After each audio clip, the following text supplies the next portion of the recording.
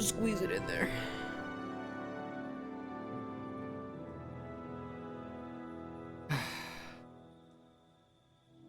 Two more of these. Oh, come on. My testosterone that low?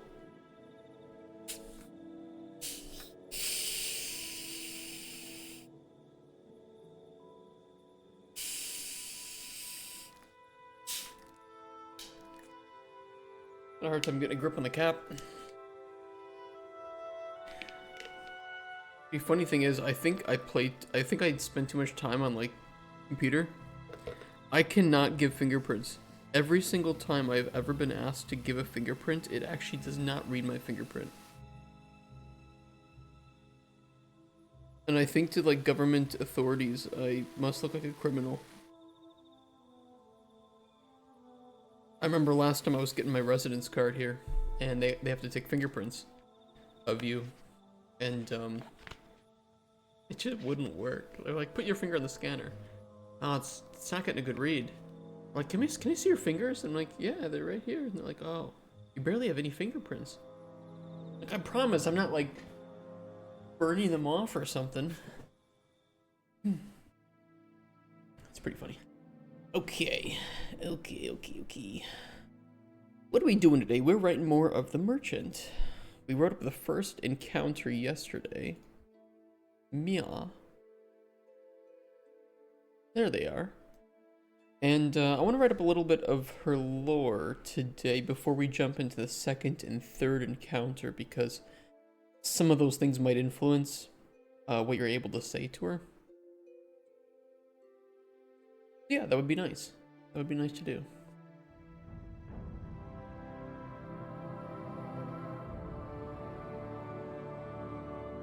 I don't know what I want to do for her, though. I actually just don't know what her lore should be. Where's her lore loop? Here it is.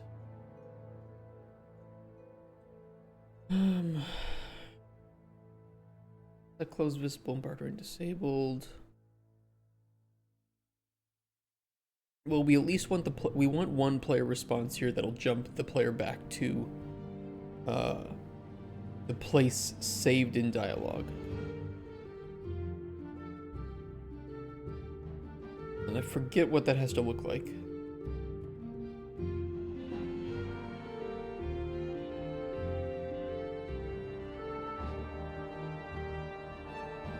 This just returns dialogue to current encounter, okay. Alright, go back.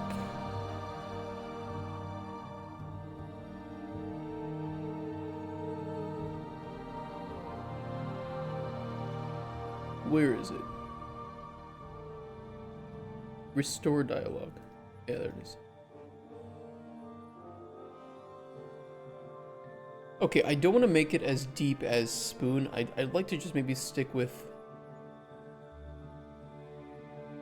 a few questions that I think can help do world building. Maybe like where have you from, or like where have you been visiting? What are some of the places you visited? That could be nice. Especially because she might mention Golemstone, and we could use prior knowledge of Golemstone from Spoon to change the dialogue a bit. And then we can insert a couple more cities in here.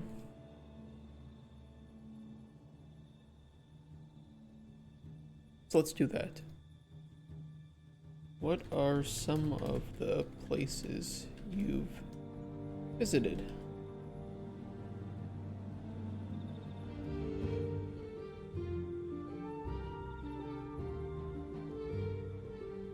I think that'll be a nice one. And what could be another one?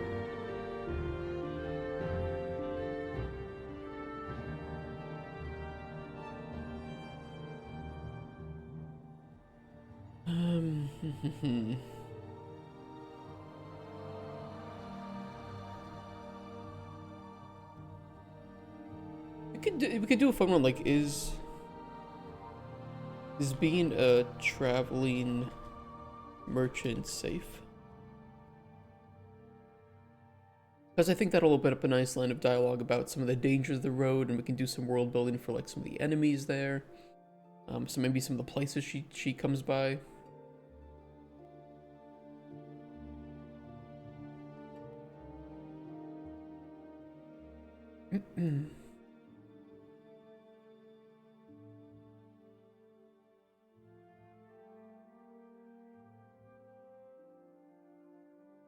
What's another good one?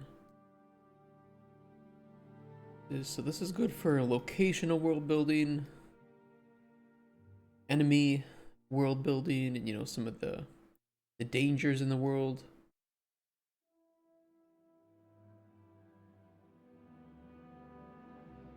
I feel like one that can give us a bit more info on who she is. So maybe like what made you want to become a traveling merchant? You know, why? It's unsafe. Why do that, right? What made you want to become a traveling merchant? Yeah, I think those three will be pretty good.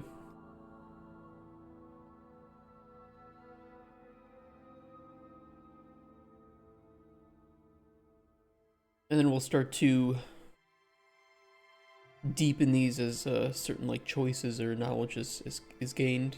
Choices are made or knowledge is gained.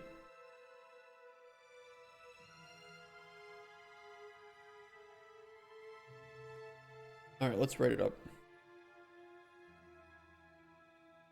What are some of the places you visited? See, I don't know what the world looks like yet. I had started to draw up a kind of like rough outline. The issue that I was having with drawing that up though was that the... What am I trying to think of here? How you doing, Mustardy?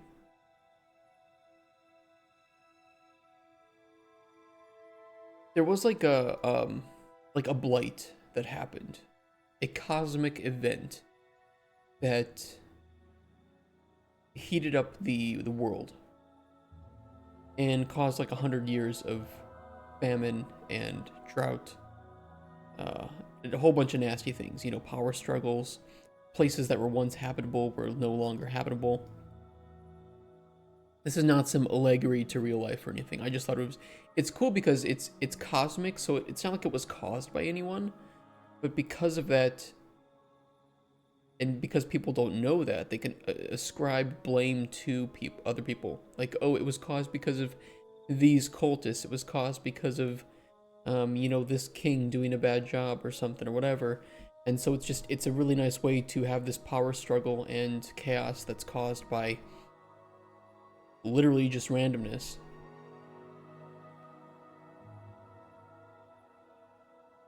And because of that, you know, the geography almost changed because of that, right? So because cities were once uninhabitable, or they were once habitable, now they're uninhabitable, you know, people have moved and have formed, you know, new covens and cities and towns and villages. So it's a lot of work. So I don't really know what some of these other places would be. I don't really have names for other places other than... You know, I might have it. I might have it. I might have the early document that I made.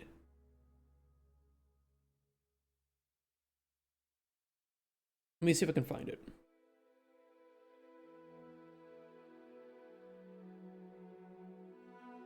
It was a while ago, though.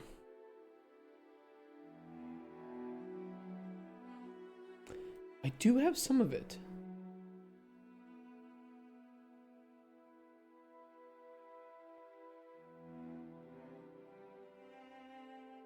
I don't know if this is the newest version of that. Well, okay, hold on. I have a couple things that I was working on, but again, they're unfinished and a little bit old.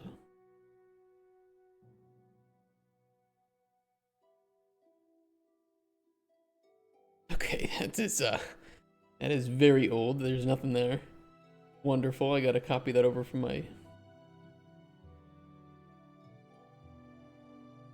Yeah, I had some stuff.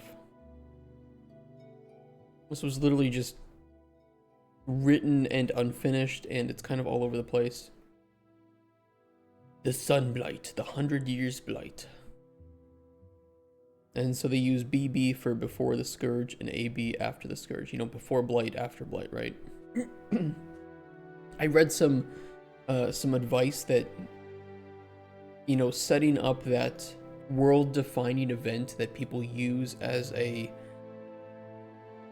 tool for determining time, kind of like we do before Christ or after Christ,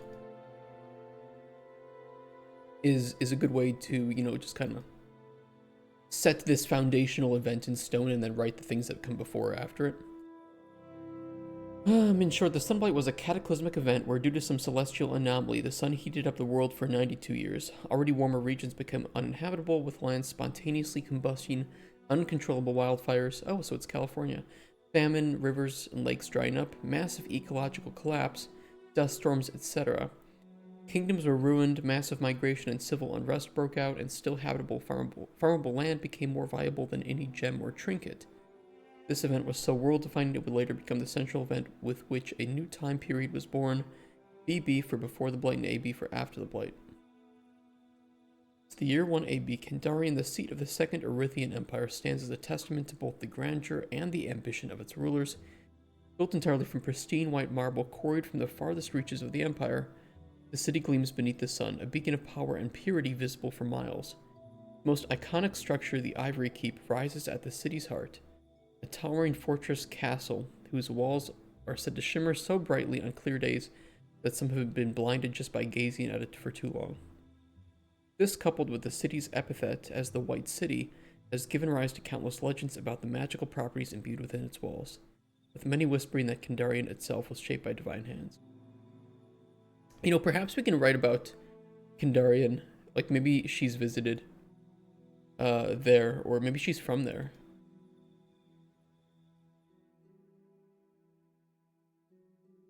Although granted, this would have been afterwards, as now it's known as the Black City.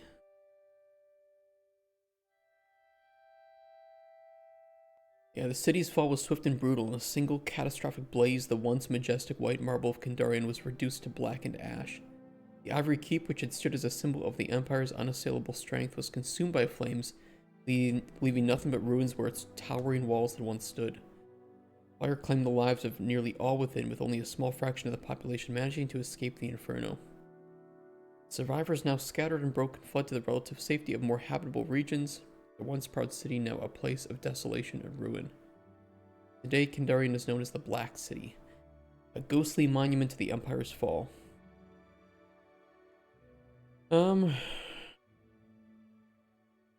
Unfortunately, I don't have too much written about the cities that are still standing.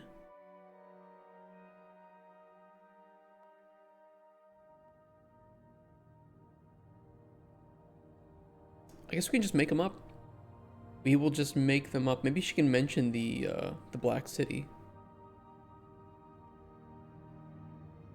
Yeah, worshippers of Selena, the Sun Princess, were systematically murdered across all realms as a sacrifice to end the cataclysm, but to no success. I mean, I can't blame people's logic here. Oh, the sun is killing us. Let's kill the people that worship the sun, and maybe it'll end. I guess, oops, it didn't.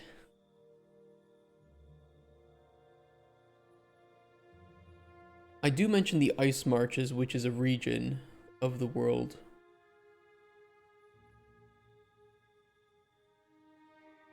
Might have taken a little bit of inspiration from Dungeon Meshi here. Food problems were quickly resolved when adventurers discovered tameable earth golems, who, while asleep, could have crops planted and harvested inside them. The golems' rich diets ensured that the crops grown inside of them were thoroughly fertilized, and the natural dampness of the air, because this is in, underneath the ground, ensured that the crops were well watered.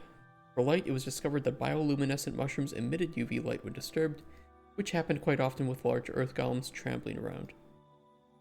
So, some of my world building here was that in the ice marches, where you would have a lot of that glacier runoff and natural caverns being formed from that, people, from trying to escape the hot, destructive air outside, retreated underground and, started to learn about and adapt the biology of the caverns into things that they could, that could sustain them, right? So they found these big earth golems. They found out that because they eat a lot of they have a very mineral rich diet down there, that all they have to do is wait until the golems are asleep, and that's when they can plant and harvest things, and then all the trampling causes these bioluminescent mushrooms to light up and give them enough light to grow.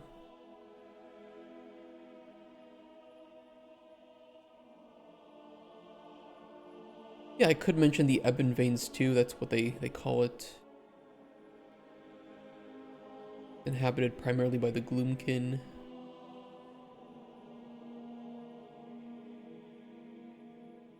I gotta finish writing some of this stuff. I'm just really bad. I'm really slow. I think too deeply about systems and how things should work from like a minute level. Hey, Agent. How you doing? Happy Thursday, January 16th. God, it's already Thursday.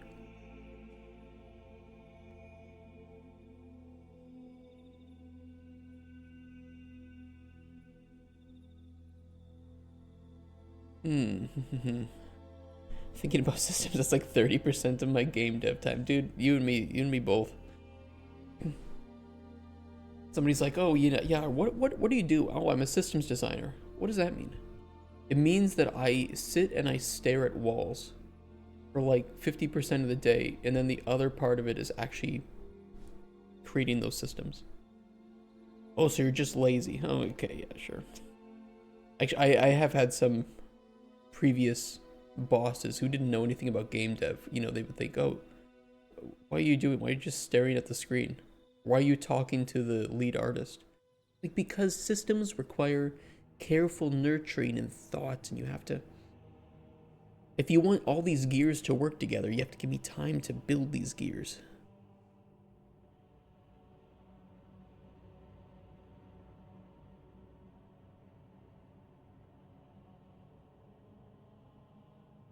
Versus making a planned out system and literally scrapping it on the finishing notes. You already found a better way. Yeah, that happens too. Usually what I'll do is I'll start by just writing some notes first. Maybe I have some examples. I don't do too much note making on stream.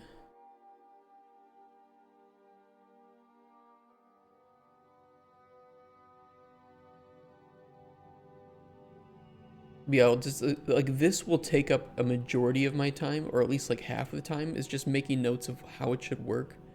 And then I can write up the actual documentation and work on the system itself. But other times on stream, sometimes I just wing it. It's like, whatever. Maybe I'll make some mistakes, refactor it. That's part of the fun too. So let's say, what are some of the places you visited?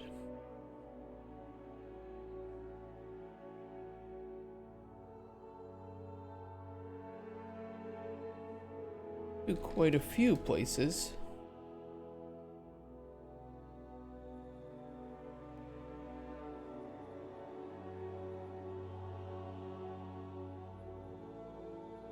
Mostly up north.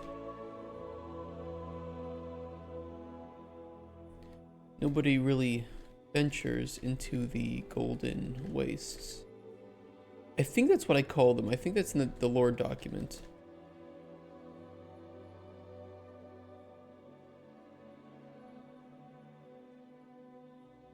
And that's the area of the land that was heavily blighted and had those, the wildfires and everything, and pushed, population pretty much primarily up north. Caused a big old refugee crisis.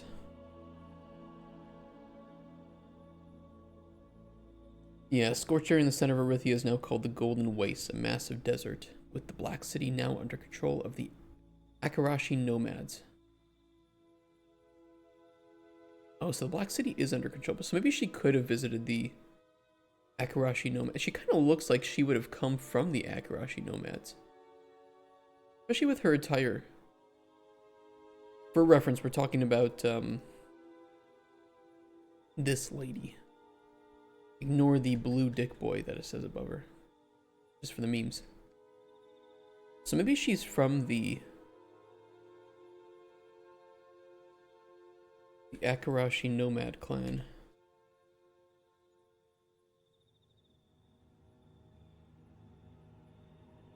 That would be fun. And she could talk about the Black City.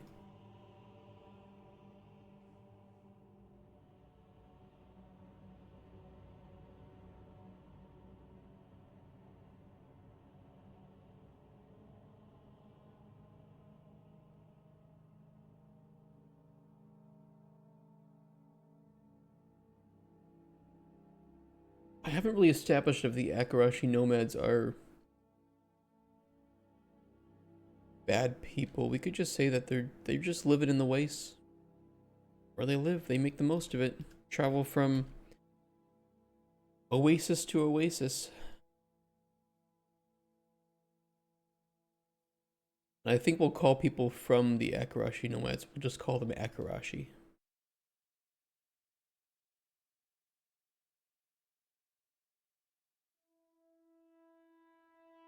From the Black City. I mean, this is a huge lore dump right now that she's going to be giving to the player, and the player knows none of it. That's going to open up a big can of worms for the player. Black City. So we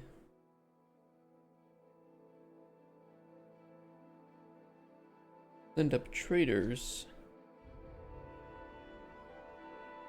Come on. As far as the ice marches.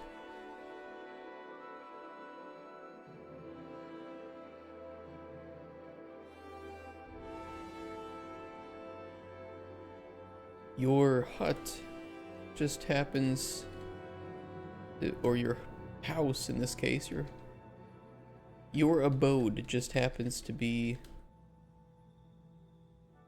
nearby. Or your abode just happens to be in the middle between the two, right on the edge of the, oh, I don't know if I gave the golden, well, okay, it's fine, I just say the, right on the edge of the golden wastes.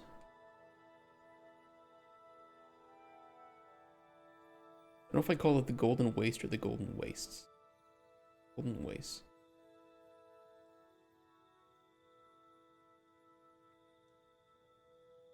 I think I prefer the singular version of that.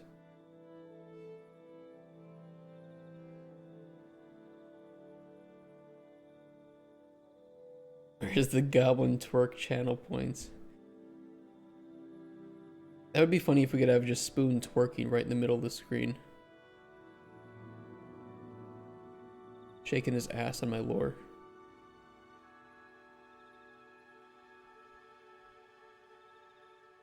Okay, I've been to quite a few places, but mostly up north. I'm Akarashi from the Black City, so we often send traders as far as the ice marches. Your abode just happens to be in the middle between the two, right on the edge of the Golden Wastes. So this is a massive lore dump because the player has never heard of the Akarashi, the Black City, the ice marches, the Golden Wastes, and has never had a proper establishment of where their house actually is. This is good. There's gonna be a lot of lore dump here. That's what I assumed would happen. One day. I do also have some initial talk about Essence.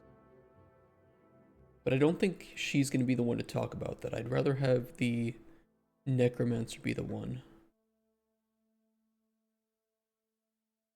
Essence was originally discovered by alchemists hired by an ambitious king who was seeking immortality. Some of this essence was carefully extracted from plants and animals, killing them in the process, but nothing compared to the amount of essence extracted from a human subject, the fate of which was the same. On drinking this essence, the king went mad and said he had started to hear voices. The pain was immense and he ended up killing himself. Rip Bozo. Decades later, research succeeded in harnessing this essence to cast spells. The caster may draw upon external reserves of essence, such as a potion or tree they're touching, to perform magic. The caster may also draw upon their own essence, their life force, to cast spells. Doing this is obviously not recommended. And I was going to establish the Council of Magi, and magic was at some point outlawed, and certain regions will kill mages on sight. I had some like lore establishment quotes that I could use to help create. I was using these to establish important figures who could then be referred to and may have done some cool things. I was trying to create some like quotes from people, from well-known mages. It is believed that one can count the number of known magi on both hands, even if some figures have been lost in battle. That speaks nothing for those that are unknown. Karna the Scarred. Some of these are kind of cringe. Be not afraid of essence, only the one who wields it. Unknown mage, only known as the enslaved. Because of those who would choose to wield essence with abhorrent intent, all magi must live in fear. Senra the Wood Witch. I believe this is actually a real term. Am I wrong about that? Maybe not.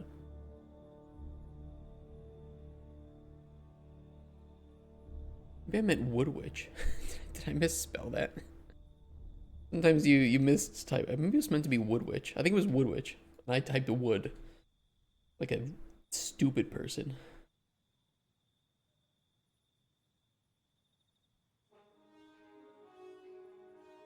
We magi have been hunted tirelessly for centuries, almost to the point of extinction.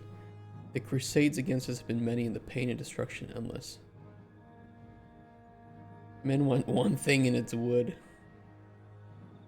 There are many souls undeserving of life, who serve their purpose by restocking my stores of essence.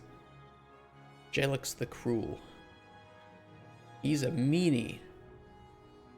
He kills people and steals their essence to cast spells. So I thought that's a really cool like world building thing, is where magi are few in number, the number of people who know how to cast spells.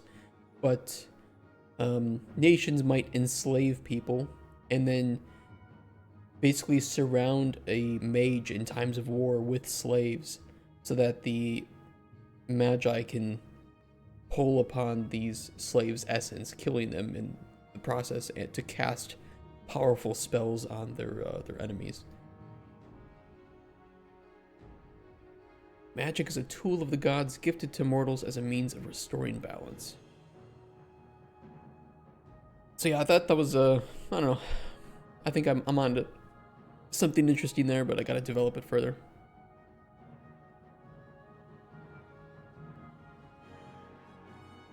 Sometimes though I think my chosen art style does not suit some of my ideas the best. To be honest.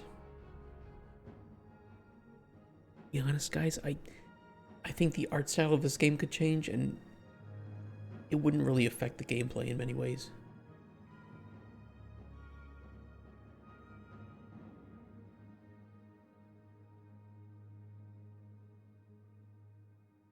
We'll see what happens.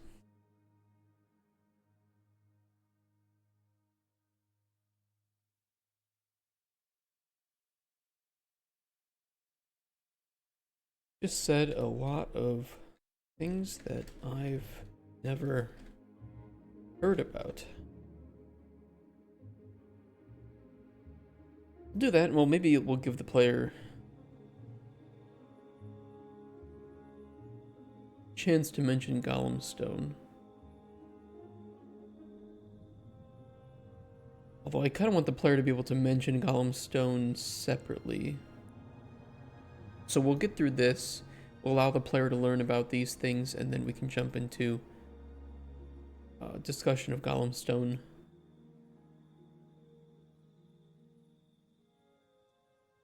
Guys, every time I mention the lore of this game that I'm trying to do, it's complete silence in chat. I'm not calling you guys out, but it makes me feel really worried that maybe some of the lore just sounds really stupid.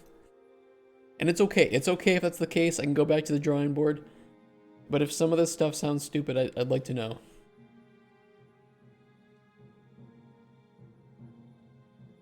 I'm a little vulnerable. I need some affirmation that my writing is not as shit as I think it is sometimes. Most of the time it is, but sometimes I hope it's good.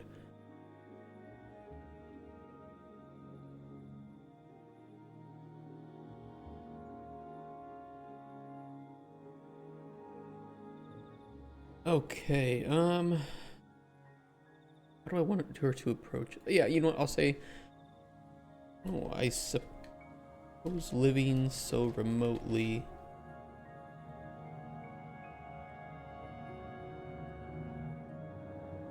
Let's have its advantages in that regard.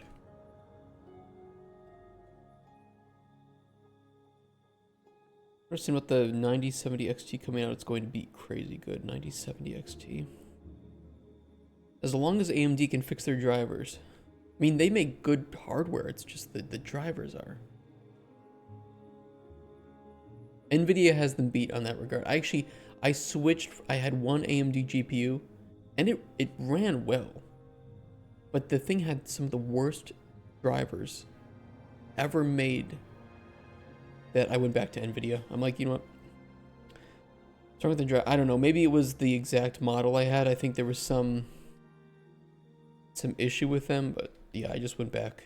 And I think I like the technology that NVIDIA has more.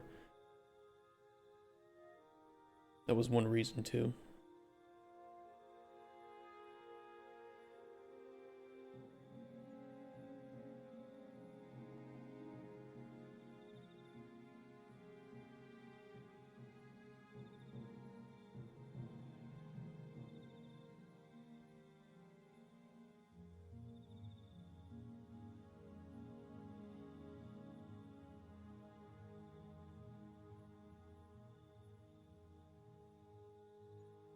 Okay, I suppose living so remotely does have its disadvantages in that regard. I'm no historian, but I always love talking about the places I've been to.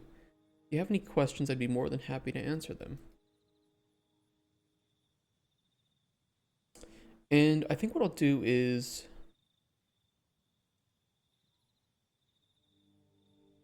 we'll turn this into a dialogue loop. Kind of what I call them. Basically, this will be a hub for questions, and we can jump the player back into this, and then allow them to exit.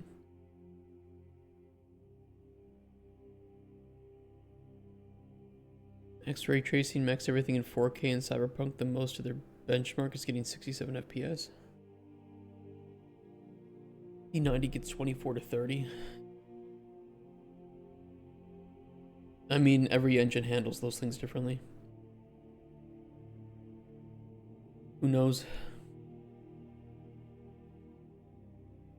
I really doubt, though, that with 97 XT 67 FPS 4K. Is that with FSR? Turned on or off?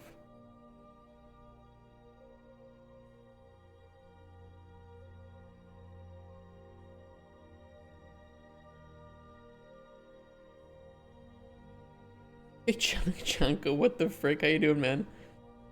Janko T2. What a name, man. How you doing? Zero upscaling. Because it's leaked, so it's not really confirmed yet, is it?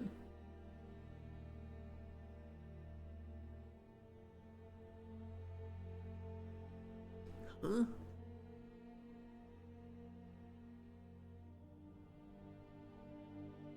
It's so tiny.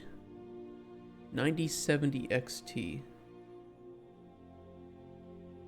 doesn't say that it performs as well as a 4090.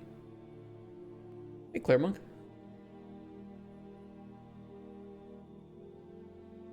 So while it might perform better in some games, it's really going to depend on how the developers and the companies optimize it.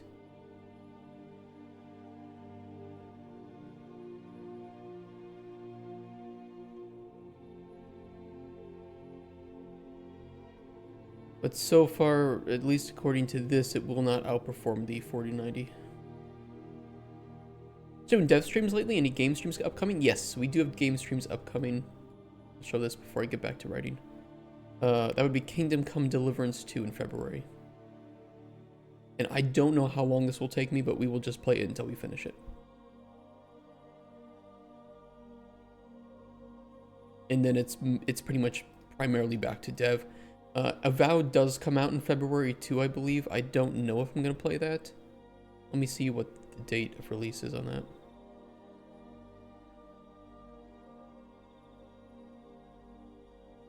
Open.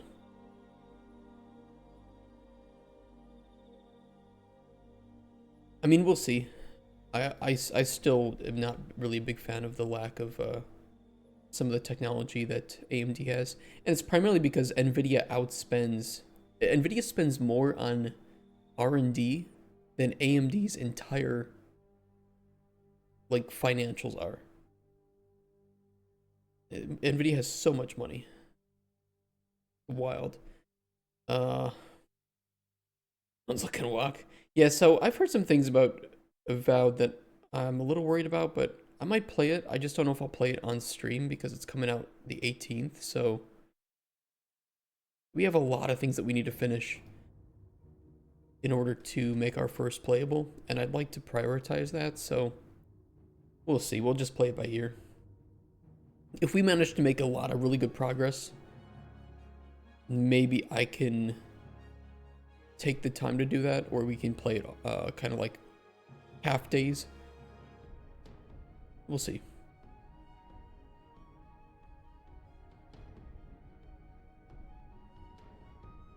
Do you have any more questions about the places I've visited?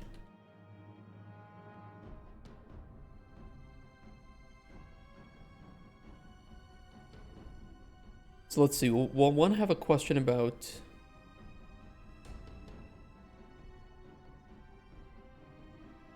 the Akarashi, also the Black City. Who are the Akarashi? What is the Black City?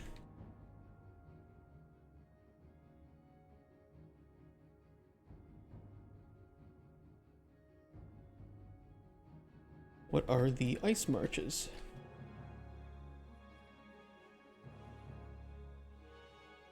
And the Golden Wastes would be another one.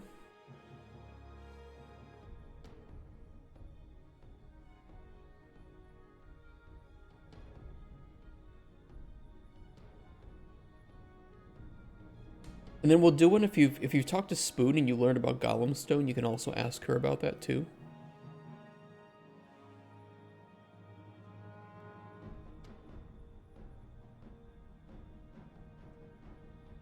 But he's mainly gaming. NVIDIA is not a GPU company.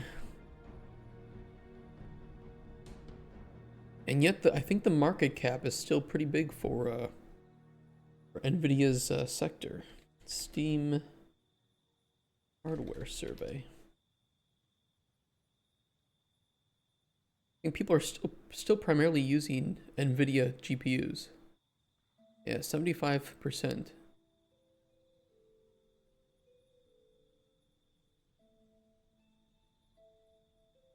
So while NVIDIA is not primarily focused on making consumer GPUs, they are still pumping probably more money into their consumer GPU line and the technology behind it, especially with the AI, than AMD has to spend.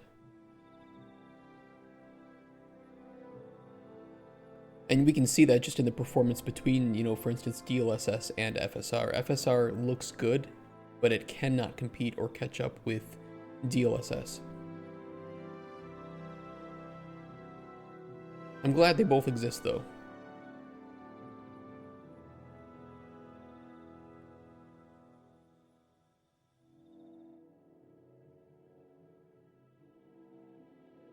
Never heard of or been to Golem Stone. Hey Garashi, how you doing?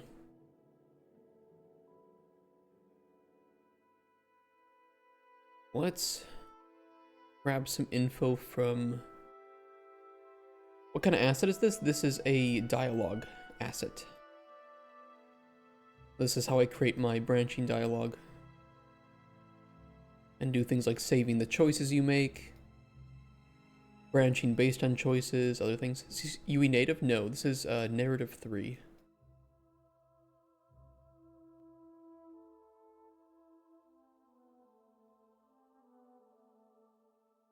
I don't think so, Shrilduck. I think that AMD and NVIDIA have pretty equivalent performance in pretty much everything.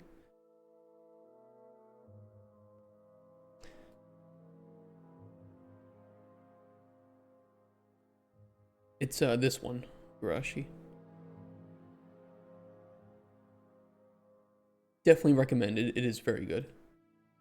Ollie art. Are these on sale? No. Narrative 3 came with the UI plugin as a bundle. Yeah, they do sell a full bundle of their stuff here. So this is their complete one. So this includes their mini map and I think bigger map ones, like the narrative navigator, which is pretty nice. The narrative interaction one, which provides interaction with the entire world and everything, although I think that's pretty easy to make on your own personally. And then their narrative inventory plugin too. A Black Friday a while back? Oh, that's pretty cool. And apparently all these kind of work together, so the more that you have, the more you can get working, but they are pretty expensive. It was half off. Yeah, I think it was half off when we bought it too.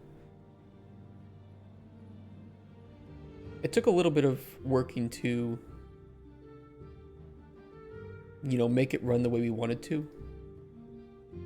Because our dialogue isn't so cinematic, it's more like a CRPG, where you just click something and the response immediately appears.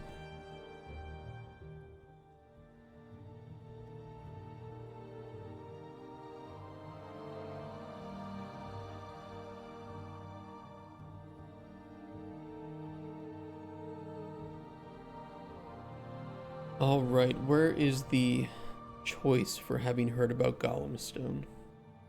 Asked thief about Golem Stone.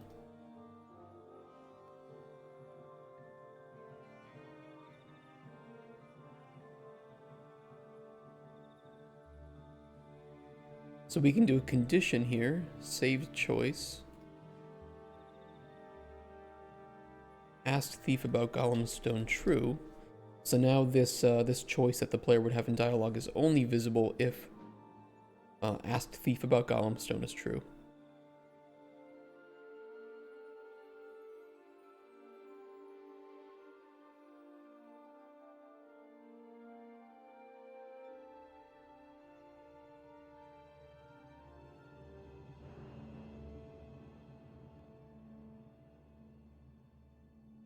That's all for now.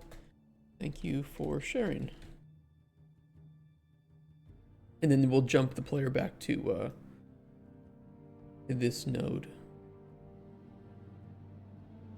Or probably a new one here. Now that I think about it.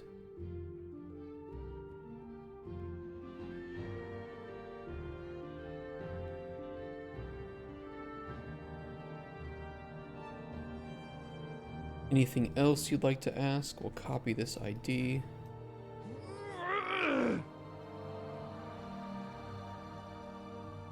Oh.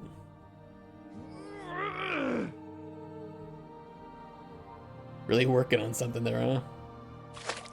Oh. That was a push. That is what happens. How you doing, Lazy Fangs? I was looking at using engine editor tools for dialogue. There wasn't any good tutorials, and narrative is pretty much intuitive way to add it and have lip sync dialogue. Yeah, it just kind of works. It's like I could make my own thing, or I could just buy this thing on half price and never have to worry about it.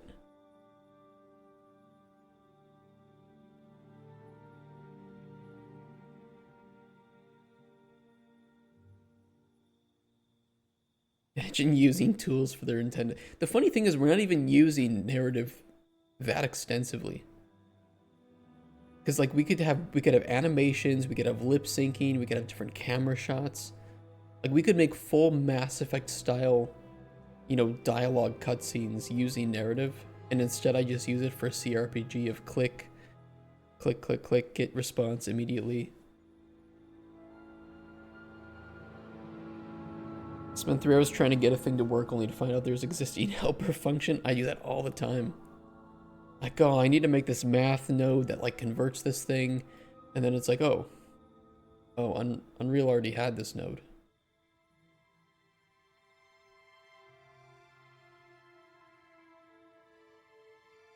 Benefit is immense learning opportunity. That is true. That's often why I will just make shitty thing on my own, even though, you know, I could buy like an options menu, but I wanted to make my own just so I could see what it would take to hook that all up.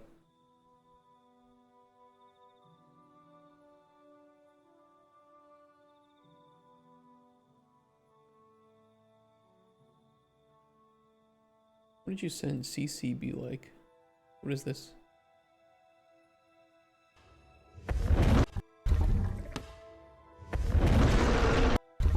Imagine if you could aggro enemies by kicking the beach ball at them. You know, I could get Kotspur to work on that. That would be really funny. It'd be cool if we had a dragon at some point, like just some like end game boss you had to fight with your potions.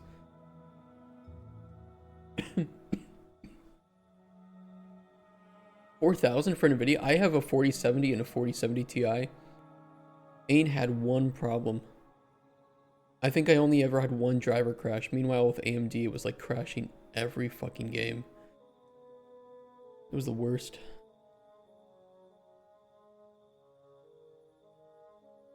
Alright, who are the Akarashi? Yeah, the 4070 Ti has been so good.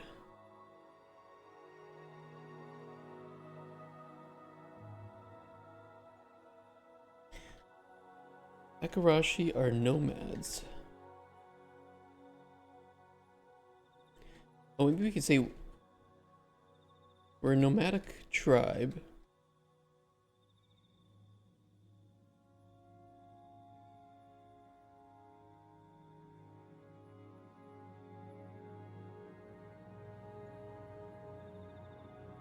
It was just the 3080.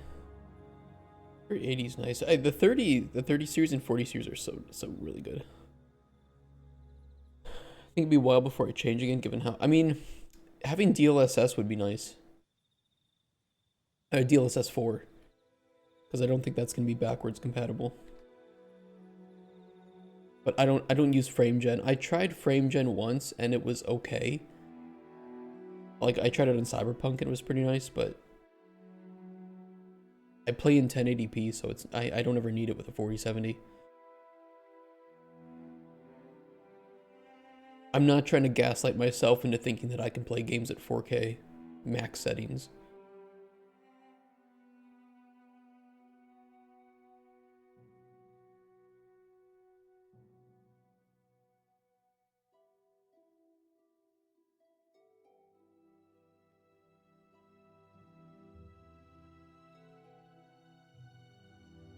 Understand the obsession of 4K being the new benchmark.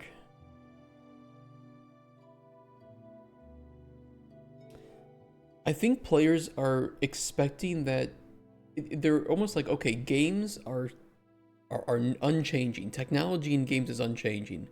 But because GPUs keep getting better, therefore I must be able to play games in 4K at max settings at 60, 120, 144 FPS. What they don't realize is that both of these have been one-upping each other for over a decade, over 2 decades, And people were never really able to play games at 4K max settings without some, you know, crazy NASA rig, or back in the day using like SLI. But then, you know, new engine technology came out, and again, we're back at square one. Like, the only way you can do it is with DLSS, with FrameGen. That is exactly why those technologies exist. And until, you know, technology of games, you know, software slows down and hardware technology surpasses it, it's just not ever going to happen. Given a version of DLSS, I think DLSS looks good on everything except for foliage, like really dense foliage where you get that messy bullshit.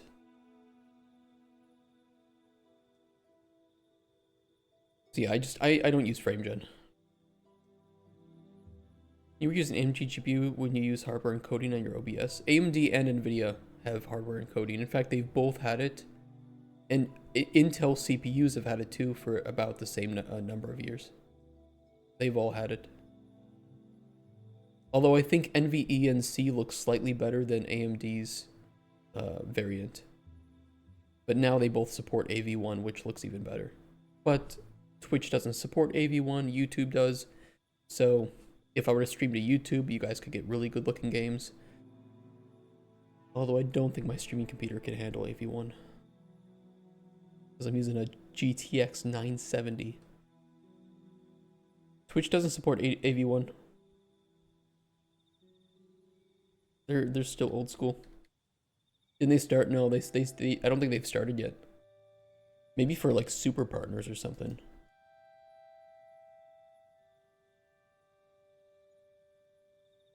Oh, did they? Wait.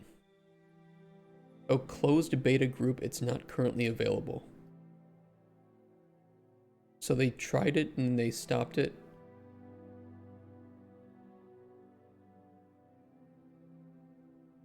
Classic.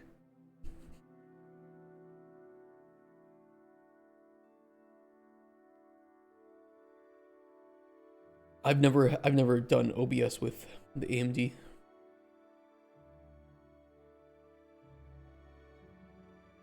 We're a nomadic tribe living in the Golden Waste and surviving off of the desert. We often build temporary villages around What's the plural of oasis? I mean, it is oases, but how do you spell it? Not O-A-S-E-S. Oasis. Oh, oases. Oh, it is oases with an E. Okay. That looks really weird, though. I think if any...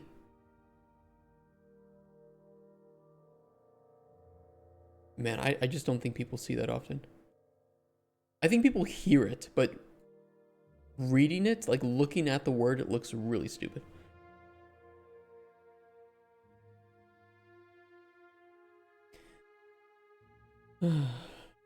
Coding a video can crash the driver on an AMD GPU. Sounds about right. An oasis is rare enough. I don't think they considered there could be multiple yet. That makes sense. You have to build temporary villages around oases until they dry up, and then move on to the next.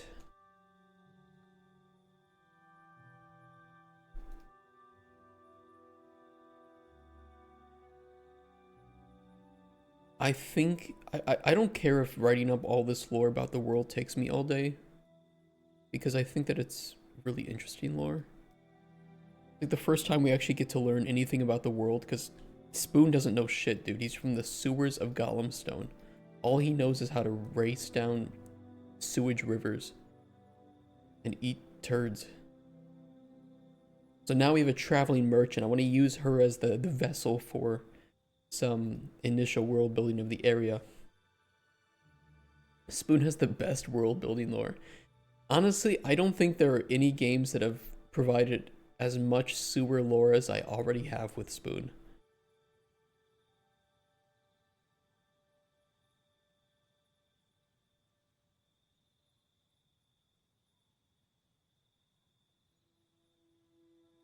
Remember to put that on the Steam page. Yeah, features the greatest amount of sewer lore you've ever seen in a game.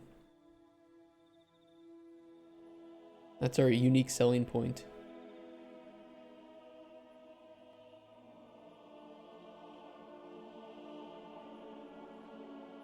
If you move your villages around so often, does that mean you don't have any main establishments? Any permanent cities?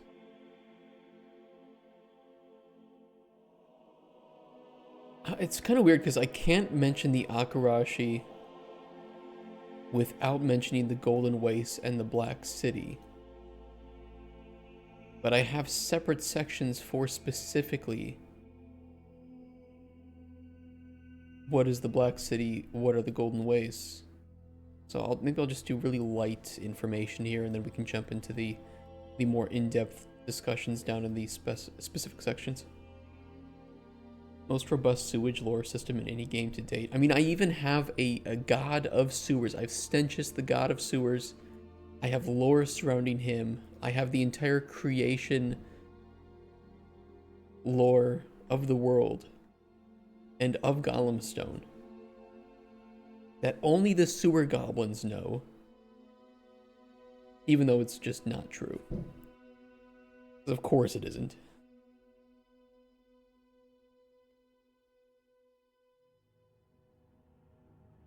And in fact, in that lore, you can piss off Spoon so much that he will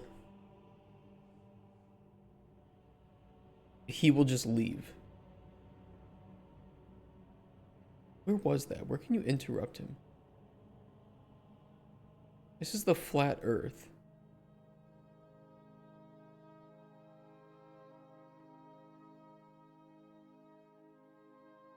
Where did I put that lore?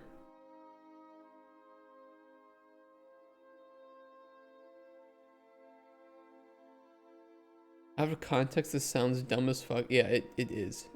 No, even in context, it is still really stupid.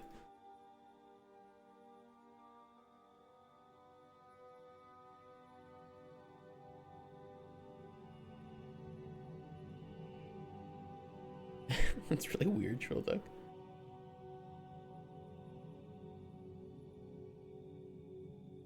Oh, here it was. Yeah, this is the talk of Golemstone. Oh yeah, I remember because I thought that Dialogue Thief 6 didn't have enough dialogue in it. So I added a whole section where he'll tell you the creation story of Golemstone from the sewer goblin's perspective. And you can interrupt him. And if you do it enough, he will get so pissed off that he'll just leave. And never come back and hate you forever. What a world. What a life.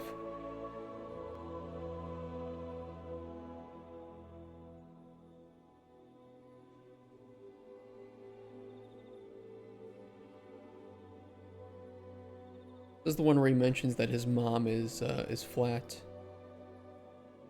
And then you can argue with him about which size of boobs are the best. I don't know why I wrote this. I probably should just remove it.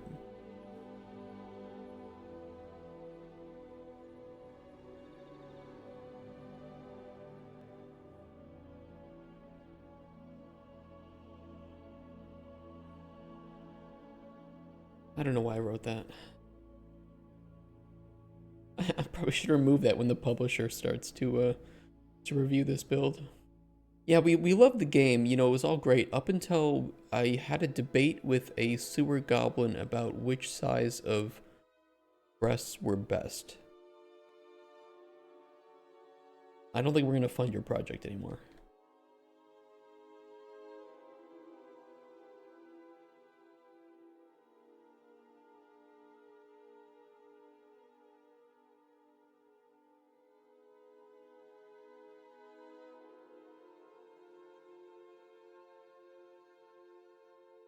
How often do the oases dry up?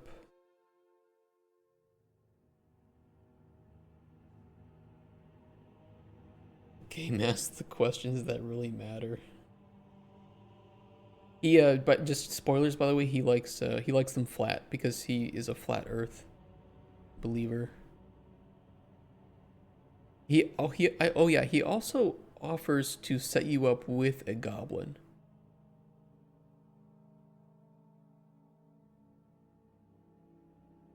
Can you get me a sewer goblin mate? Absolutely, I'll get you a fresh piece of meat. Are you into boy or girl goblins, or maybe one so fucked up physically that you can't tell? And you can say mutants for sure. I want someone that can excite me.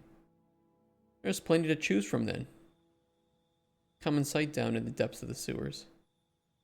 I look forward to meeting it one day. You'll love him, human, almost as much as I love the flat world.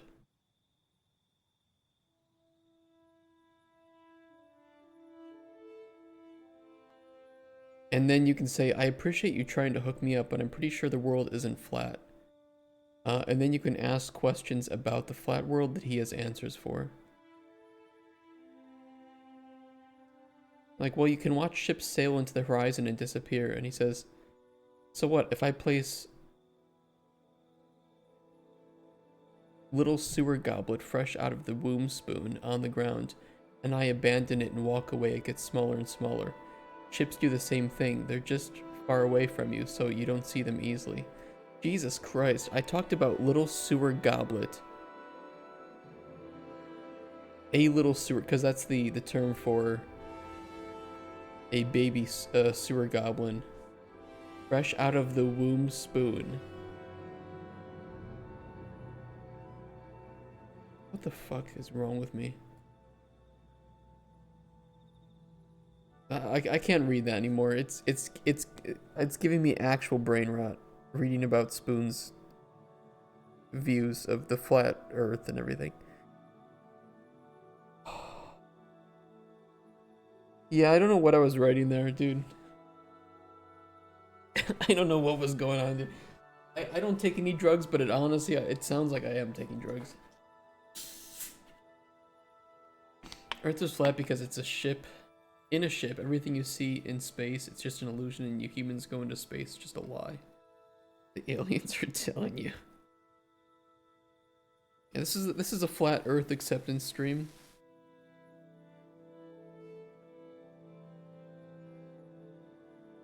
Sewer goblet, dude. Who the fuck? Why did I come up with the term sewer goblet? We're channeling your inner water makes the frogs get. Yes, it was. I think what we did was we went on the official Flat Earth website, and the official Flat Earth website has a whole bunch of air quotes, heavy air quotes, explanations as to why certain counter arguments are not real counter arguments, and we channeled the spirit and essence of those into Spoon's responses and defense of flat Earth.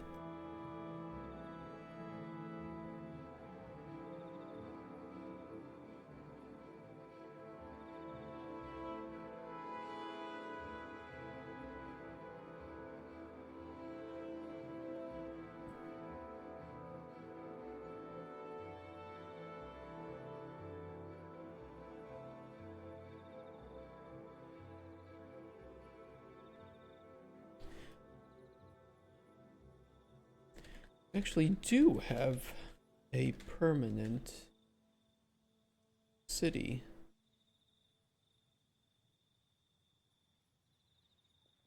The Black City.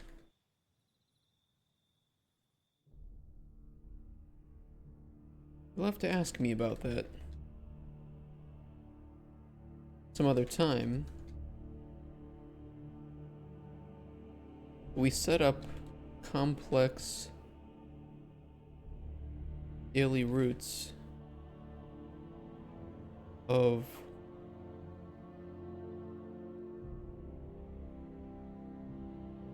I don't want to call them water carriers, but they are. That's like what they're doing.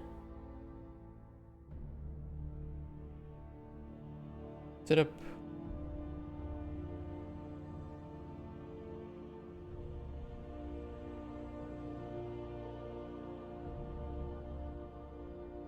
The river that once flowed near to the Loki house. Thank you so much for the follow. Really appreciate that. Hope you're having a good Thursday. The river that once flowed near to the city over... I don't even know when the game takes place. Let's just say... The river that once flowed to the city before the sunblight.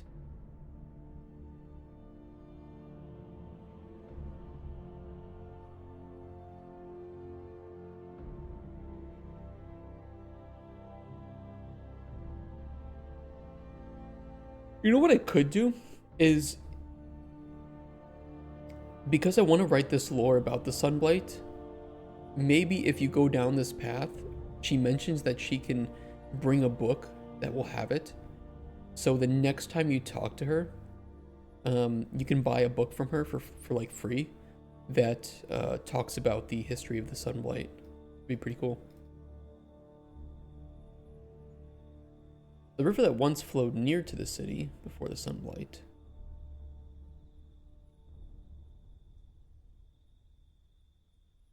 Has been dry ever since.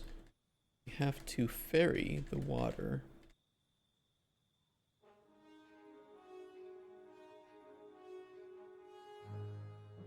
The back of lizards. On the back of tamed...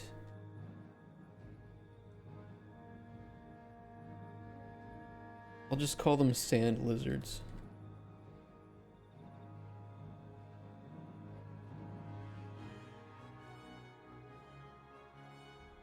Every day to meet the city's demands.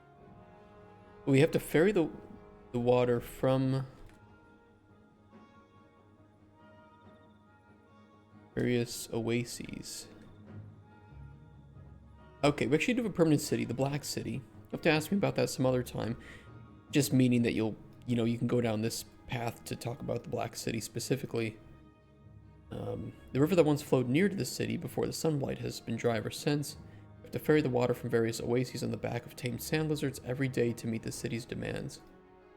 Now, see, this is where I could buy that merchant lizard that we found. Lizard, it's a dinosaur. It's like the only thing that I could get. Where was that lizard? Oh shit, where was that? Here it was. Dude, I want this thing so bad. Imagine if she visits your hut with this. How cool would that be?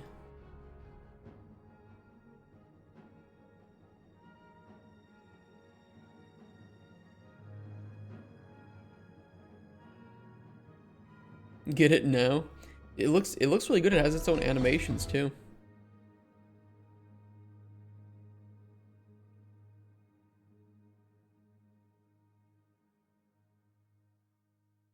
Would be pretty cool. It can nom on your grass while you're talking with the merchant.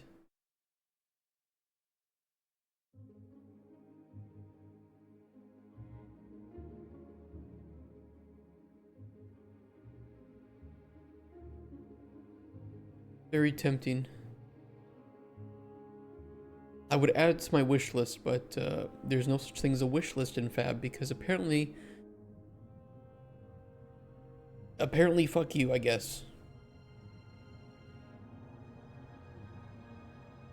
We're going to make a better marketplace with fewer features. Hashtag Fortnite money.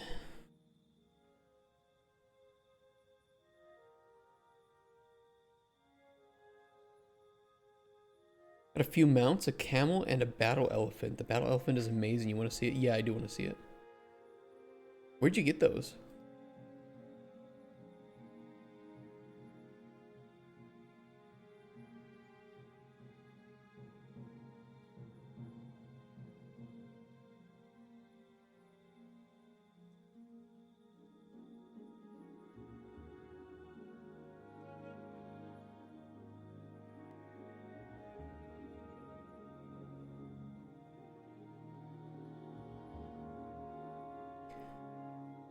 Let's see.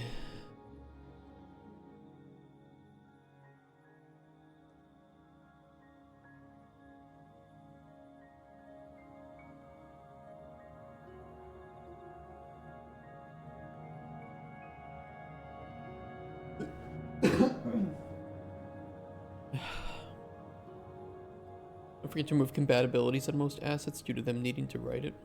As well as a rigged to UE skeleton. It is still there, Agent. It's a little hidden. I know it's not as perfect as it could be. But if you go down in the C details and the technical details, it does show there now. I just wish that it showed up here like it used to. It's really stupid though.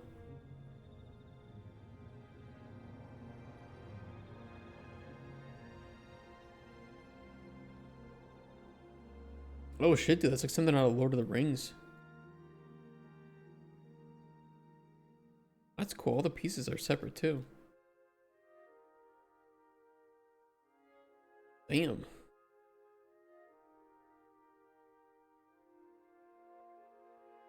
Does it have its own animations?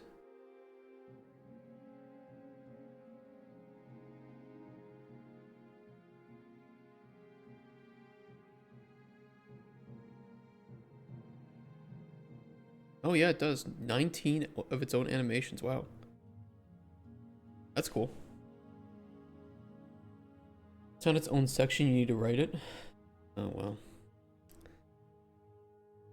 It's rigged to man. Wait, what? Is it rigged to Manny? Oh, okay, I thought you said it is rigged to Manny. I'm like, hold on.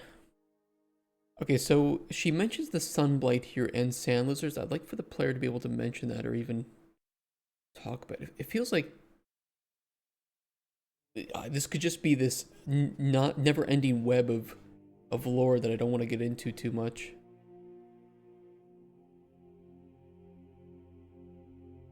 And I need to make sure the player can come back and ask some of these things too.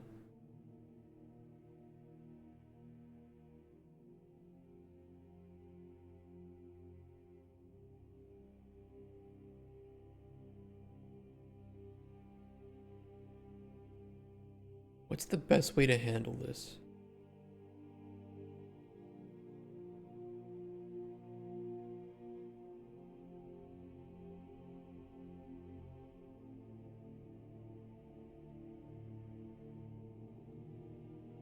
You have tamed sand lizards? How big are they?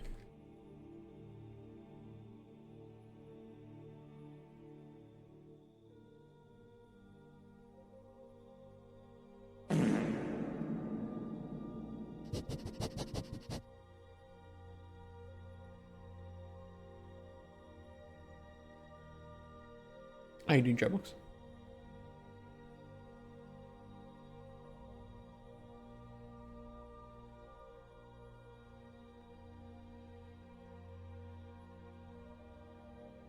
What's the sunblight?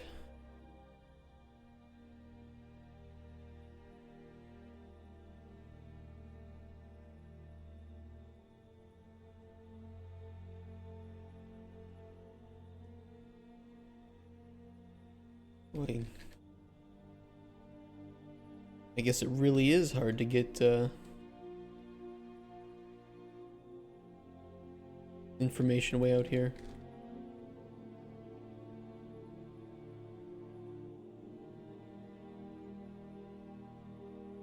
The reason your small part of the desert is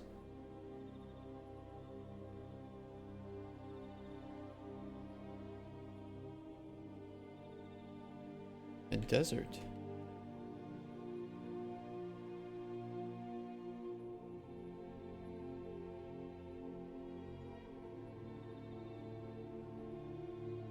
Centuries ago,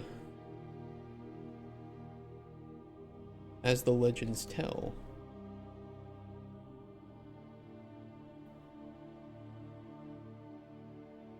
the followers of, what was it called? Selena Followers of Selena.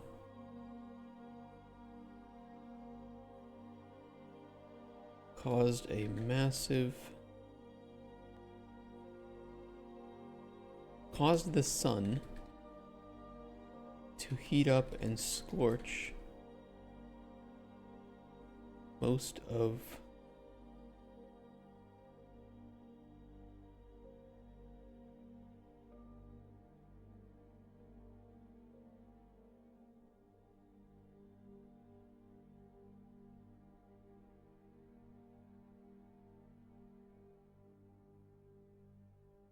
or Second Erythian Empire, but Erythia is not the land. I'm so stupid, I can't even remember the name of my land. I can't remember if it's Kandarian. Oh no, Kandarian was the city. Yeah. Erythia is the name of the land. Oop. Right, I'm not stupid. Yeah, okay, I'm not stupid.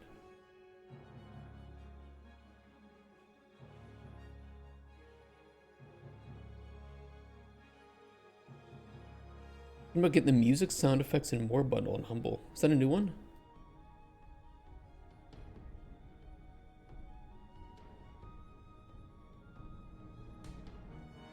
By the way, because I keep seeing it, can anybody tell me what this whole pirate software drama is with WoW? I do not play WoW. I don't know anything about WoW. I have no idea how to parse the information that I see. Does anybody have like just the raw footage of the event that had caused all of this? Because I haven't seen it. This is pretty nice. Yeah, this is when is this going bye-bye? 11 days? I'll have to look at some of these sound effects here.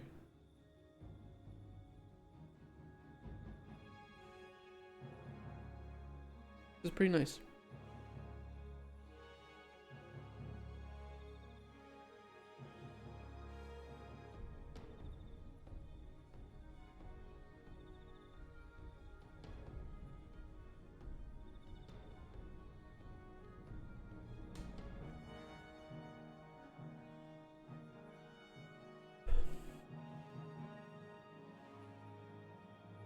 Push most of the southern population north.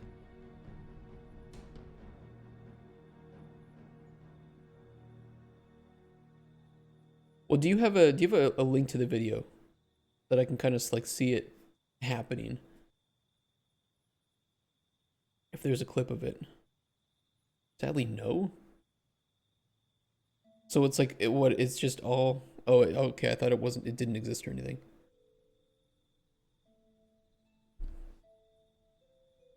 I'm an old school RuneScape player, so I don't know anything about WoW. Push most of the southern population north.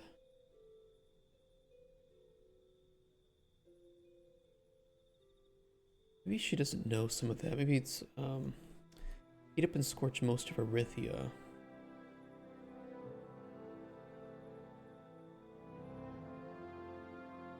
It would take a very long time to explain. But I can bring a book next time I visit that details the events quite thoroughly, if you'd like. I think this is the shortest video. Pirate Software and Yamato get 2 players killed. Okay, so I did see that it was in hardcore WoW. How does hardcore WoW work? Is it like if you die you lose your character permanently, or is it like old school RuneScape where if you're a hardcore Iron Man, you die, you just become a regular Iron Man, so you lose the status but none of your items?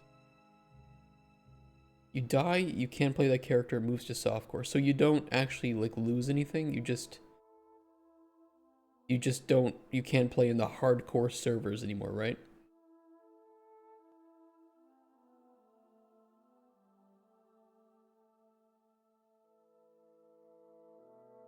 Is what I'm understanding. You don't lose the character, you just can't play there anymore.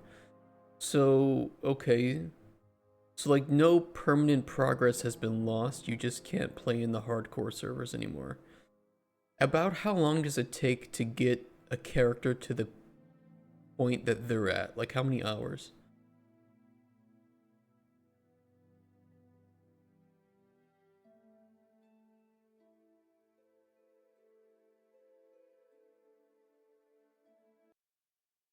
We'll see that as a loss because it can take time to get to 60 depending on how efficient you are. So 60 is the max level. Okay, let me see this here. But tell me about how many hours does it take to get to where they were?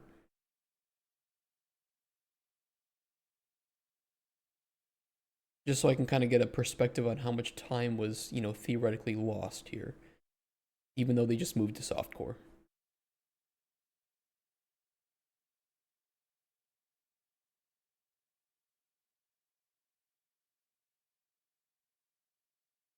The farming stuff could be about 60 to 100 hours. These bitches never played old school RuneScape and they're crying about 60 to 100 hours of loss. All right, let me see this. 60. I thought it was gonna be like thousands of hours, you know, then I could understand that there's gonna be some problems. But Jesus Christ, dude. 60 to 100 hours. These people have never watched Verf in old school RuneScape having to gather like hundreds of thousands of really inefficient ore because he's chunk locked to Zaya. He's stuck. He's been doing that for like 9 months. Or Limpward. Now he just rolled the Revenant caves. He's gonna have to spend months there grinding. 60 to 100 hours. A few weekends. Or Swamp, exactly, or Swampletics. Boss is coming too, watch out. Yeah. Well, I got shield wall. God damn it. Run. Just run. Can you target dummy? Okay. They're running away. So is it these 4 people? Is it just these 4? Yeah. Should I do Or it? I can see Just kill the 5 massive, almost. Yeah, target dummy. Kill the massives. No. Aussie, are you fine? Any grenades, I got last anything? stand. You can just Heal him. Yeah, you just heal me. Just come back a little bit. Boss is on me, sitting bear form. Snuppy, just Okay, so Pyrosepher keeps running away. What class is he playing? So like, because it says that he got those people killed, right? Was he like healer or something? He's a troll mage. Okay, so he's a mage. you can just Heal kill him. Yeah, you just heal me. Just come back a little bit. Boss is on me, sitting bear form. Snuppy, just run. I can help a lot. Yep. Pirate, why are you walking, bro? What are you talking about? Why am I walking? This Look is at my mana. savageable. Come on, Innervate you? man. Kill the. Okay, so he has no mana. So what is like? I mean, he could have mentioned that. So here's my question. So he gets a couple people killed in this, right? And it's about 60 to 100 hours of loss, from what you're saying. He said no mana here. I don't know if he said it before or something. I might have missed that. Why can't they just make new characters and like just get back to where they were? Is that not possible? Like if you die in this, can you not make a new character and then, you know, get back to where you were? Is it like they can? They just like the okay? Let me hold on. Boss is coming too, watch out. Yeah. Well, I got shield wall. God damn it. Run. Just I mean, they can see that he has no mana too, right? Because you see it over here. Again, I've never played this game. I assume that watching how your other teammates are doing is pretty core to the experience of this when you're in a party. So they can see that he has no mana. Can you target dummy?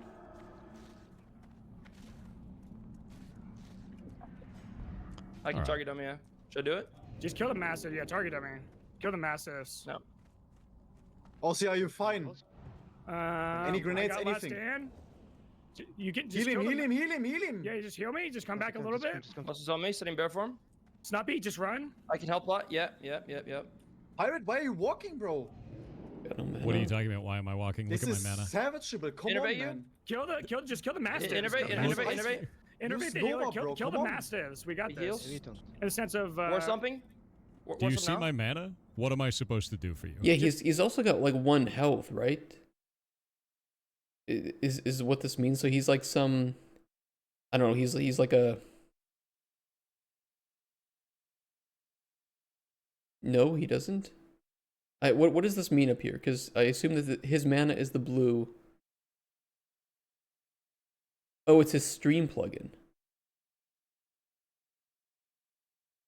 Okay. Just kill the mastiffs. One shot. Okay, we More pulled on another the way, pass. more on the Run way. now. But what is he supposed to do? Like, he's not a tank or anything, so...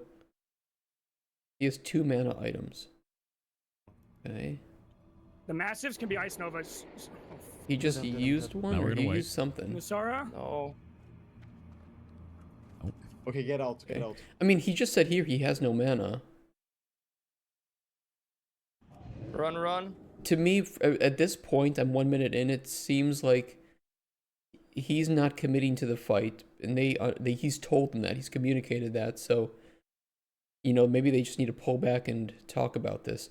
Now, will those enemies lose aggro after a certain period, or are they just going to keep following you until somebody dies? So if they run away right now, will they be able to recover and regroup? You can run out. So, I mean, if they see that Pirate is like pulling out, and somebody has died here, it looks like. Evocation's on cooldown, man. Okay, so he's got some things in taunt last cooldown. one. How much mana is Moment Ice of as well. Nova?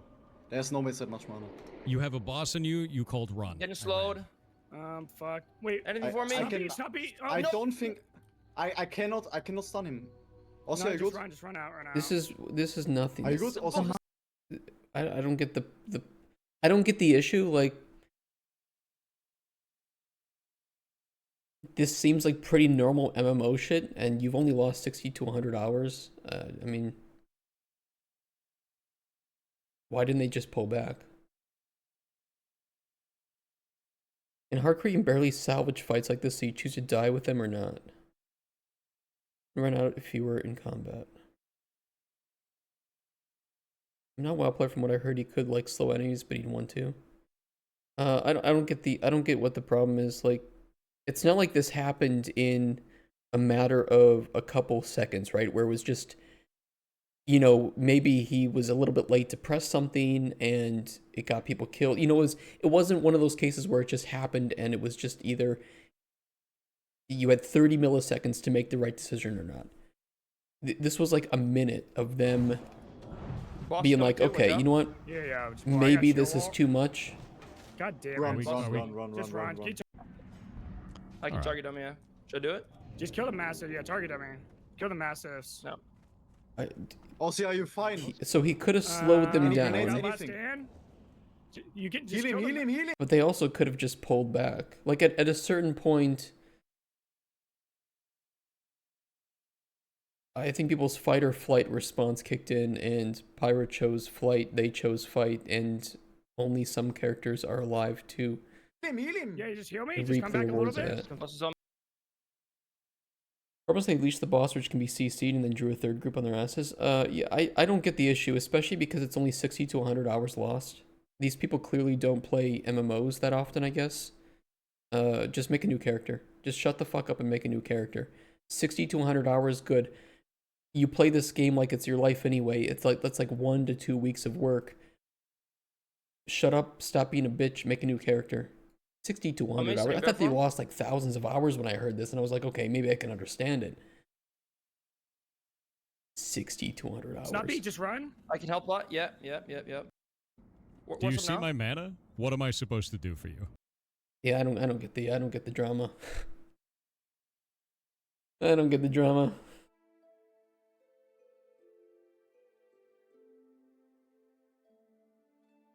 Should have crossed Nova and they should have ran. I mean, they should have just ran in the first place. I assume that they didn't want to aggro the boss because they were trying to clear out the lesser mobs first, right? So the moment they aggroed the boss, they should have played it smart and just all ran. And I don't think, you know, I don't know.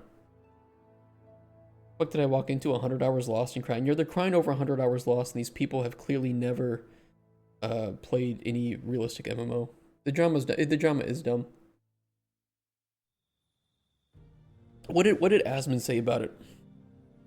Because, you know, he at least knows the game a bit more.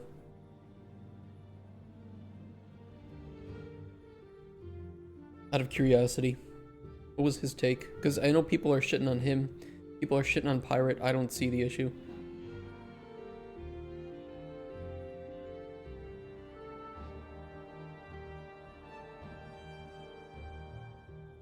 Who cares what anyone is saying? Yeah, it's like, guys, look, I just, if you guys know your OSRS content creation, Verf rolled the death chunk for mining. What it had to hold on. Verf mining progress. Hello. When did he roll this? Where's his spreadsheet? So let's take a look here. Leaks came out on 20. I mean, he's been doing this for what feels like nearly a year. He has to mine hundreds of thousands of ores, which literally will take him months. This is what people in old school RuneScape commit to. This is the work that is put in. Look, he can do 9 hours daily and make like 1% of progress of just mining a rock, banking it, mining a rock, banking it. Again, old school RuneScape community, this is where it's at. And people on WoW are crying over losing like 60 to 100 hours of work because their mage, which can't tank damage, was out of mana and ran away. I don't get it. You lose the gear in your character? Do you?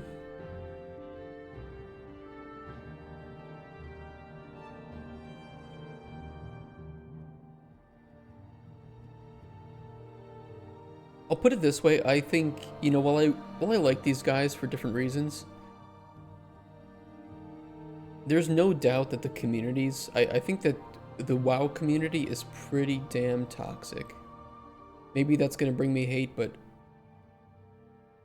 it seems really, it seems like an old community, very entrenched, and there's been this split between like hardcore, classic, modern, and then all these DLCs, and then it's just like, it just brews this toxicity. Every MMO, yeah, every MMO, look, every game, every MMO does have its toxic part, absolutely.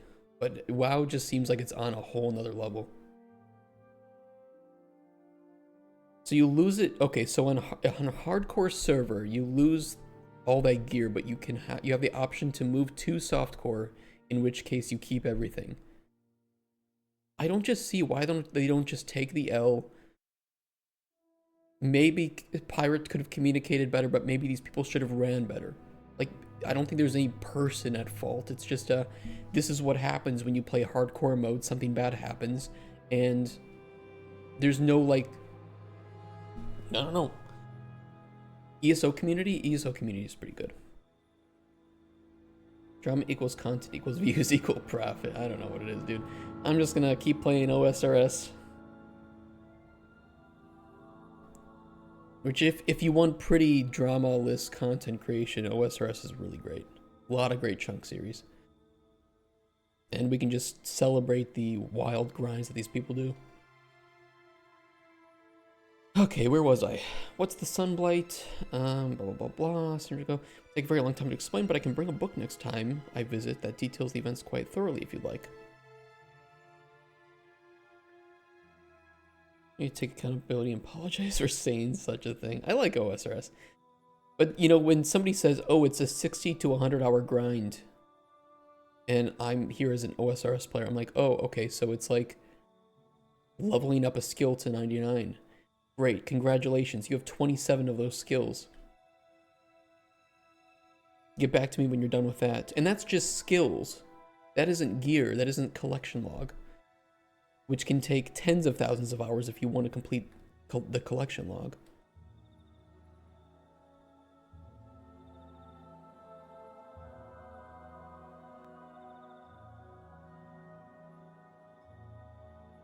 Not everyone is autistic.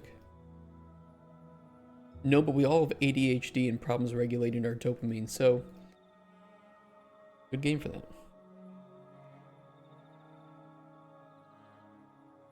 It is the numbers go up game.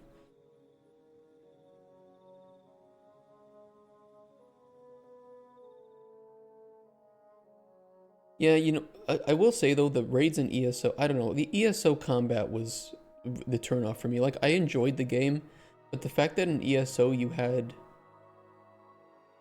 you know, you didn't have the leveled world, everything just scaled to your level, that kind of killed it after a while, where it's like, okay, I've done one region, that was fun, 2 regions, this was pretty cool, 3rd region, okay, and then it's like, oh, there's 20 more regions and they're all exactly like this. But I get why they do it. I don't know if there's a perfect middle ground, because what they do is by doing that, they make it so you can do anything in any order that you like and play with your friends at any point, and the content will feel fine. Versus, you know, other methods like with, I assume, WoW and old school, you know, you have you can't do this boss because you need the good gear and stats for it. Although, yes, even though while it was scaled, high-level players also had, you know, better gear and better skills, so they could usually still kill things faster. Yeah, it was, you know, it was cool, but I don't know. I think that the biggest draw point for me was I enjoyed parts of the crafting of ESO, and I enjoyed the story and the voice acting. That was the coolest part to me, but it also just felt way too MMO-like, where I'm sitting here waiting for a boss to spawn for like 30 minutes, only to maybe get the drop that I need. And it's like, I really fucking hate that. I'm sorry, I really, really, really hate that.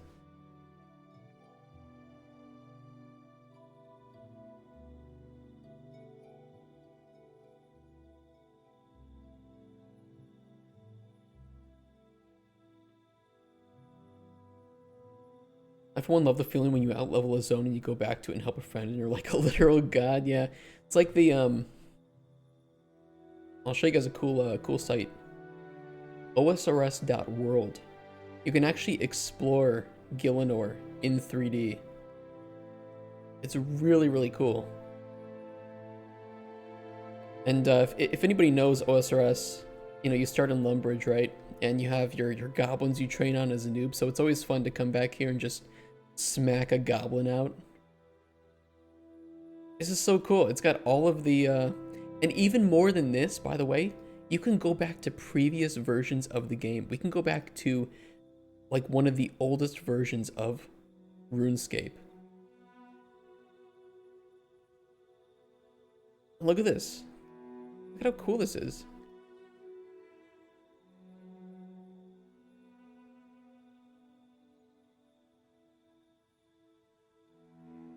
We can see how much places have changed and evolved. Look, the Falador party room wasn't even the party room at that point. RS was just, and still is so good. It really is.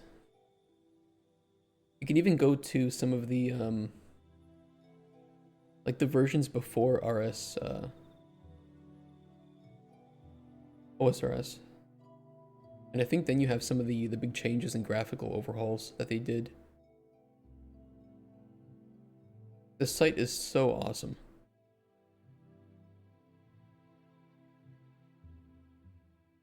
There's some missing textures. Look at these, oh wait, these are balloon animals. I don't know, there must have been some like event going on when this cache was obtained.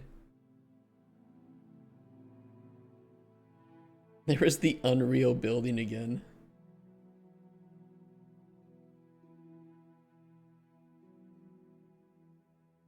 What a world. What a life. So yeah, this is pretty cool. So osrs.world if you're curious, and I think then you can also force out the. You can do recordings. You can like export all the textures and sprites in an area. You can even press like examine cow, and it will go to that ID, though of course because the ID of cow was different in that version. But if we go to this version, you can like examine cow, and it takes you to the wiki page for it, which is kind of sweet. It's pretty fascinating.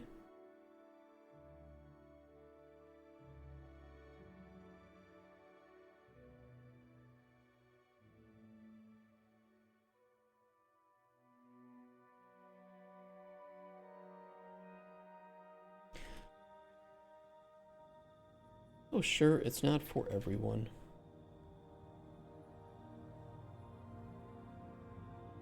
You know, with the past drama with a dev that was working on MMO that would be like OSRS but 3D, I think it was called Titan Reach.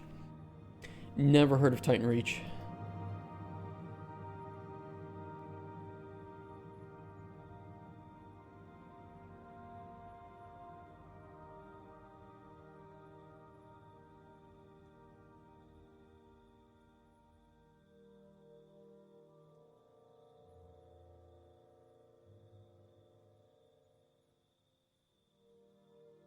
Good, otherwise you'd be angry in what that dude fucked up.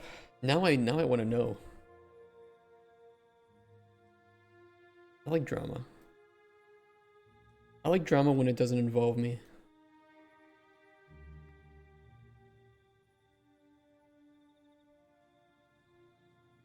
Tell me about these sand lizards you tamed.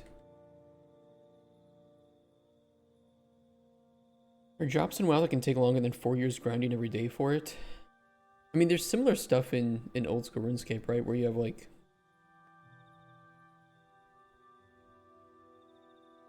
master clues. So getting one of these is getting a master clue is a rare drop from completing a clue. And then these can take anywhere between like 30 minutes to an hour to complete each. And the rarest drops would be the 1 out of 313,000 on some of the third age pieces.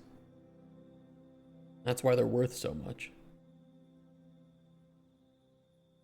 And you can go years without getting one of these. And there's one individual who is trying to get everything. Marnie obtained 1,544 out of 1,561. Guy's an absolute Chad. But he's got to collect all the third age, which just feels unobtainable, man. Drops that are like 0.001. Imagine drops that are 1 out of 313,000.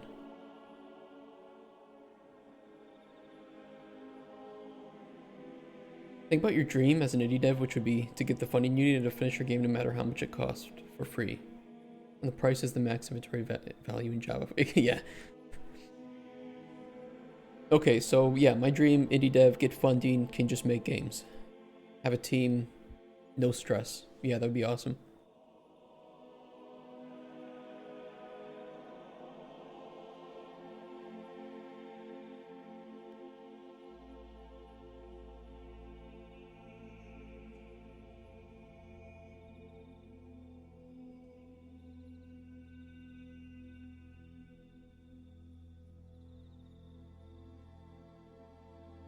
Get funding, no return, just get it done, then proceed to how do you fuck that up though? Unless you don't know what you're doing with game development. Like if you had all the money in the world to make a game, the only way you can fuck it up is to not know how to make a game. That's it. That's the only thing. If I were given $10 million to make Cauldron Chronicles, I could make Cauldron Chronicles. Because I know how to make the game.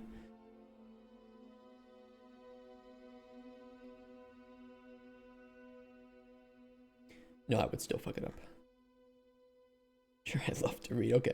I'd love to read it.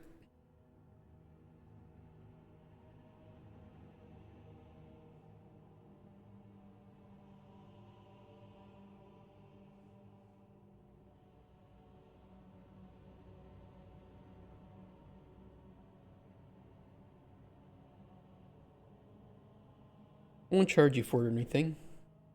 It's quite a commonly available book.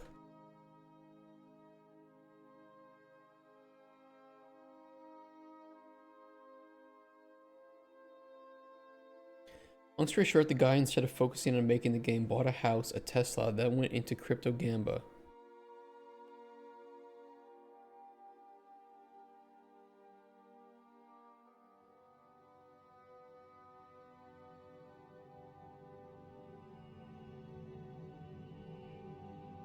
Literally got an angel investor, then he proceeded to fuck over. Nice, isn't it? Yeah. What a world.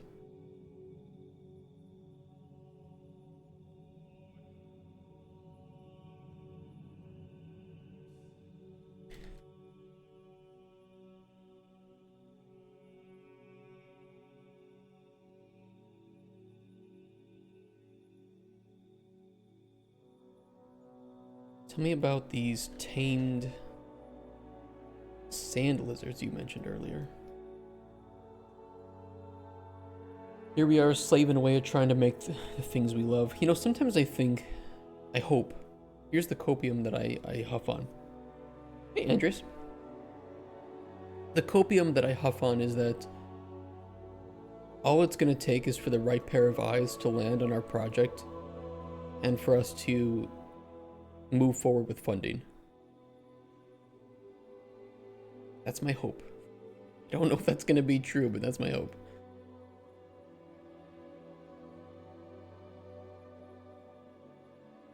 Okay, this needs to lead back to here. It's what we all tell ourselves, yeah.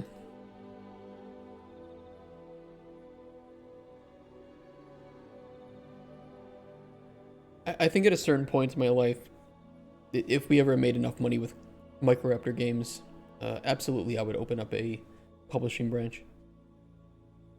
Just so I could finally give indie developers the money that they deserve.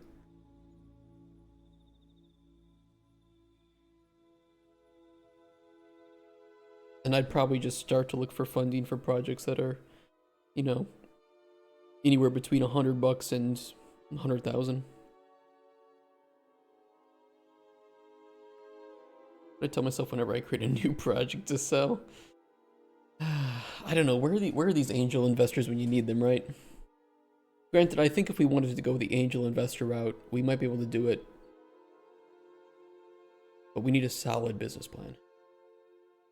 You have an idea for a $100 game? It's an MMO. Alright, Kickstarter, calm down.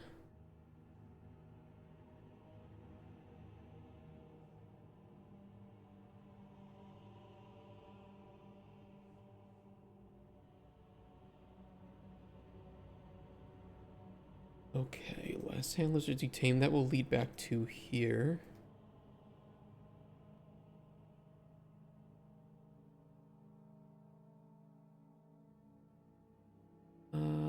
I'll just pink jump them rather than connecting them up through wires. Need funding up front, gonna release it in 2040. Now you get a badge for supporting me. That sounds about right. I can see you are well acquainted with Kickstarter.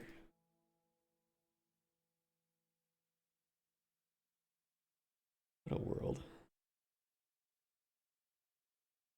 We share profits. Here, you know, one of the, I'll tell you this. This is, okay, one of the game dev hot takes for today. The reason I don't like joining or stating that, you know, our project's going to be rev share is because rev share is just so not long-term viable. It is, not only do you have to make money as a company, you have to make enough to be able to reasonably share the profits from it. I don't like that it's become the standard for indie work. It's just not financially viable. That's the reason why most companies don't do it. I think most companies understand that they would prefer to keep good talent rather than have, what's the word for it? You know, talent leaving and they have to hire new people, right? Because that's, you have to pay the cost for, you know, having somebody leave and for onboarding a new person and for the hiring process, which can take time, right? And now your efficiency dips. So rev share is a good way. It's, you know, it's bonuses.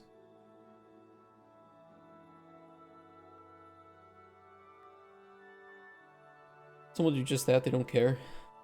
I mean, I think it's important. I would rather say, I'd rather be honest, like, yeah, look, I can't promise rev share because I don't know how much money this game will make.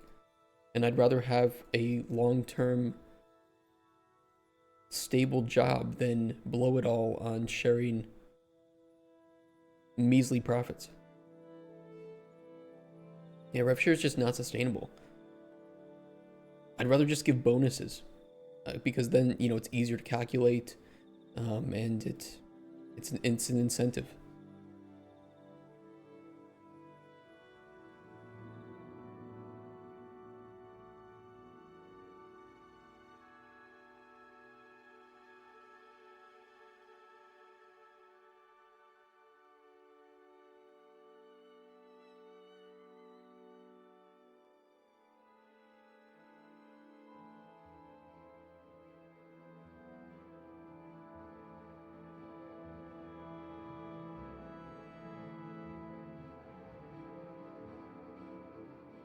Critters that exist in the desert.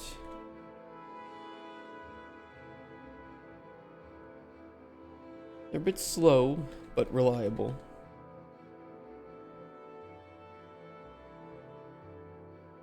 More importantly, they can carry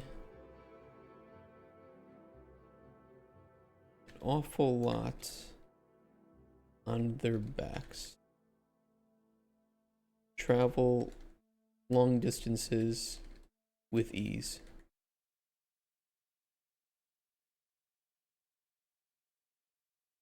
Game is successful, throw an office pizza party. No one's getting the small percentage for the ones just hiding. It's the best. Yeah, it's, you know, it's just why I'd be really careful about saying, hey, I want to join this indie project. We're gonna do rev share. Because I think it would be better to stay, okay, well, no, I want to find people that I can work with and can make a stable long-term, you know, have a stable long-term job opportunity with, in which case you don't want rev share. You want to make sure that the company can properly dole out the money. And I mean, even reasonably, if you wanted the best of both worlds, you would want a company that could sustain itself and provide rev share, in which case the rev share percentage would be so minor, especially for smaller indie games, that what, you'd be making $10 by the end of it? I don't know, it's just kind of weird to me. $10 is $10. We decide rev share if I bust my ass working every waking hour on our project and the other person does it every once in a while, would they like get 1%?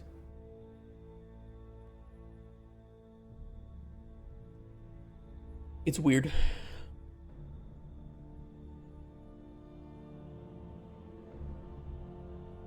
Everything though I think about indie dev and finding smaller people to work with in game, it's really weird because you'd think, okay, if I want to succeed in game dev, I need to make games. So I'm gonna go find people to make games with. But I'm not gonna do it, you know, let's pretend I'm like an artist, but I'm not gonna do it unless I get paid. And it's like, why can't you just work on games? I get that it sucks. I wish that we could all get paid for doing work as indie devs and trying to build our careers, but it's just not tenable. People who wanted to work on my project, but I respectfully decline every single one. I have to decline quite a few people because I need individuals who like know their way around Unreal. Like I don't have time to babysit. I don't have time to be your Jira jockey, your task daddy. Like, I need you to kind of like look at things, say, okay, I know how to improve that, and just do it. That's what we need right now.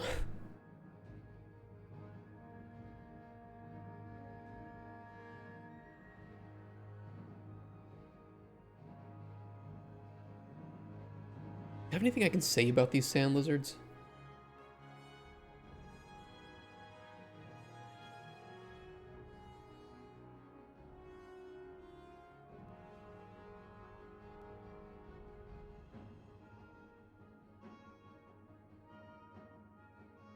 Easily travel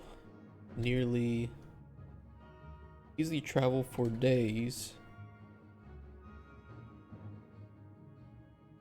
Toting back dozen barrels of water and 2 humans. Meanwhile, the lizard will only need to drink half a barrel for the entire journey. Then and I can prototype and implement a system in a very short amount of time, so if they can't do that and just hold me back, yeah, I can't work with that. Same, you know, it's just kind of a sad reality. Can't ask them to have the same level of dedication as well. Of course, those who say they volunteer. The problem is that most volunteers, you know, I'm not going to sugarcoat the industry for anybody. Most volunteers have full-time jobs because they need to make money, because that's the world we live in. We can't afford to, you know, be on our own and do what we need to do. But most people want to work on a side project or a game with people. They like to think they have the time and the persistence and dedication to stick with it for a long period of time. Most do not. Most do not. And that's fine, you know, I'm okay, I guess, with somebody helping me out temporarily and then going doing their own thing. Best of luck, you know, hope we all succeed in the end. But it just means that it's really hard to actually get anything made. Really hard. The narrative designer ever reads these 2 characters, the total whiplash will kill them, yeah. We actually have a realistic character here.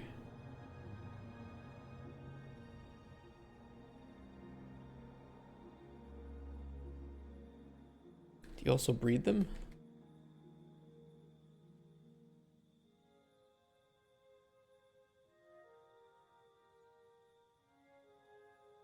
We do indeed.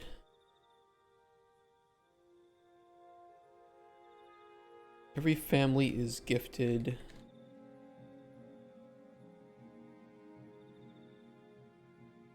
what would be like the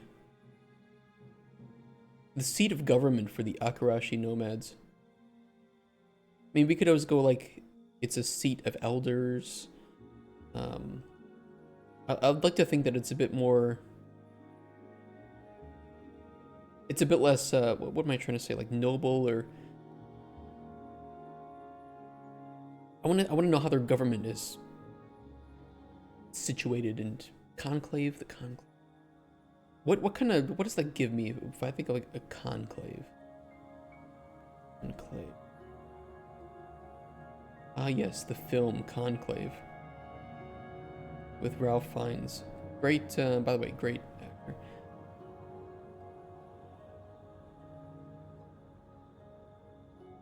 Private meeting or secret assembly. When I think of like a nomadic group, I think of people sitting around like a really expensive looking tent.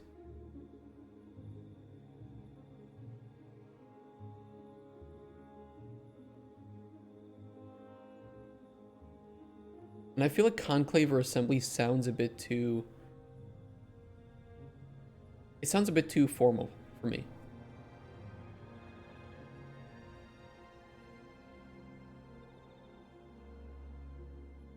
Siege? What is that?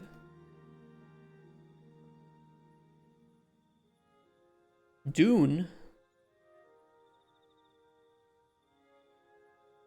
This is a completely fictional word from Dune. I'd like to avoid fictional words from other fandoms. I like that though. I like to avoid loss. I don't know if they would sue me. People have to know that I exist before they can sue me. Let's think here. I have a desert nomadic group. I need a name for the leadership of a desert nomadic.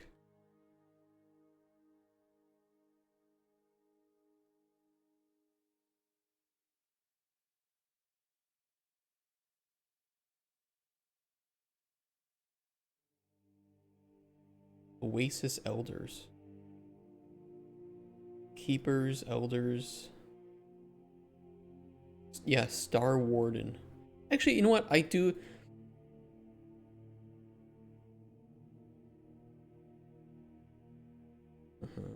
Shepherd. I mean, Elders... I can use Elders. That's what I was kind of wanting to use in the first place. But the Seers, maybe?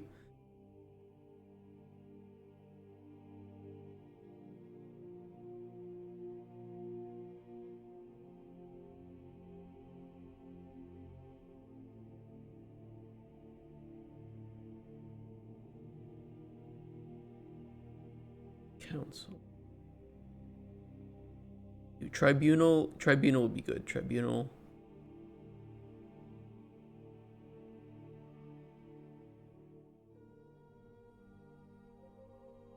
Bunch of old dudes. Tribunal sounds nice because they're tribal, right? They're tribal, nomadic. Tribunal, I think, was the word that I was looking for.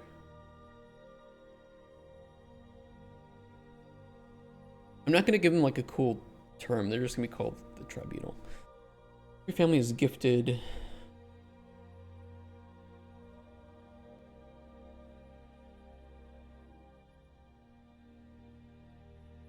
A baby lizard upon marriage from the Tribunal. A symbol of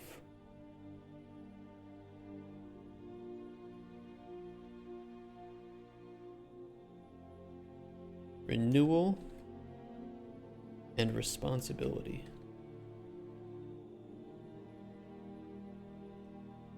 Often, families will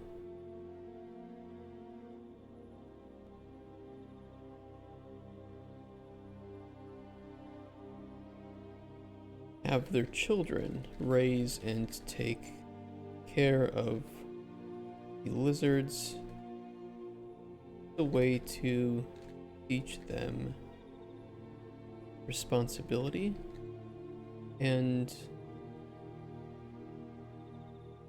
understand the usefulness of the lizards.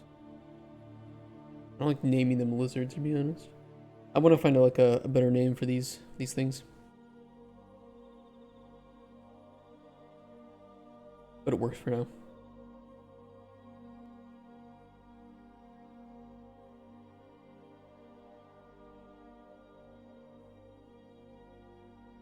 A serpent. I mean, it's like they're technically lizards, but I don't know.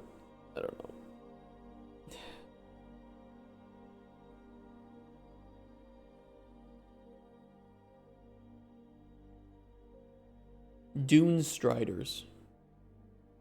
How about Dune Striders?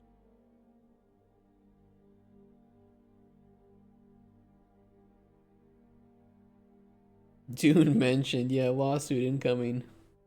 FBI, open up. Nude Striders. Oh yeah, I think that's a different thing. Dune Strider isn't like a thing, right? I'm not just accidentally. Oh, they're from like a million different things.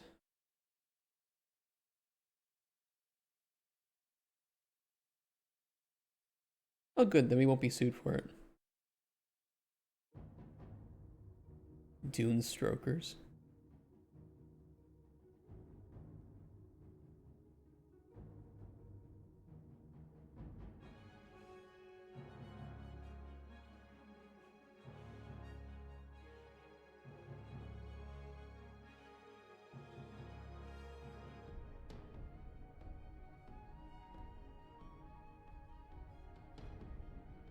What are dune striders?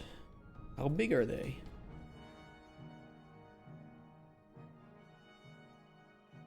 Dune striders are like large lizards with thick, scaly hides that reflect the heat of the sun.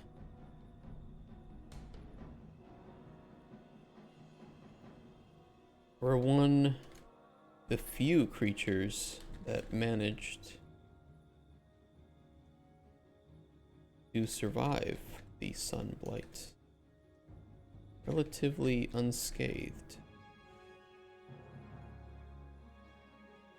Some more lore for them. Thick hide equals thick ass.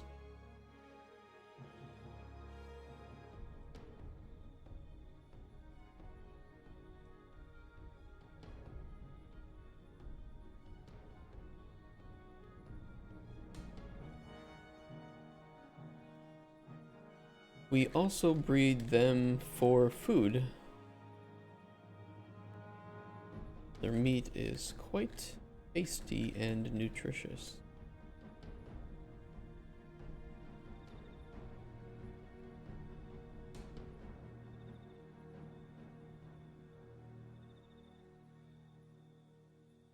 When left to roam free, they'll generally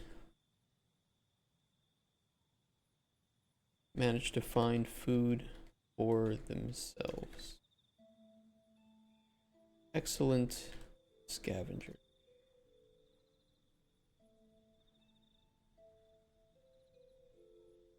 I like how Spoon's like knowledge of the world and lore really only extends as far as shit and poop and sewage.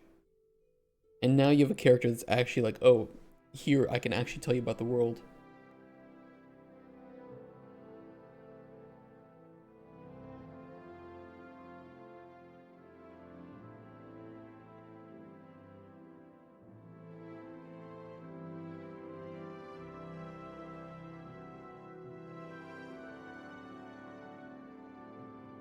What's the sun blight? And then we can jump to here.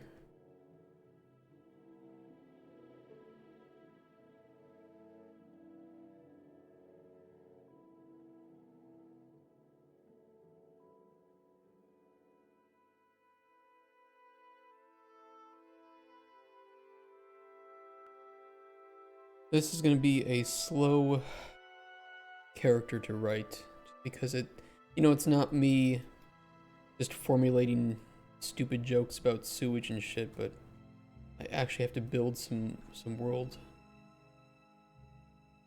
But I think that's a good thing. Something that was thoroughly missing. Yeah, I actually have to write. I still haven't found any narrative designer or writer who would be willing to help us out here. It's weird. It's like, okay, you're looking for a job. I get it. How about we make a game together so that when you apply to places, you know, look even better? Apparently not.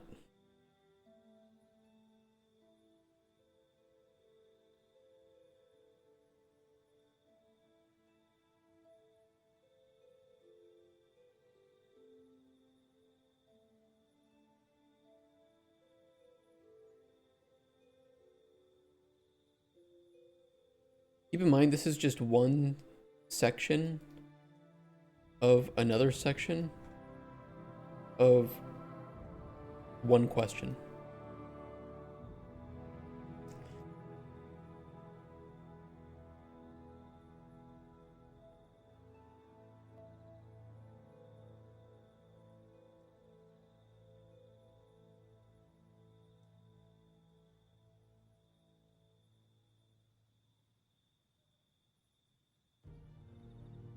I'm gonna put the oases drying up into here.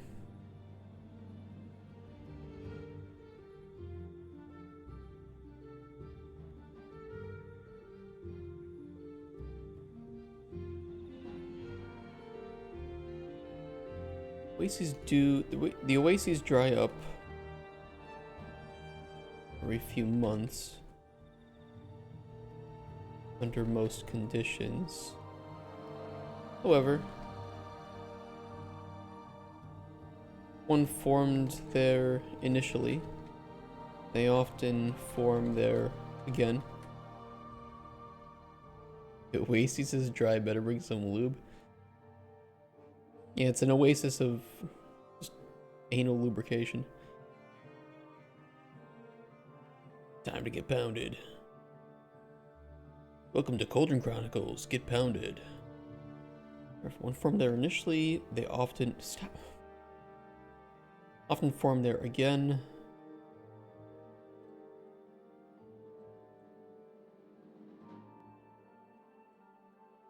Leave some structures there, but take off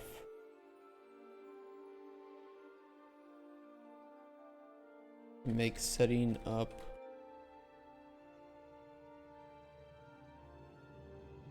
a quicker endeavor.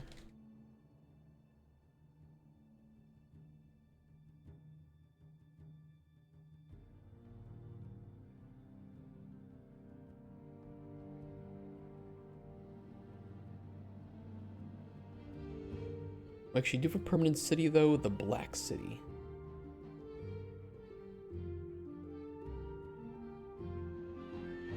Before you ask, no, it's not. Not a racist city.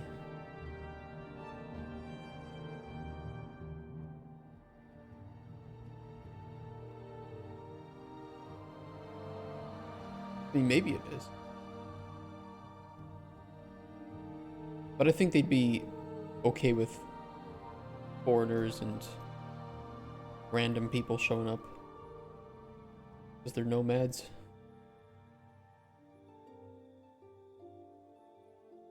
Okay, what is the Black City?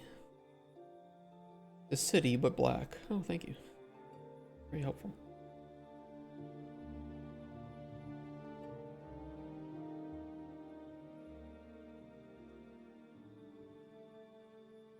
We also need to save info that she's going to bring the book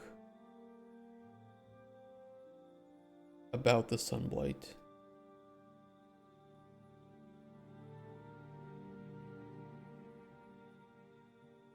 Merchant will bring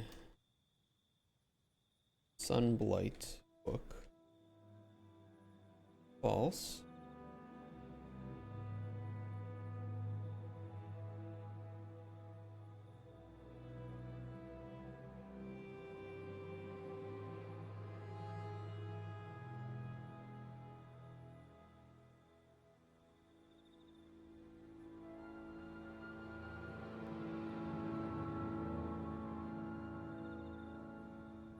A merchant 1 will bring Sunblight book true.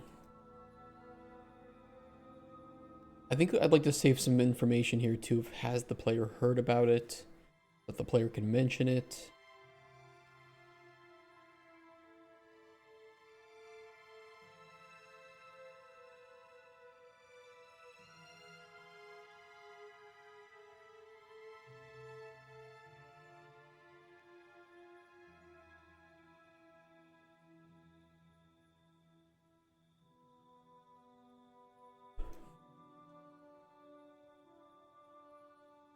Yeah, we'll save it here.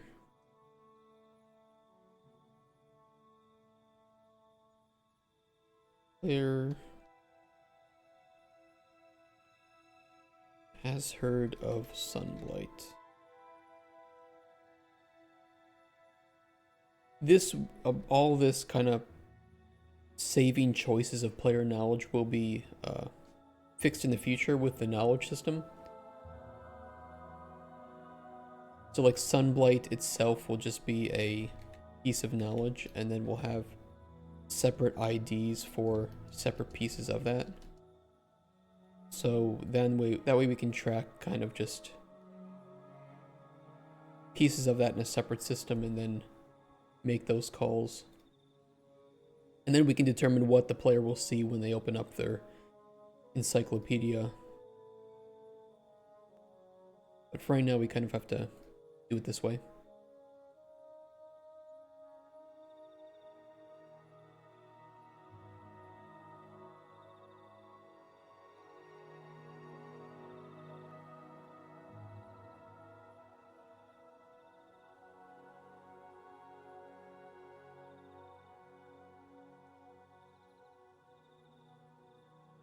Okay, I want to save this here too.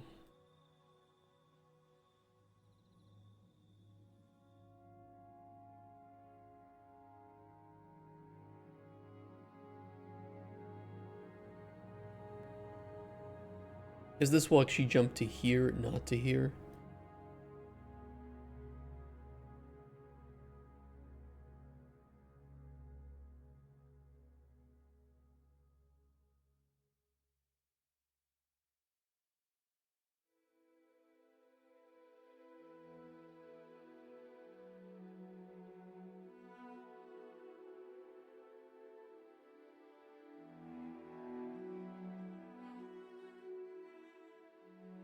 Okay, let's see. We'll allow the player to jump into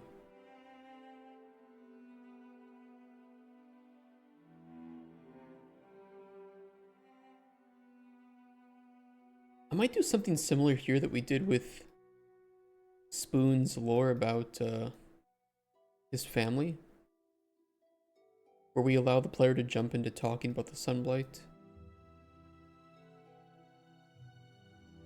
I'm definitely not going to write this much as we did for Spoon's dad.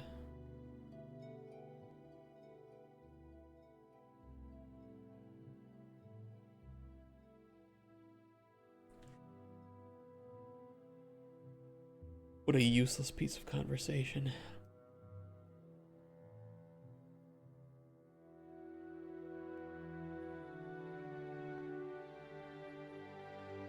I want to keep this one a bit more contained and a bit more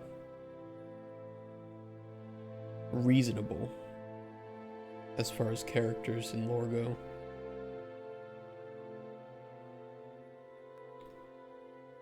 Well, it used to be called the White City.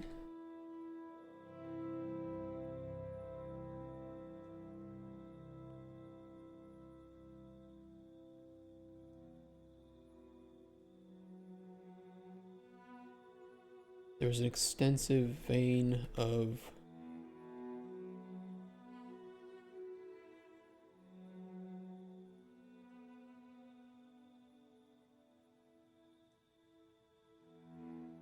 marble nearby, whose mine enriched cities offers quite significantly.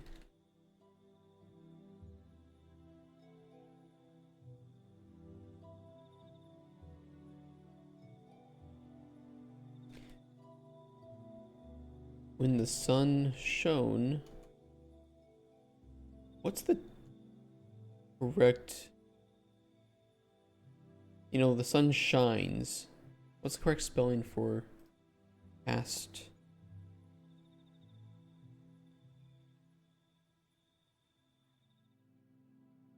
Shined or shone. They're both acceptable. Shining.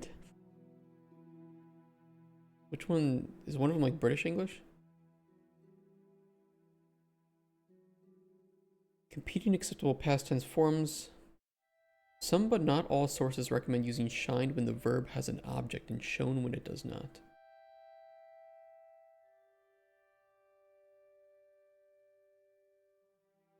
Okay.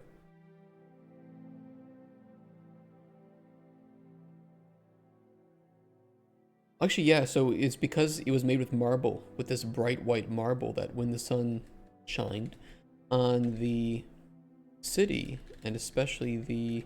well, I had a name for it.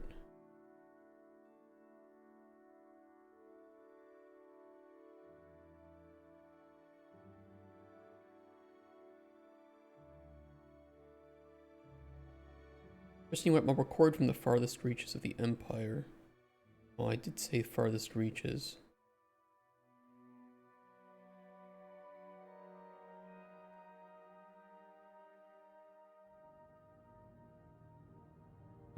I kind of like the idea, though, that there was a vein of marble nearby that they exported and made a lot of money from that, too.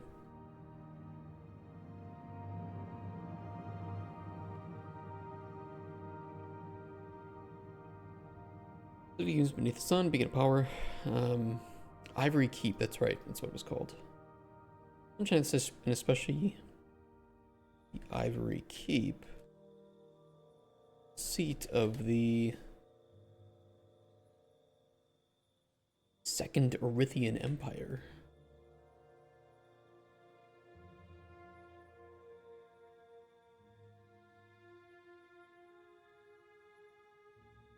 It was said to be blinding.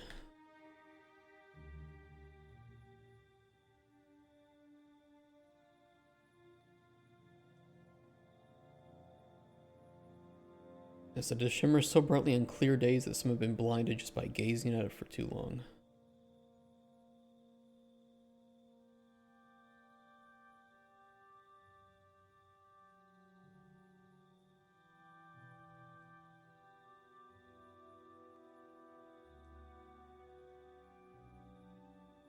The sunshine in the city, and especially the Ivory Keep, seat of the Second Erythian Empire, was said to be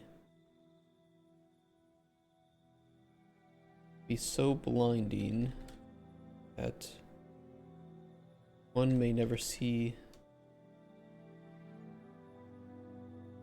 again. They stared at it for too long.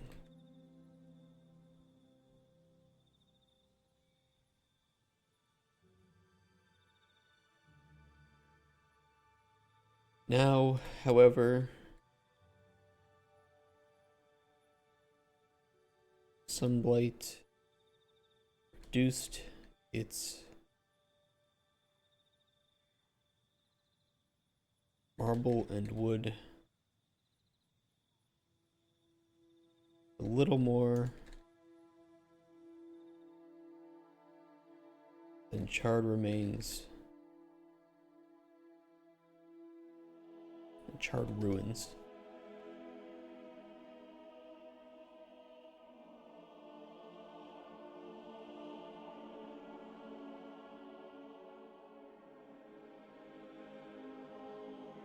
We reduced all that marble and wood to little more than charred ruins.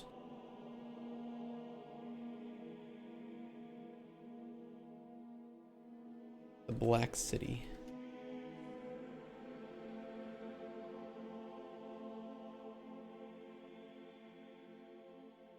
Used to be called the White City. Beautiful, pristine seat of the Empire, now called the Black City.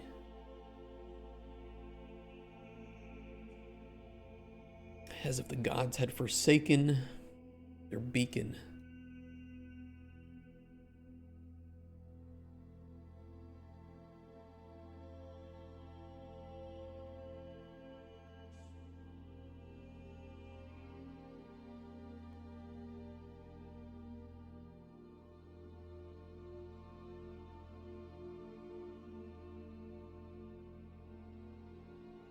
And here's the question: do we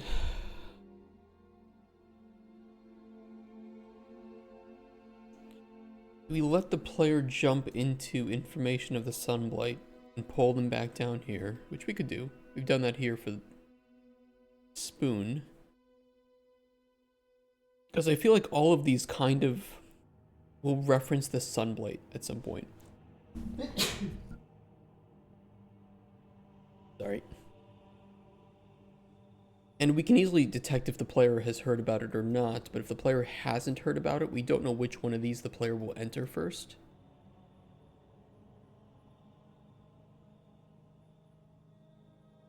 Bless your face, I appreciate it. Dziękuję bardzo. Kochanie.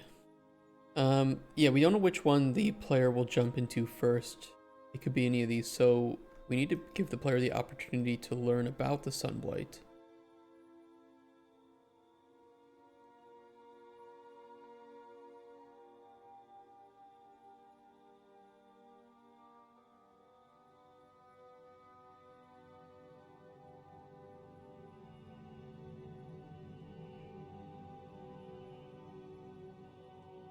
Hold on. Hold on. She kind of mentions that, like, oh, I'll bring a book. I could make just a small section that we can jump into and out of.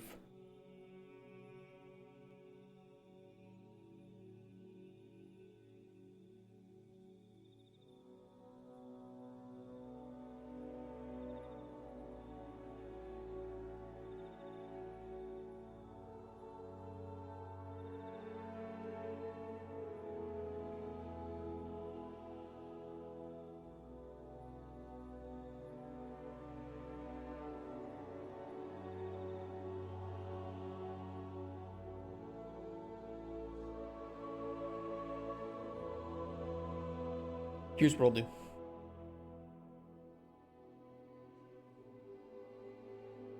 Save it on there. Remove it from here.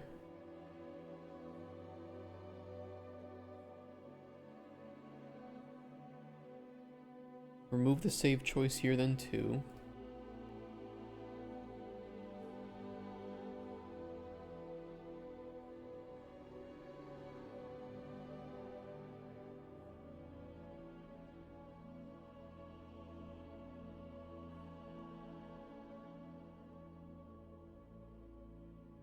We'll do a blank dialogue node and we'll save some information.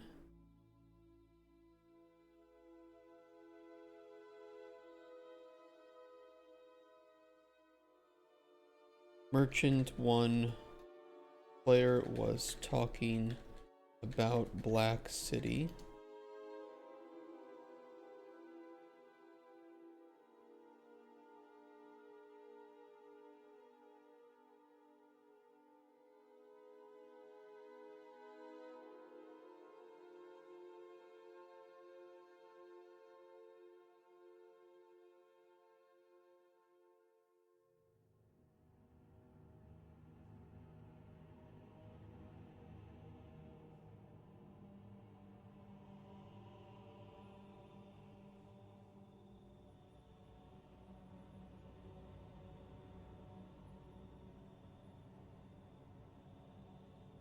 Okay, we'll stack these up here, then I'll copy them down to here, and what that will do will... Oh, it's kind of horribly set up though. I want to set this up like we do for the lore loop here.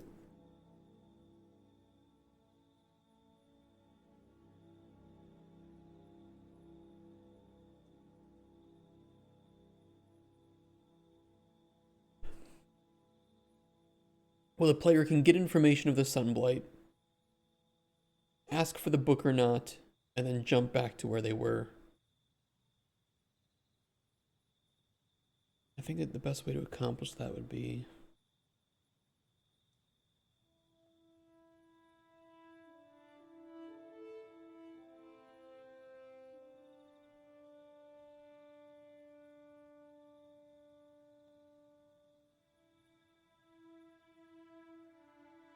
I could just connect it up to these. I don't like it though.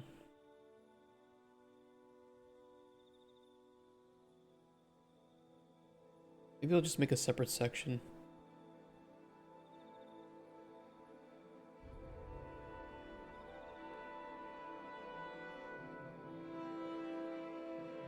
The structure of this is a little annoying to work with.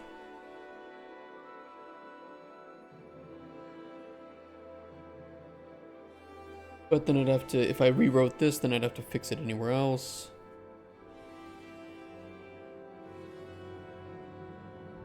Hey, True Nightmare. Been a while. How you doing, man?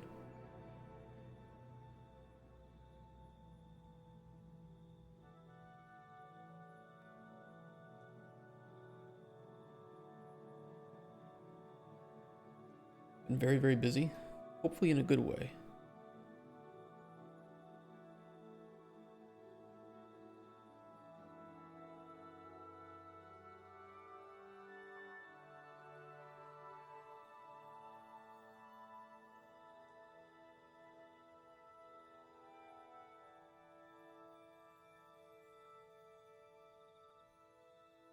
The game dev streaming since we last talked was fun. Oh, nice. We have been continuing on with those ourselves. Okay, I could put the false checks on these. I just want to avoid this like long string of annoying logic.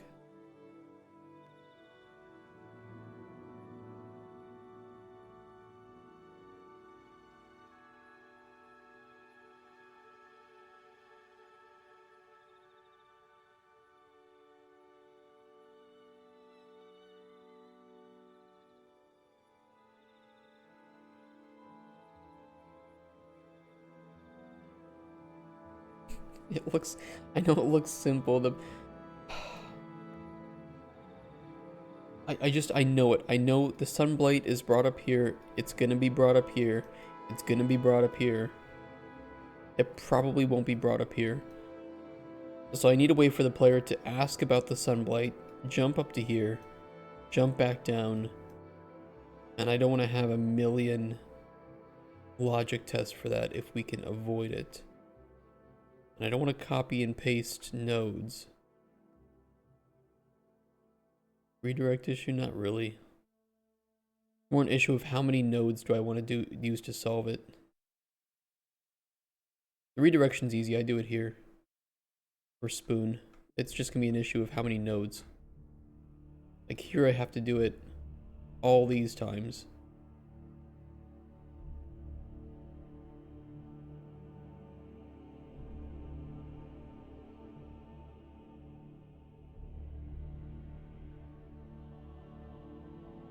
Are we gonna add another flow line? Yeah, I mean, I can do it with any number, but it's like I could either solve it with 20 nodes or 10 nodes. If I solve it with 10 nodes, then I should restructure how this is set up. I don't want to do that, but I don't want to solve it with 20 nodes.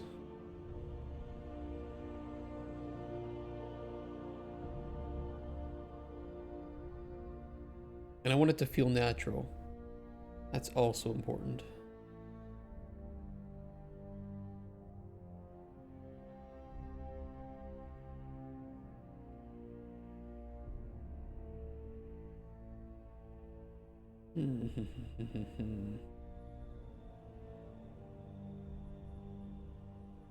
Mainly a problem because I just don't lead back into any. If I just led back into a normal line for this, then I could do the branching from there.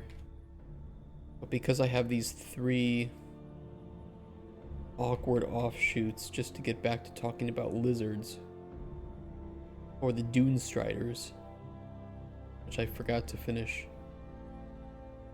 typing in here.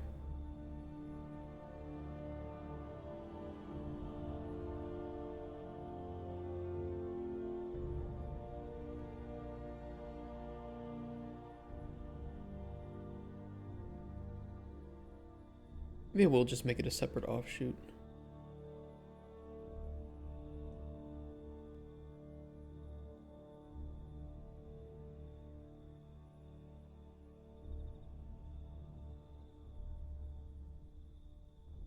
You try Brighter Shores? Yeah, it was pretty shit.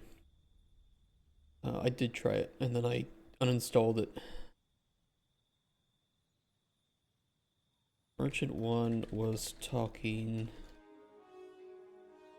Player was talking about Akarashi. It was really bad. It was not good. There wasn't a whole lot redeeming about the game. It was extremely grindy, really boring, and didn't feel really rewarding at all. I don't really get what they were trying to go for with the design of it.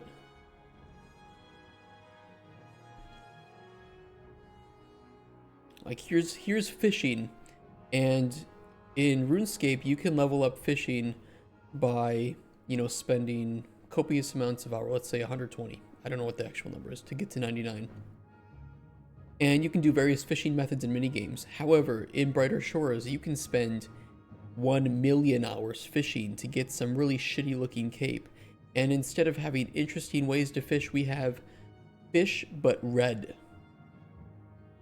Congratulations for spending 20 hours. Now you can get fish but blue. Wow. I'm so interested. I don't know what they were thinking, bro. It's like they took the worst qualities of RuneScape and made an entire MMO centered around it. They made the most boring combat, the most confusing level up system.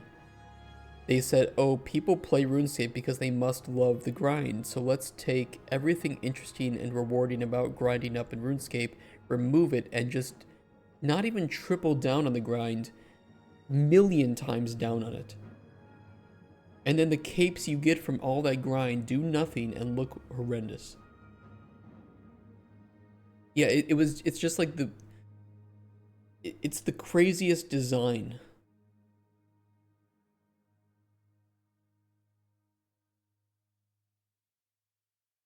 One nice thing I like is everything levels into the correct skills. I mean, that can't save it. I mean, that's nice, but that sure as hell ain't gonna save it. How many people are still playing that? As I get more distracted. I wanted to try Heroes of Hammerwatch too, by the way. If anybody's played that, let me know how it is.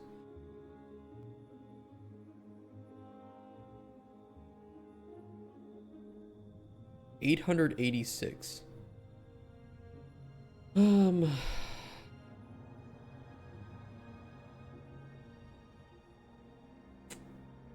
Yeah, that's not gonna save that game. Their membership pricing is broken. Actually better to buy the smallest. Nice. Where can you buy their membership?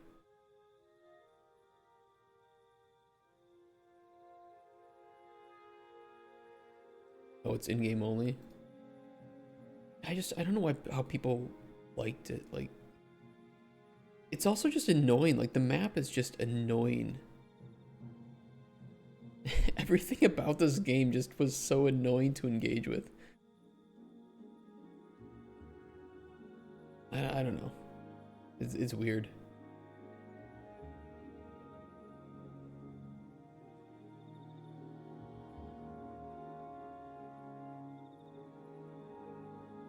I appreciate how much they're willing to change and how quickly they're willing to change it based on player feedback. I do. I like that.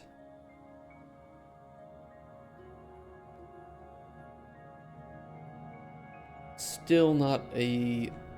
I just don't get it. I just don't get it. Really what it comes down to.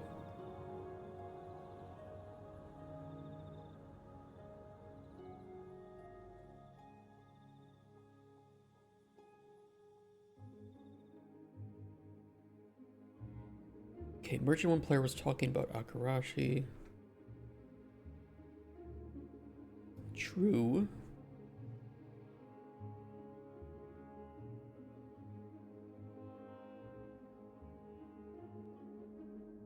Let's see the membership prices. Okay, let me see these.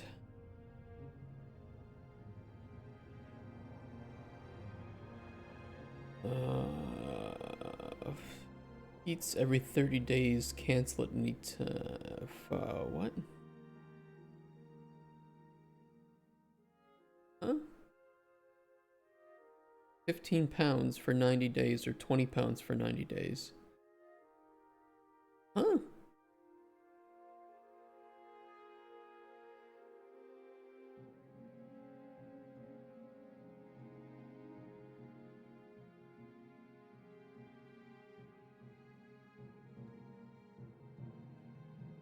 Okay, 9, 18, 27, 36. But it's just the 90-day pass that's the problem then.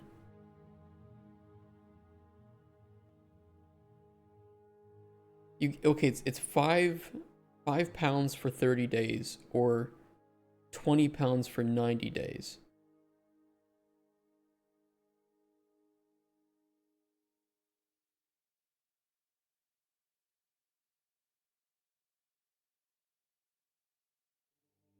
Yeah, that's weird.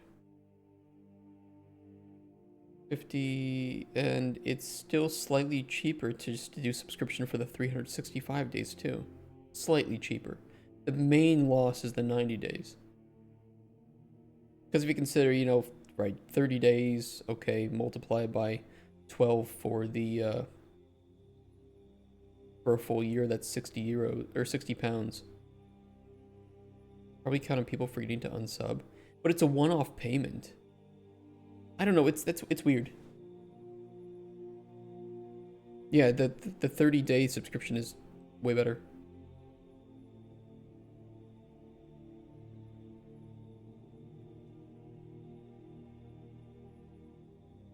Like we can even do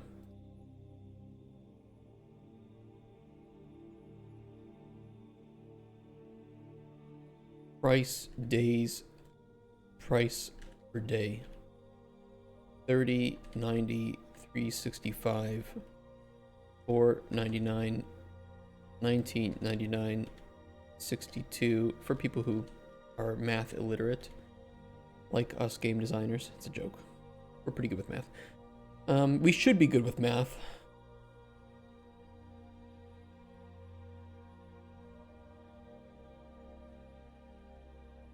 Oops. Did it the other way around. Louis. Price per day.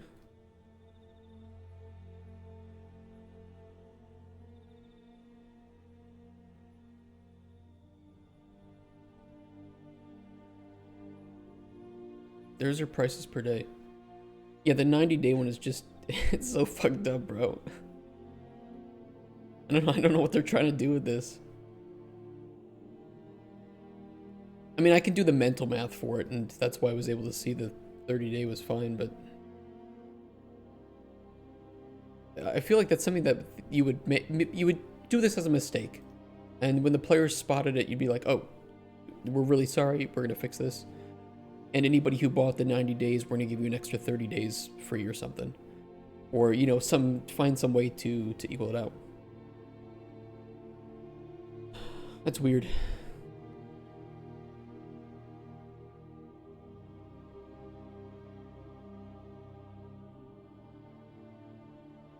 I mean, if they were smart, they'd make it like $12.99 or something, right? And the reason you would do like $12.99 or something is to compete with OSRS and say, hey, look, you know, like OSRS Premier membership prices are done. I don't know if they have the, I think you have to log in.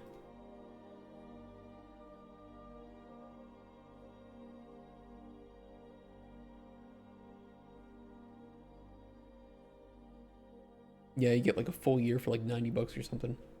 OSRS. It's weird. Yeah, they should do like 5, 13, 60. I think though, then the 60 would be a little bit worse, but still, yeah, I mean, we're on the same page with it. Shouldn't cost me more to pay for more days. No, it shouldn't.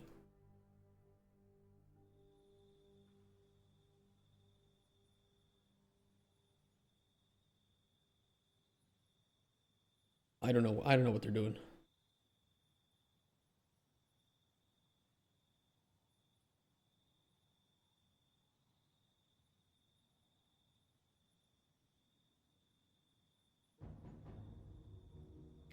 But just so you guys know, while I'm writing dialogue, I will get very sidetracked because this is just really tedious for me. I'm not good at writing dialogue. I'm very slow, very bad.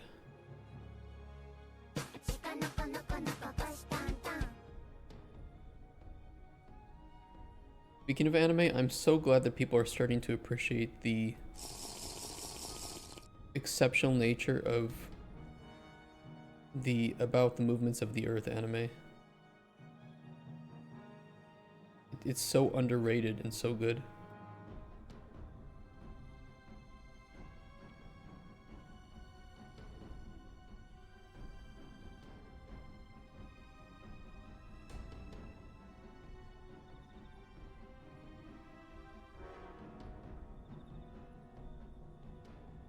I will hydrate. I probably have to go to the bathroom first. Let me save. Talking about Akarashi. What is this dialogue and what is the anime? This dialogue is for a merchant NPC that we have. She's a traveling merchant, so she will be able to tell you about some of the places she's been. And that is a good source of world building.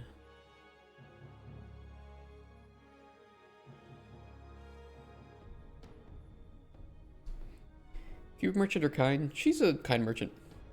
You can help her out by giving her a potion. We'll bring back some more stock and better prices. And in her dialogue here, she'll also bring a book for the Sunblight, which will be good for historical interests. Rather than just being an NPC that you can just walk up to and buy things from, I also want to make it so that you can engage with her about some of the world. To show that, hey, even, you know, merchants in our game are their own characters, their own people, have their own stories, and sometimes they need potions too.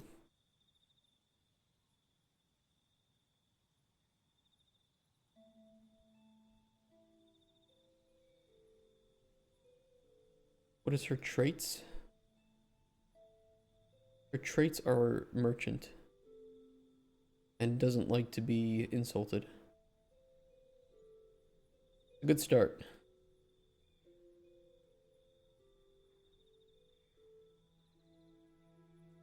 True.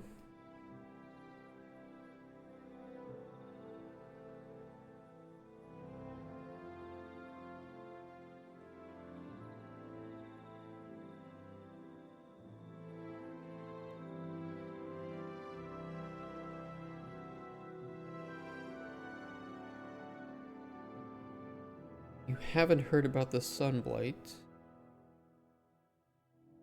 You can get info on that.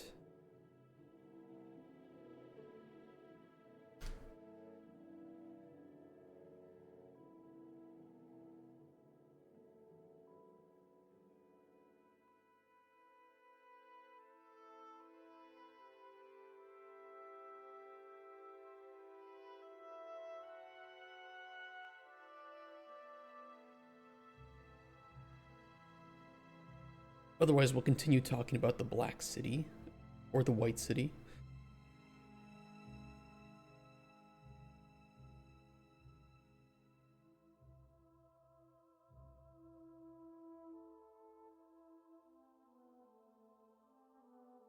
So, the Erythian Empire used to be in charge of the city. You know, their traits is the first thing. Here's the thing. That would take way too long for a prototype, so I'm just gonna make an NPC and run with it. Like, you're not wrong, but I just need to make this.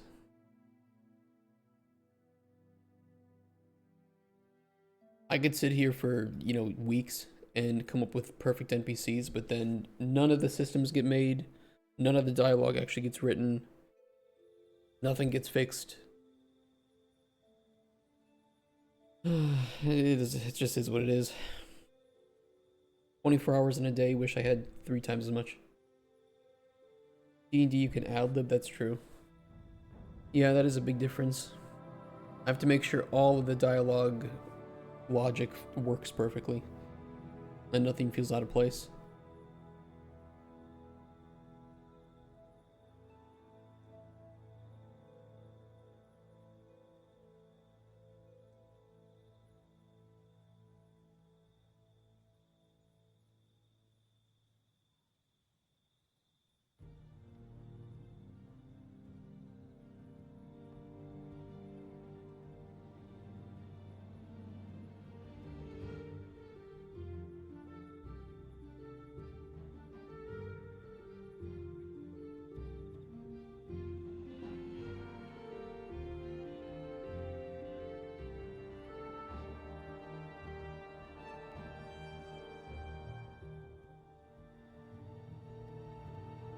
Yeah, I'm gonna take the condition away from here.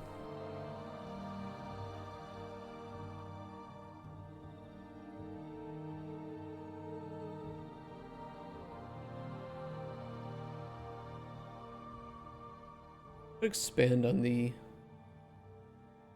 sunblight a bit.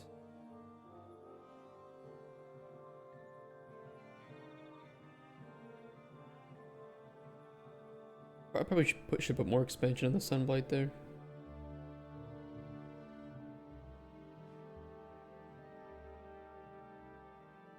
That was nearly a century of famine, drought, suffering. Give some time frame and reason for how bad it actually was.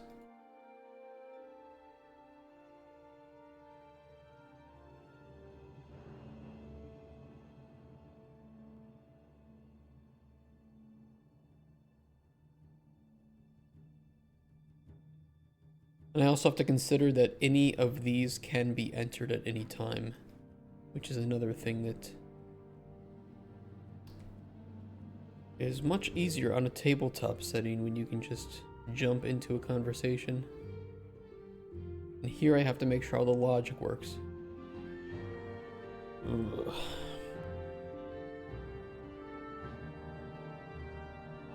Like, what if you heard about this thing before this thing? Or you heard about it from another character before this thing, and now all that changes the micro-reactivity of the world and the characters.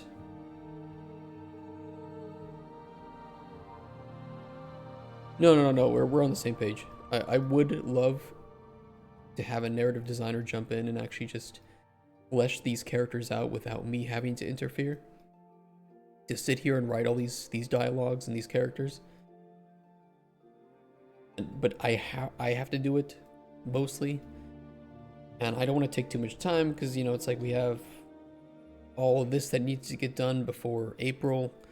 So I don't want to. Yeah, it's just, you know, it is what it is.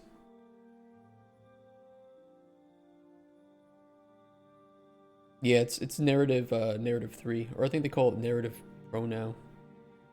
Hold on. Oh no, Narrative Pro is the entire thing. It's still called Narrative 3.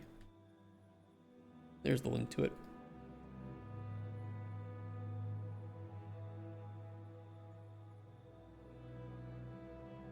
Running 1,000 miles starts with a single step. Yeah, I just need these to be good enough to where I can tell a publisher, like, hey, this is what we can do with this system. I'm not a writer. Pick your favorite author, imagine them having the tools to make this system. That's where your money is going.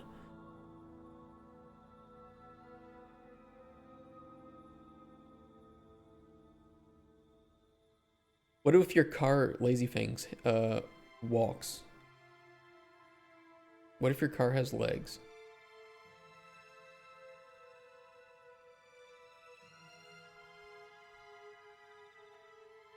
You can afford it. Yeah, it is. You can get it about half off on certain sales, so it is a little pricey.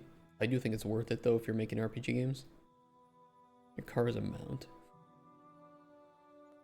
I'm really glad that old school RuneScape doesn't have mounts, especially like flying mounts. I don't know. It's kind of cool, but at the same time, it's cool until you realize that you're not walking anywhere anymore. And so all this beautiful world detail put into the landscape, into smaller areas, kind of gets missed. I don't know, it's a different way of looking at things. But I like, you know, when I play MMOs, I like seeing other people. Maybe not interacting with them, but I like seeing them because that's, you know, it's like, oh, hey, other people are doing the same thing I'm doing.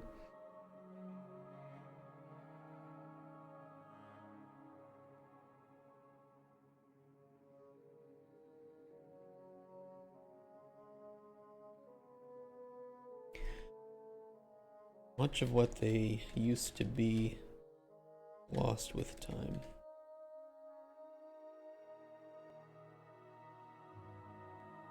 Grade.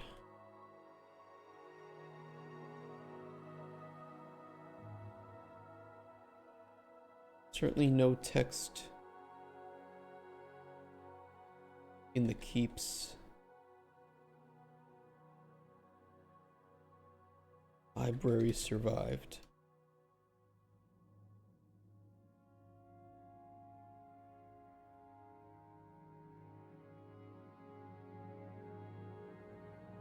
Those who carried the legacy and managed to survive sunblight.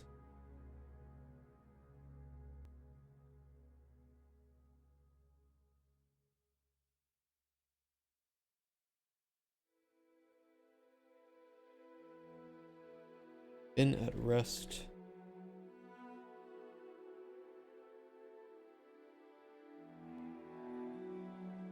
Over a century. You know, horse travel is going to be in the game. You design the wilds around the idea that you're likely on horseback.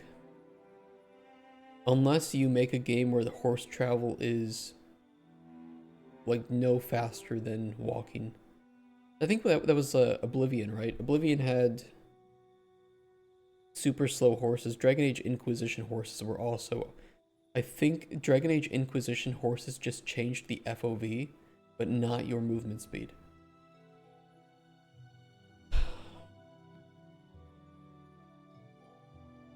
That's a fun one. Need a voice actor? We probably do need a voice actor, but I don't know if you can do the female voice, but we'll have other characters, so. Does it spare me to ask me to the system I'm working on? Oh yeah? What system you making?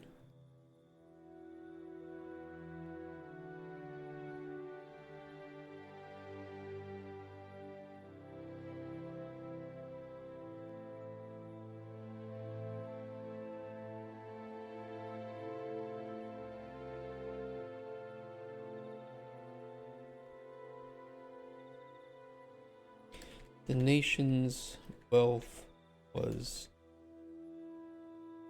enough that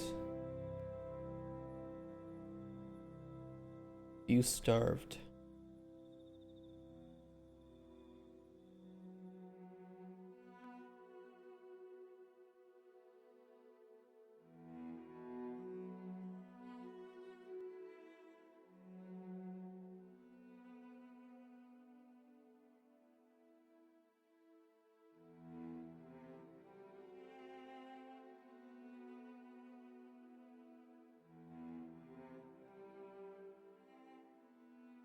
Foundry love it. I don't know anything about those.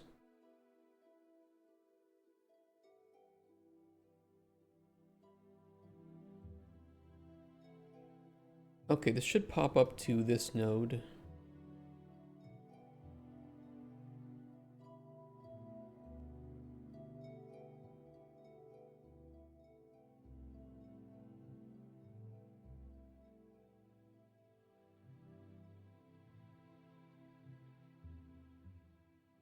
Then we'll put a...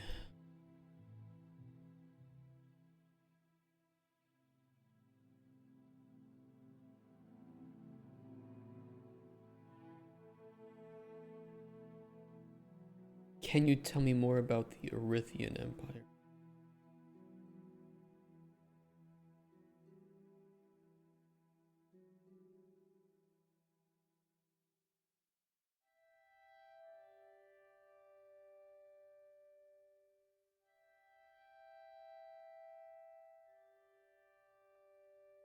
And that will be if the player was talking about Black City.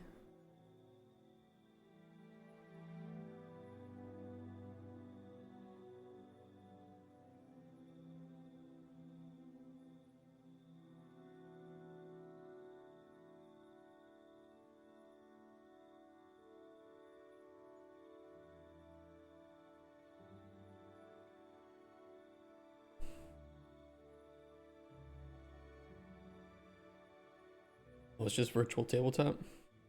Okay, I see. Wish I had enough time for that stuff. Okay. Condition choice merchant one was, or merchant one player was talking about Black City, true, and that will jump then back into here.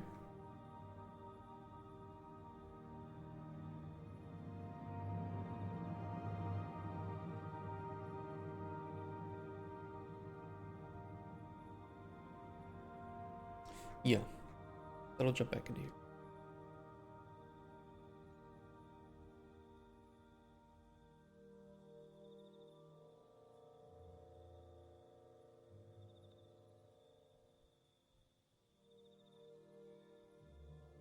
Hey, Nixie.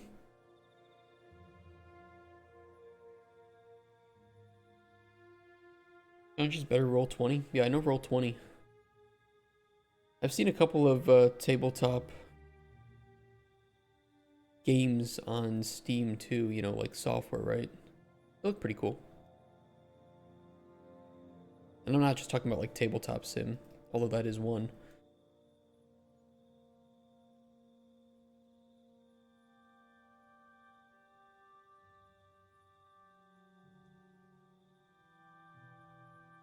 I don't think I want to save the choice that Merchant 1 player was talking about, Akarashi.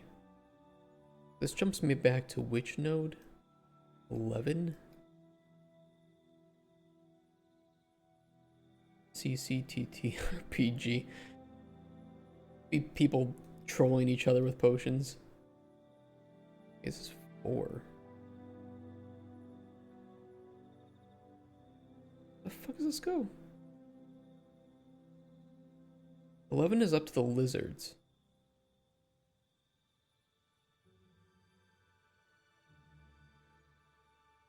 What the hell is 5? Huh?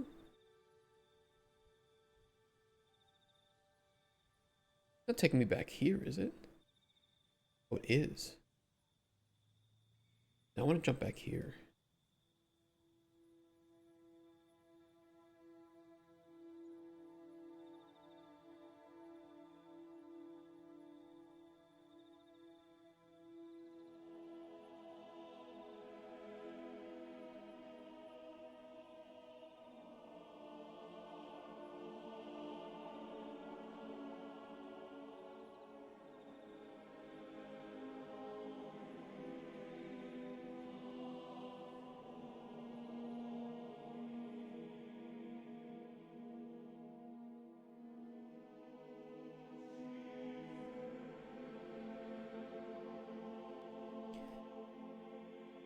Okay, copy that.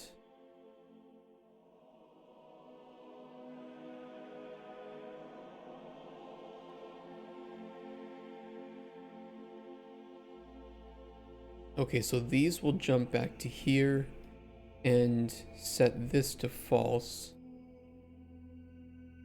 Sets to true. This will jump up to here. Only this should be visible. Jump down to here. Carry on about the Rithian Empire. And then when we're done, we can jump back to here again too and set this to false. And then we'll continue that trend down to Ice Marches and Golden Wastes, since they will reference the Sunblight too.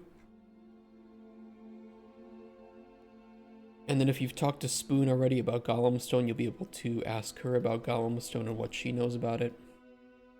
And maybe we can put in some stuff there too, where you can say, oh, I met a golem, or a goblin who lived in the sewers there. Maybe she has a view on the sewer goblins. That'll be some nice lore connection between the two characters.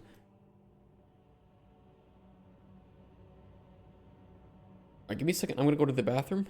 I'll be right back and we'll continue with the Rithian Empire. Oh, I need a stretch and a blood break.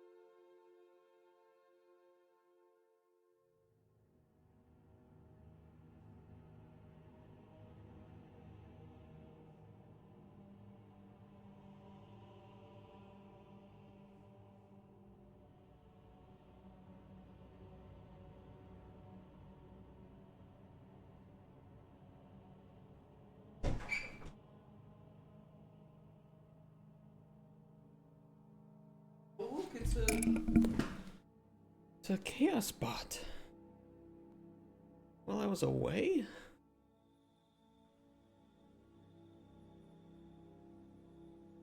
They got me while I was away, guys. X long live chaos Twitch scam UG.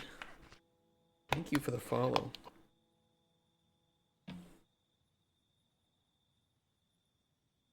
It's a mouthful. Yeah, they type here. I'll read what he typed. What they all type. It's this stupid bot. I don't really get the point of it. Long live chaos, sports betting, esport, online casino, Twitch equals scam, fixed match. Hello, hell doesn't exist. Don't be afraid of death and you will be stronger. Open your tap every evening and never turn it off. Add bleach to the food and throw it in the forest and the sea with the plastic. The money will come. I'm destroying the world. You can help me by doing these few actions listed above.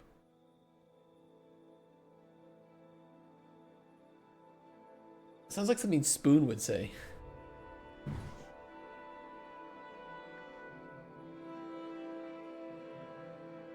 If you turn on the water faucet and never turn it off, you can create new sewers.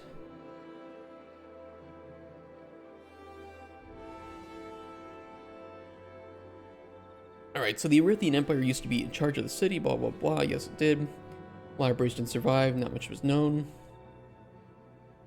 What I know, however, they used to be a republic, and the nation's wealth was enough that few starved. I wonder if there's anything else I can throw in there from here. I have some stuff about what Kandarian, the White City, used to be. Founded after the collapse of the First Erythian Empire, Kandarian was designed to symbolize a new era of unity and strength, one where the mistakes of the past would not be repeated. Wide streets, meticulously arranged plazas, towering statues speak of order and control. The city were the very embodiment of imperial perfection. But beneath this immaculate exterior lies a tension that simmers within the Second Erythian Empire. The brightness of Kandarian, while awe-inspiring, casts deep shadows. Not all within the city view its radiance with admiration. There are those who believe that the city's blinding beauty is a facade, hiding the darker ambitions of its rulers and the cost of maintaining such splendor. Blah blah blah blah blah. Now the Black City stands as a haunting reminder of the devastation wrought by the Sunblight.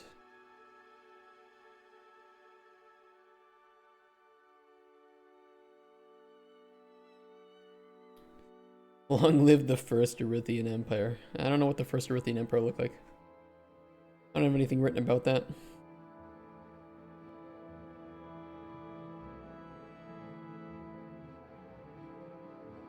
I wrote like this in like one evening when I had some time, and then stopped, and then never wrote more, because I'm stupid like that. Glorious and covered in gold.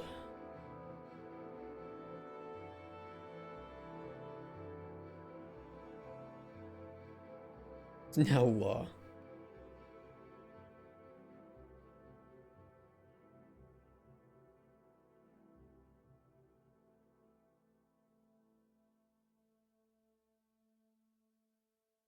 It's like I don't want to get too deep. I don't know. It's like imagine this in a tabletop setting. It would be so much easier. Putting it into branching narrative though was hell. Now I know why RPG games don't even tell that much about their lore. How all ancient cities are made of gold. So the White City, Kandarian, was made of marble, because they had a nearby mine. White gold. No, it's just made of marble. It's almost entirely marble and wood, because they wanted it to be, you know, mixed with the gods, so that when the sun hit it, it was just blinding, right? Like looking at snow on a sunny day. White gold marble. It's one of those cases where I would use generative AI just to help spark my own creativity with writing. Because who the hell has the money to pay for concept art? Yeah, like I would never like show it to the, use it like public scenario, but it's just I could feed it this information, tell it to make it, and then let that feed back into my creativity. Former cities were considered white gold. That's one of the reasons they were so. Maybe the golem at the center of Golem Stone was made with the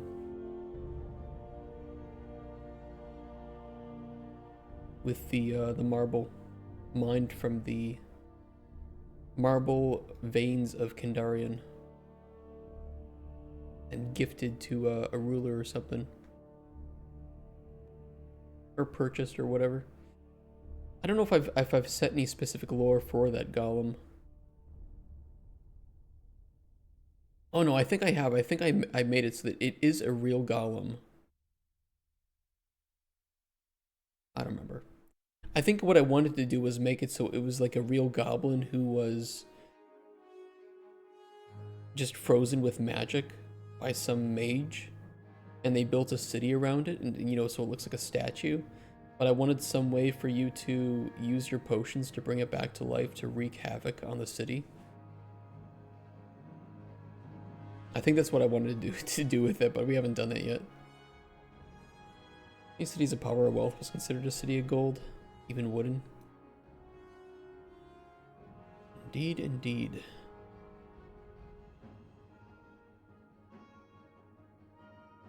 The sun shining off and kind of just creating this, bright beacon when the sun hit it just right was supposed to be a symbol of the gods looking over the city and blessing the empire with, the authority.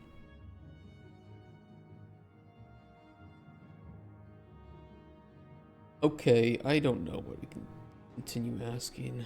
Like I said, I don't want to get too deep with this character because I don't want to end up like this. I think this is fun, but it's also just a mess from a player's perspective, where they don't really have any sort of understanding of where they are in the dialogue. This is like just a translation of a tabletop discussion you would have, which is great when it feels naturally flowing on a tabletop scenario. And here, it's kind of a mess. That's why we learn video game narrative design day by day.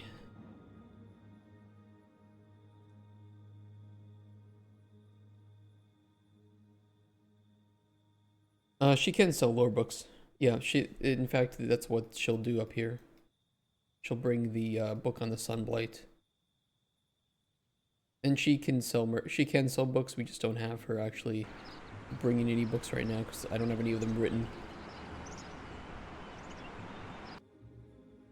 But she's a traveling merchant, so she knows some things, but it's just unlikely that she knows everything.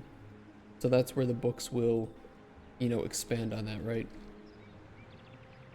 So Spoon here is doing his good old spoon things.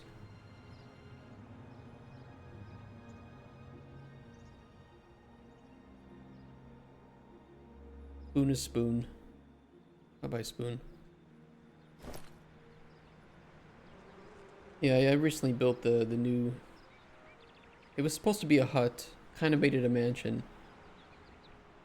A bit much, isn't it?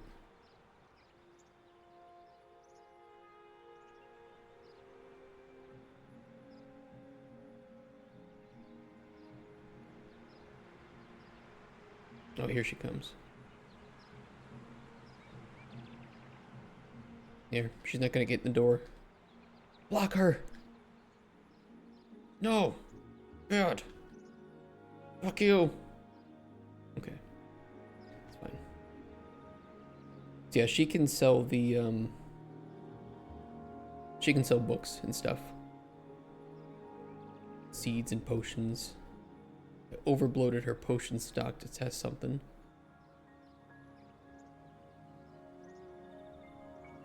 And I can force inventory, or I can randomize certain aspects. Yeah, so everything from the merchant is working fine. I want to write some lore for her so that she's more than just like a face. Start with a hut and build up. Yeah, that's actually what it's going to be, Nixie. Which is also, in fact, why we have the greenhouse expansion here. She will be selling the greenhouse expansion, which will unlock this. Nice little greenhouse area.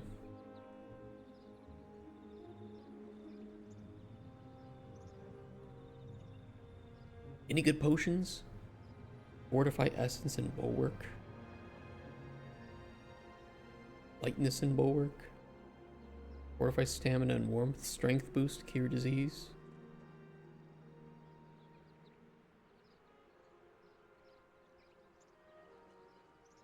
These are all randomized, so you might get shit, you might get something good. You don't know. Numbers go up.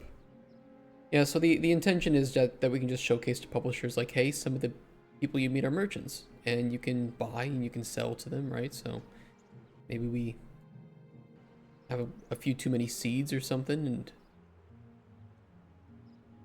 or you know, I just got this stairfish from the backpack. I can sell that for some money.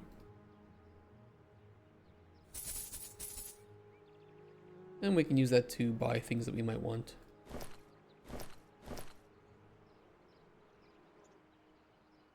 And the greenhouse expansion will be one of those things, so we can say, oh, okay, well, the player can upgrade their hut from a tiny little hut into a larger house and mansion that can support, you know, more things, more area, more room, more Tech W pictures on the wall they want. All good. And more than that, the merchants also have their own, you know, stories too, and you might be able to make potions for those merchants, so in which case you can offer to make potions, and that will increase or, you know, potentially hurt the purchase and sale prices, or you might get that merchant killed or whatever. Get the player's inventory and the merchant's inventory with different colors at least. I mean, it says sell versus buy. So it doesn't matter. What matters is it's functional. Wasting time on making UI is really not worth it, in my opinion. You're not going to see that. Well, you'll see it when you accidentally sell something instead of buying something. It's just not worth my time. Every piece of UI is placeholder.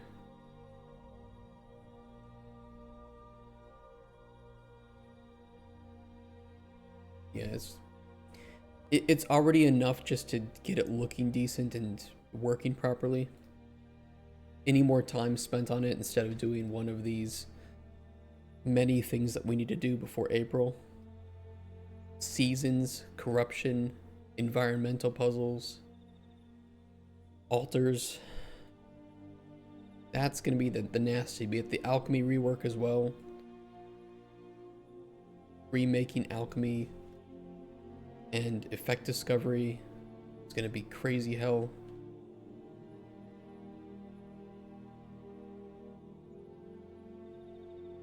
Which is why I don't like to spend my time improving the user experience and wasting days or writing up NPCs, to be honest, because it's just not fast for me.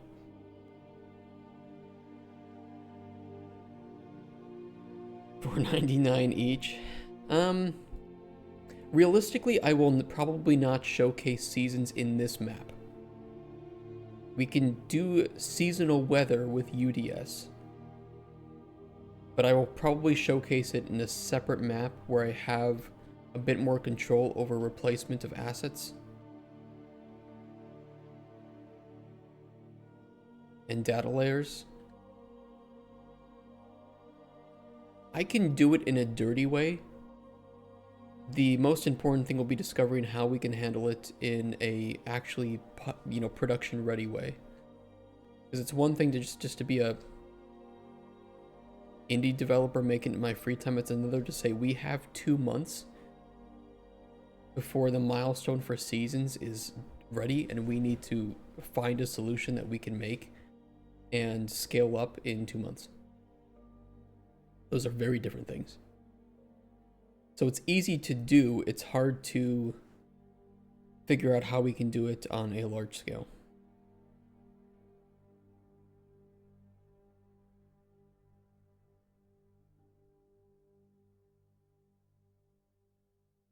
But I think what I'll try to do is contact some of the artists from Hogwarts Legacy and ask them a bit more information of what they were doing. Because I might just handle it in the same way where we just like fade to black, play a cutscene of the world changing from spring to summer, or summer to autumn, autumn to winter. And we could either just load in an entirely new level, we could, you know, do a loading screen and then just adjust data layers. It really could be anything. What matters though is that it works.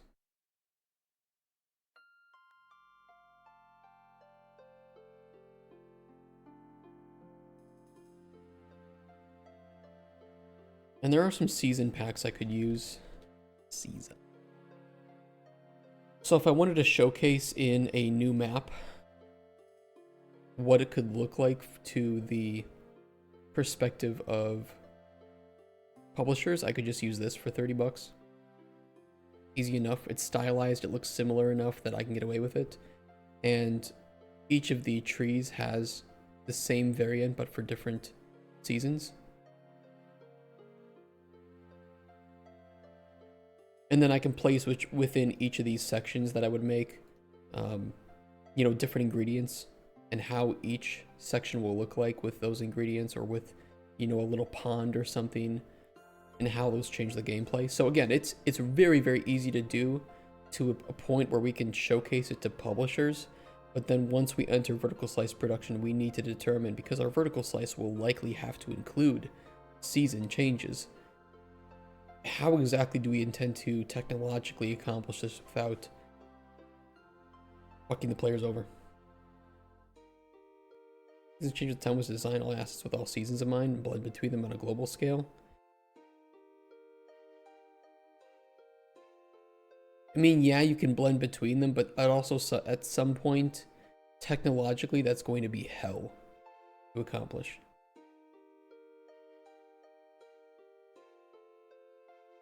To where having data layers might be the most optimized, efficient solution for it. Or, of course, you can change materials. It's really just going to depend. But both of these solutions I've already thought about, and I just need to talk to a couple of seasoned artists that I trust, who can, you know, tell me what their ideas are and what their thoughts are. Good thing is I do have some people I can contact about that. I know an art director with like 40 years of experience, and this guy just bleeds knowledge whenever I talk to him. So I'll probably talk to him and ask him what some of the... And he's been working, you know, in Unreal forever, so... But I'll probably buy this to at least showcase systemically how it would change to publishers, because there's no way in hell that before April I can come up with a artistic technical solution that will for sure be what we plan to go with for vertical. So it will still remain a known unknown by the end of our prototype, but I can at least handle the system aspect of it here.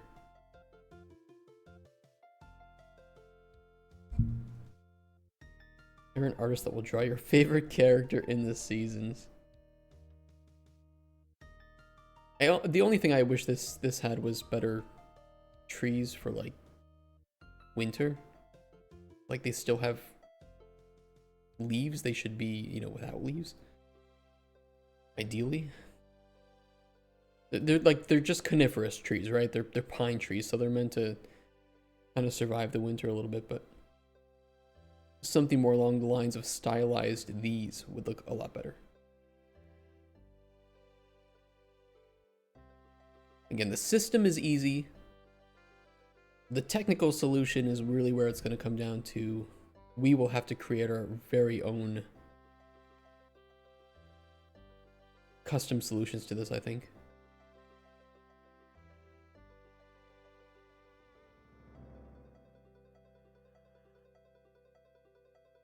These look nice too.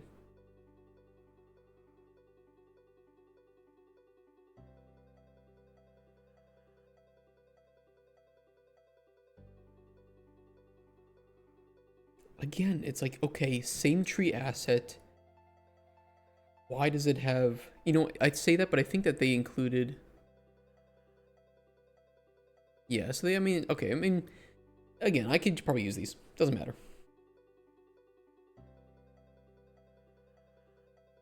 Always one season regardless of the time of the year. Yeah.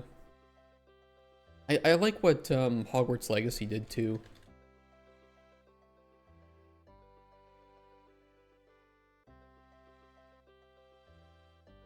I think this worked pretty well. You know, just cutscene the seasonal change, and likely here they did material changes for the most part, and probably some data layers. Especially because you can see some different assets here dependent on time of year. I want to see how they did that. Each level season was a different level. I don't think it was a different level. But it is possible.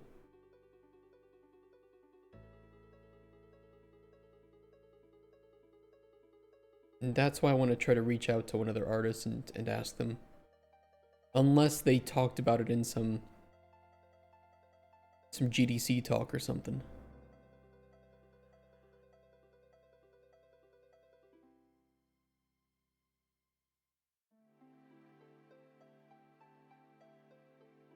Hey Dix, how you doing? What I would do with what I know, just the assets being on their own asset or on their own level.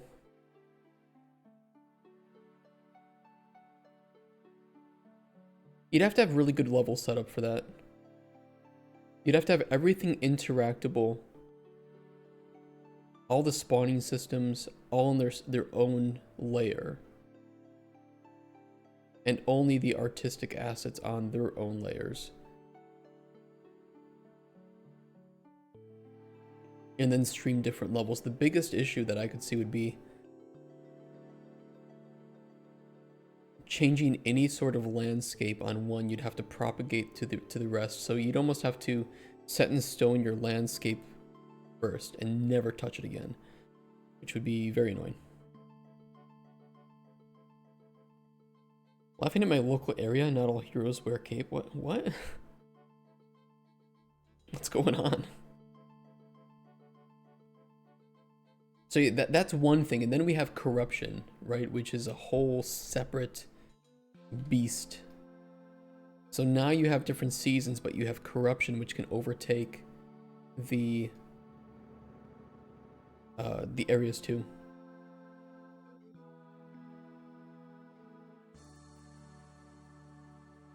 I don't even want to think about that.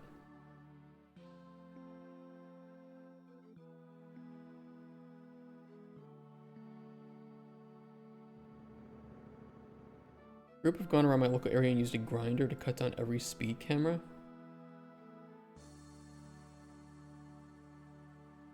Nice. Tell us about level streaming, what is happening? Oh, we're talking about how we would accomplish seasons in Cauldron Chronicles and corruption. Since there would be technically 8 variants of the same section of like level or asset, dependent on if it's spring, summer, autumn, winter, corrupted spring, corrupt, you know, normal. What's an idea? Either just having only art assets on their own level and switching them out between like having like different data layers, different levels entirely. Figuring out the best way to handle it from a technical idea. If you want to help me make that when we get to that section in the Trello, that would be great. Yeah, data layers look cool. I don't know enough about how to use them.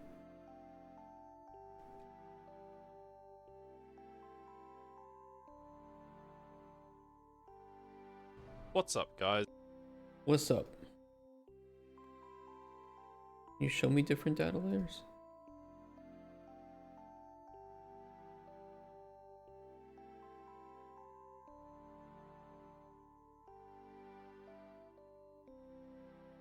Actors on level that are not loaded or loaded invisible, or loaded invisible, that is all.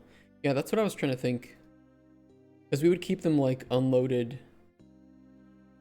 and invisible, of course, right? So they would just kind of sit on top of each other and then we just switch them out.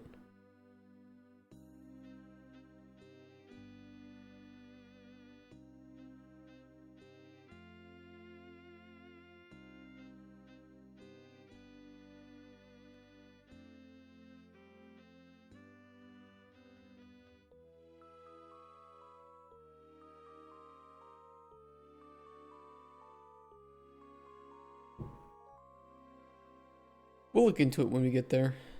We'll do some big call about it probably to figure it out.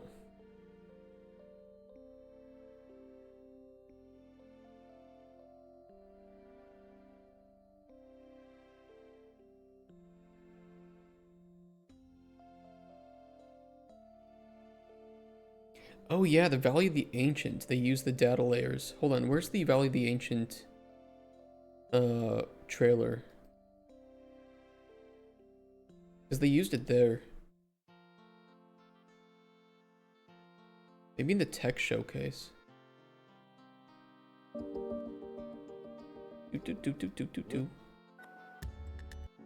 Base wall system.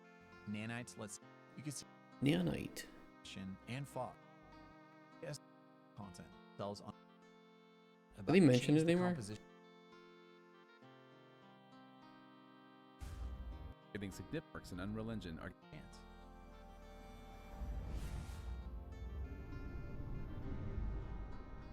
Thanks, Galen. It's this transition. So this is, from what I know, this is the exact same region. So they're not like teleporting her or loading in a new level. They're just changing the data layer. Right? Can't move them, which makes sense, so I use level 1. It's blinded 30 minutes, right? It looks like they're doing that, but it's technically on... I mean, this is a really extreme example of it, right? And for us, we would just be switching out primarily, you know, like trees and bushes and stuff for different... I don't know how we would do it. You know, it's something that we just have to explore and mess around with, and I've never messed around with it. I don't... Well, it's probably because it's unloading. It's a little bit of asynchronous, so there has to be some transition. Yeah, I think it's waiting on loading state. All of the that the notified motion of the vault to give the creature a heavy laser attack that Echo would have to avoid. We needed it to track Echo's location in the arena. They really not have anything better. Unreal Engine 5 data layer. I just need like a really cool just showcase of it working. Things that I sew out and interact, and this is it right here. Now it loaded, so that's why I thought I was like, okay, so it's probably switching to another level. Yeah. But no, this is the same exact level, but it just loaded a different section of it, another layer of it, which is super cool. So yeah, let's check out the rest of this thing real quick. Yeah, and you know, the really nice part about that too is that you don't have to worry about data and how you move it between levels, for instance, because that's always a problem if you have anything in like your level blueprints or whatever. It's all the same level.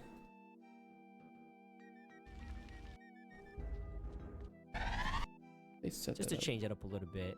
But yeah, this thing is so cool. But the problem you're gonna run into... We should you know, Cuthbert, we should download the Valley of the Ancients probably and just mess around. Make a movie in here right now with the movie render queue. Just to see how they did all of it. And then I'll go to out.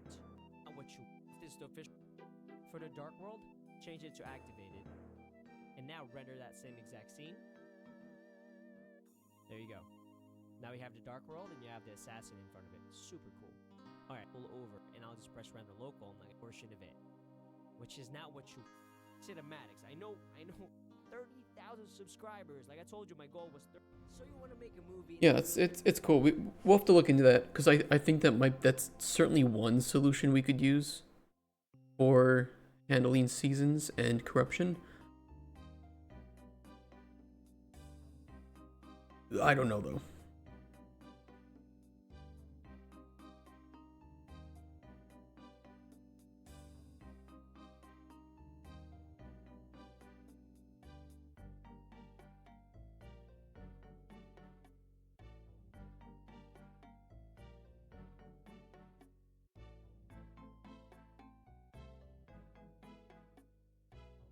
It would be really easy if we had a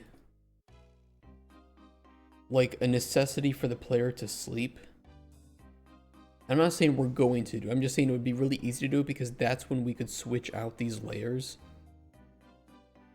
You know, because then we could have, okay, it's nighttime, end of spring, run the cutscene, just the, you know, switching from spring to summer, and then change the data layer, or corruption has spread to the desert region, so now switch out that data layer, and it's winter, so it's winter corrupted layer.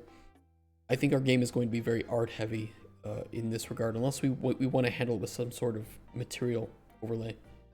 Yeah, exactly, like Stardew Valley, exactly. It's rather than just having the sleepless, you know, transition always happening, is cool from a, you know, non impactful perspective. I don't know, there's a better word for that.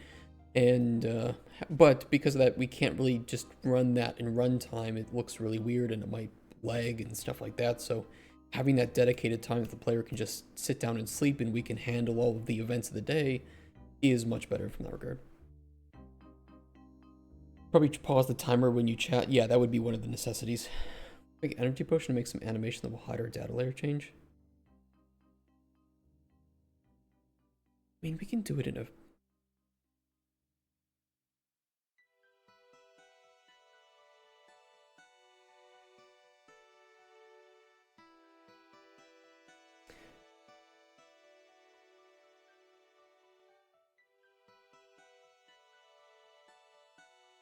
I don't really like the necessity to sleep, but it also solves a shit ton of problems from the technical side.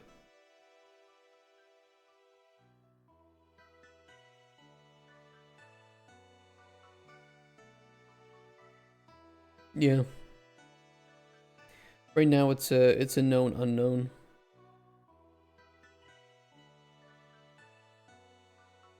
You're in a game with the worst graphic settings and have to use potions to make it look sick. So it's like a... Oh god, what's the game? What's the game where you level up your graphics through like through upgrades and boss fights and stuff? Evoland, that was it. Thank you, Nixie.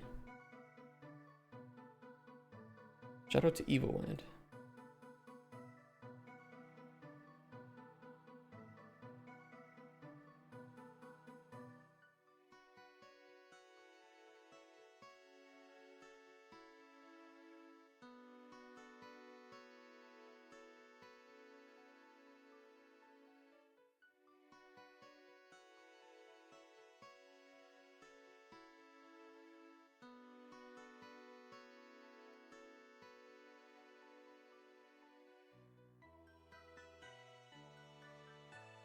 Very fun little game. Didn't they make 2 of them? Or was there only ever one Evoland? Evoland. There was a second one. Oh, yeah, that's right. That was Shiro Games.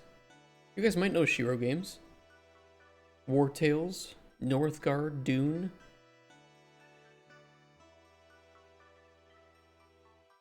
Their upcoming spacecraft game. I forgot that was Shiro. And Ale Abbey. What's their publishing? Cool. Oh shit, I kind of want to play that. Be a monk, make some alcohol.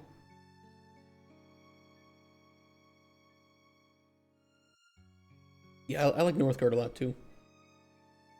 I like War Tales too. War Tales is really fun. Slower paced, but I like it about that. Make a cutscene showing season changes that plays over the HUD as it changes data layers. That's what I'm thinking, Dex. Which I think is exactly what... If I had to suspect, and I could be wrong, I suspect that that's exactly what Hogwarts Legacy season...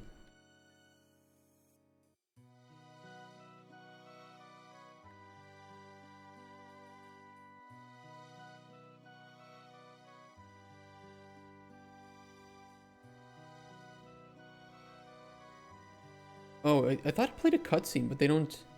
They just kind of show it happening. Oh, no, they just kind of cut. I'd have to find gameplay. But I think that's how they do it, and it works really well.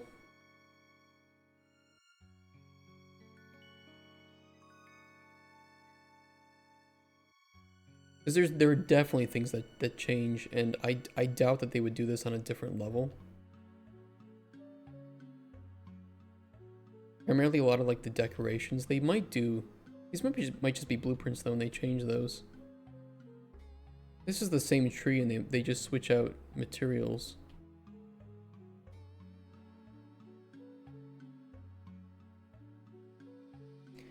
They do a fade out. I thought they played a cutscene, but maybe I'm misremembering.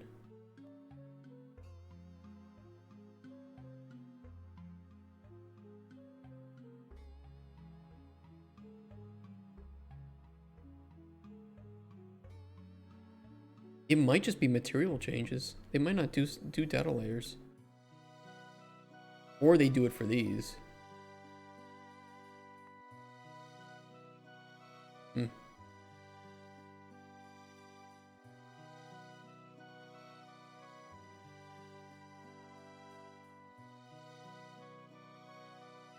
Granted, the snow on the rooftops in Hogsmeade, those are additional meshes, so...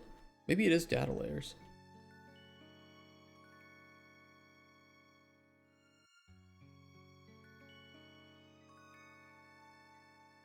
Looks good though. Whatever they did to do it looks really nice. The reason why data layers are better than a blueprint change is that data layers are loaded into... Yeah, and with the blueprints, I think you'd have to just really go crazy with soft references. I don't know, it's going to need a really solid pipeline from the level design team, I think, for us. And we're going to need to set in stone exactly what the landscape of this world is supposed to look like so that we can build on top of it safely.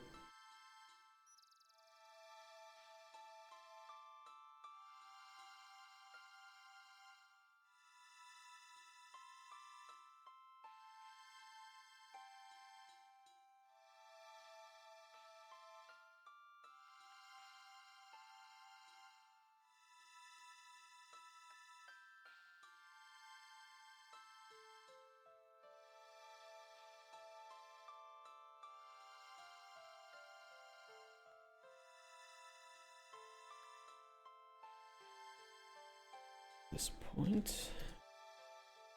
Optimize when I need it. Yeah, if you look, you can spend an infinite amount of time optimizing your code and doing things the right way according to 100 people that will have 100 different ways to do things the right way. The most important thing is that you get your game made. And there's no point doing things the right way if you never finish your game. Then that's the wrong way.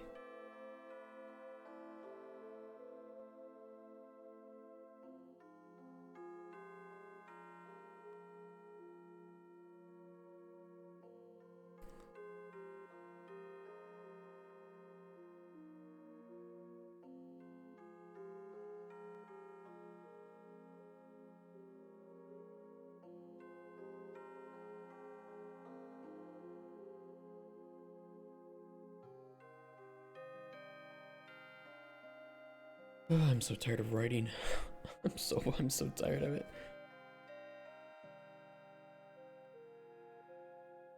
It's like 3D modeling for me. You know, it's not that I didn't enjoy 3D modeling.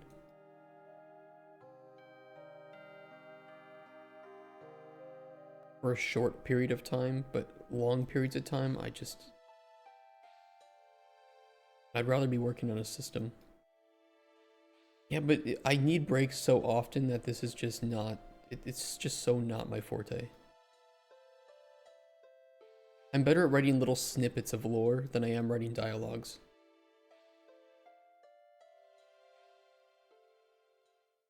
And I'm much better at appending those little snippets of lore to somebody who is keeping the universe than making it from scratch myself.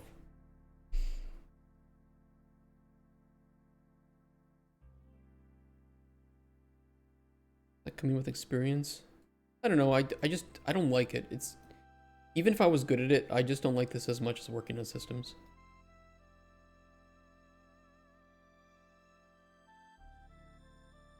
Speak your dialogues. It's also, this is just hard to stream. Imagine writing a book but streaming yourself writing a book.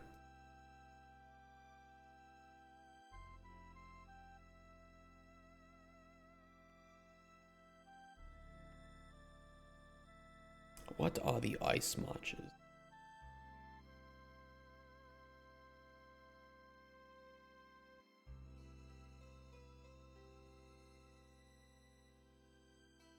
Lands to your north, untouched by the scorching sunblight, are the ice marches. On my way there now.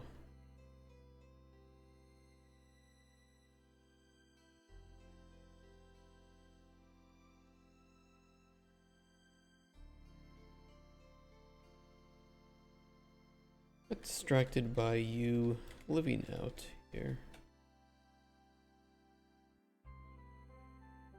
I'm glad for that distraction, though. These travels can be awfully lonely. Time to flirt with her. Game dev TV tutorial on Humble Bundle? I've never been good with tutorials.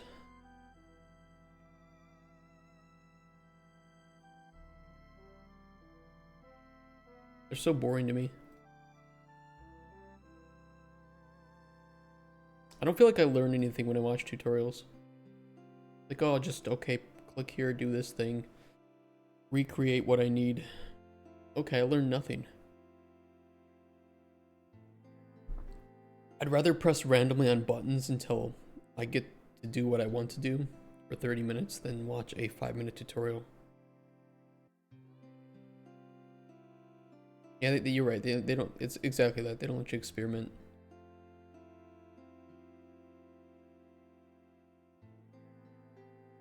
You like tutorials, but it took me a lot of time to understand how to extract knowledge from them. I extract knowledge from them by just not watching them.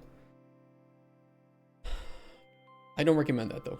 Everybody has a different way of learning.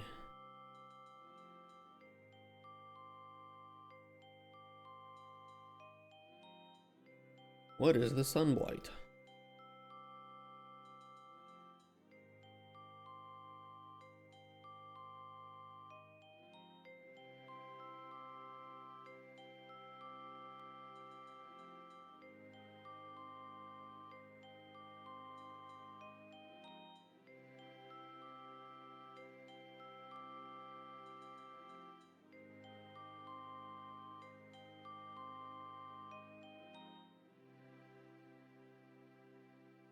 Merchant 1 player was talking about ice marches.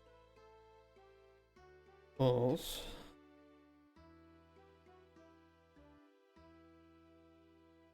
Watch tutorial, gather notes, then use notes to archive some results based on what you learned.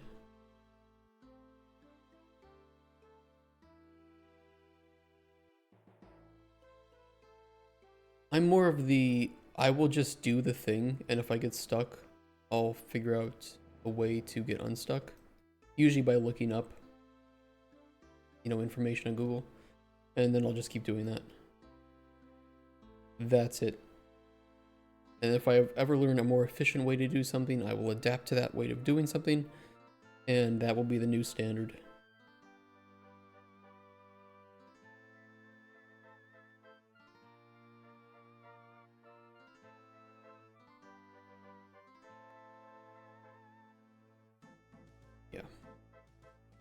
However, I used to try to make games the correct way by doing everything perfectly and finalizing, and I never got anything done. Because as it turns out, if you're so focused on proper coding, you will probably never complete anything.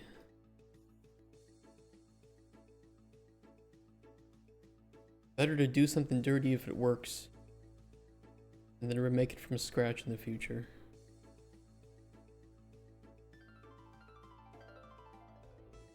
Much tourism on the subject. If I can't jump into something without any knowledge, I'll have to watch something first. But for most things, I can kind of just jump in.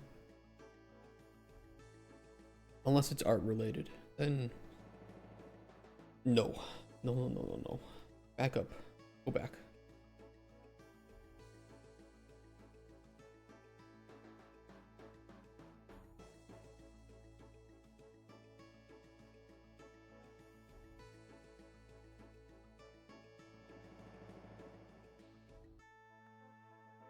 The Ice Marches is a region.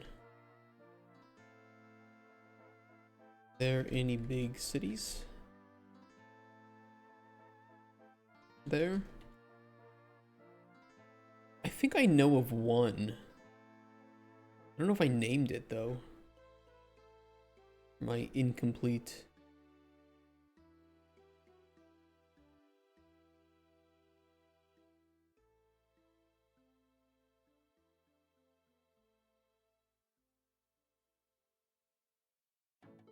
I didn't. Wonderful. I have to come up with names. I think worse than writing dialogues is coming up with names for me. Every time I'm like, oh, that sounds really cool. Oh, it's already existing in 3 other places. Or I unconsciously took it from something that I had heard before. Names the worst. They are the absolute worst. Need 3.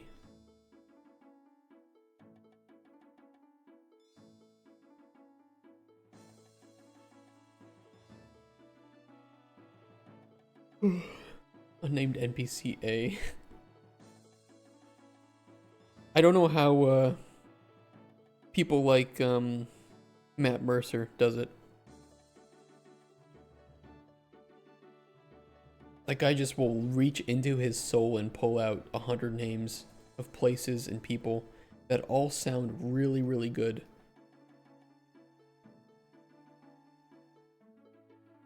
He did a video behind the screen. How does he do it?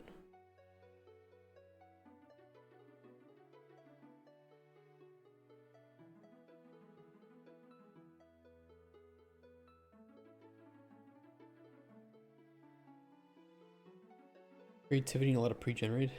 Creates a list of just names for people and then takes it and writes it down. How does he create the list of names?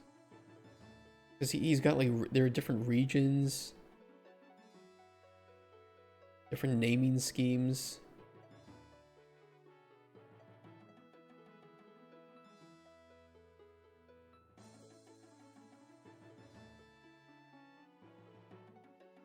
What, a book about terror? Oh, of the terror, the HMS terror, or whatever it is. That's cool. Very underrated show, by the way. People are looking for a TV series based off of a real event. I think it's based off of a book off of a real event.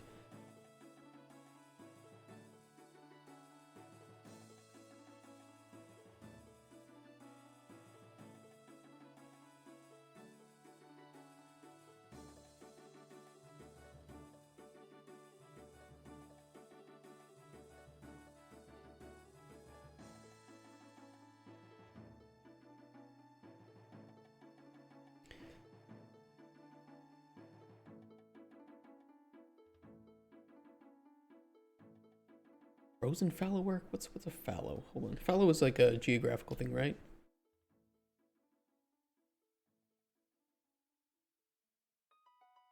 piece of fallow land. I was gonna think like frozen fallow, which is like a small village.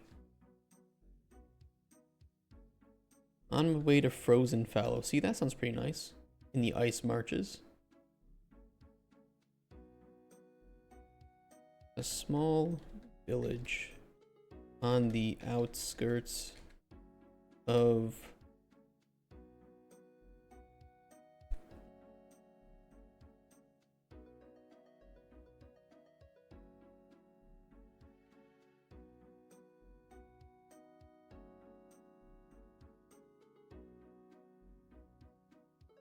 I don't know.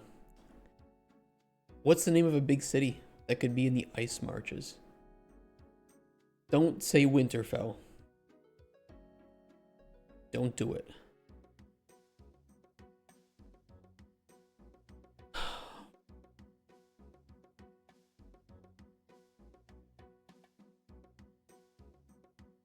Winterhold. I'm trying to think of something that would make sense for like the. Maybe it's on like the cliff. Zakopane. Yeah, exactly. That's perfect.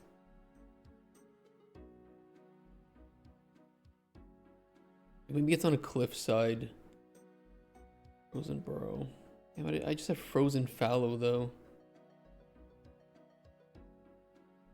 Mouth used to mean end. First called Bourne. That's good info. Snow Burrow. Burrow is spelled differently though.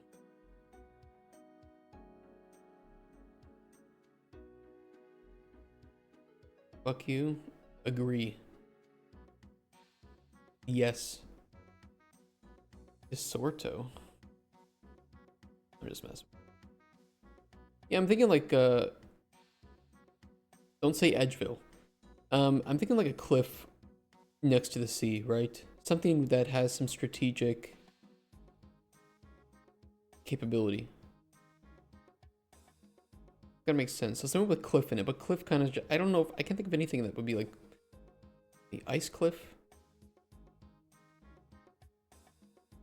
You legit call the village called Cliff Edge. I was gonna call it Cliff Edge, but I was like, it's just too on the nose. Cold Thorn.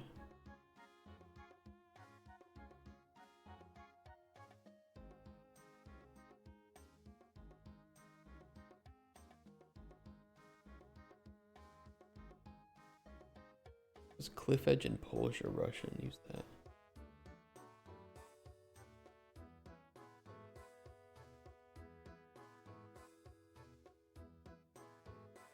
Hold on a second.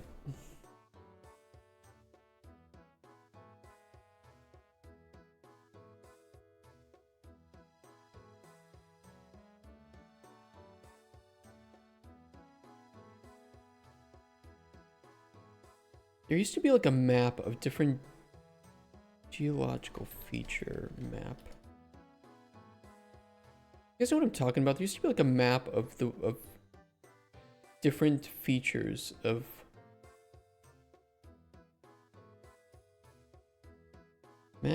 different land features.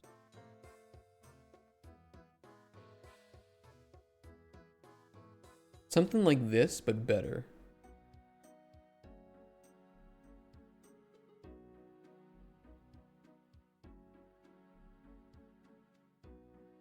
Like this, but this is really small.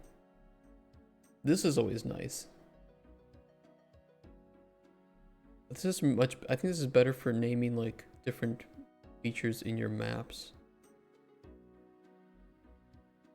But stuff like this is always good because you can just kind of like append words.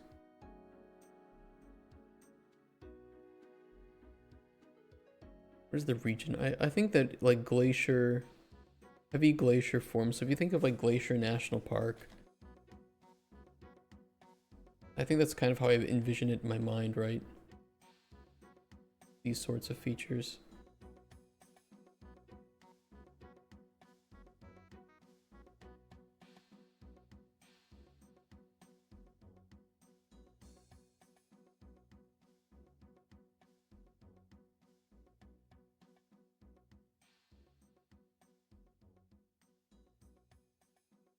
It's supposed to be on like a cliff edge. We could always do like ridge. Watch. Ice Watch?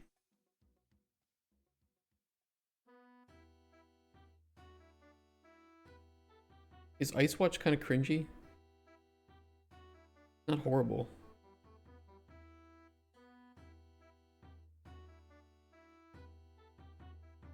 I'm not accidentally pulling that from like something, right?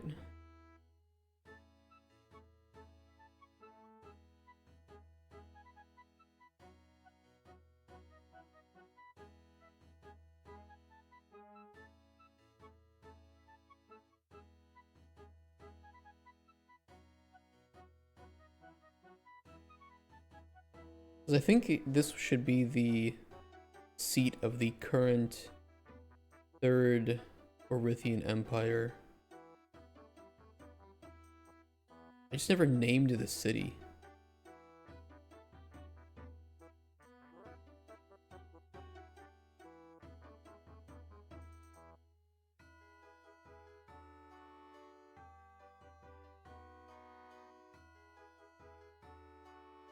Because after the Sunblight, where, you know, old,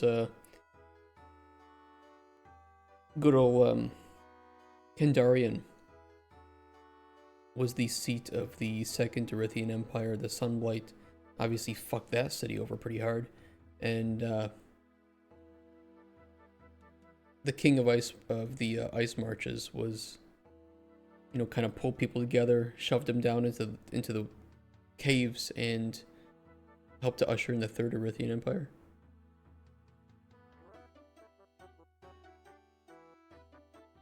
What's off the edge of the cliff? Just sea, turbulent sea, ice? Maybe just turbulent sea. And just breaking up against the rocks.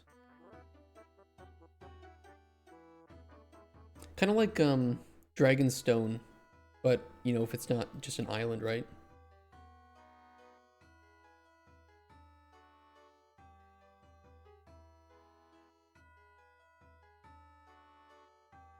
It's like this, but if it like connected to more land.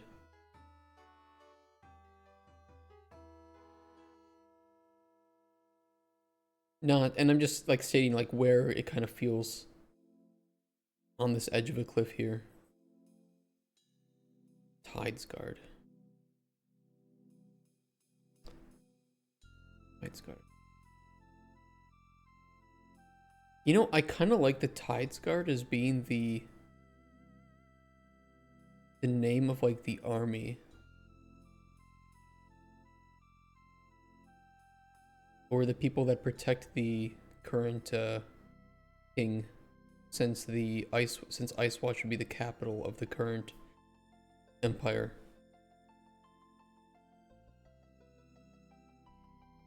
I like that though. Tides Guard is nice. The Tides God of Ice Watch.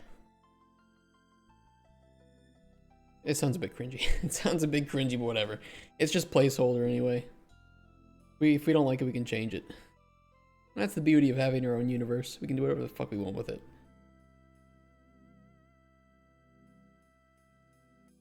And you know what? We can even say, guess what? The king found that he didn't like the name, so he changed the name. And now we have an in-game lore reason for changing it that nobody can disagree with.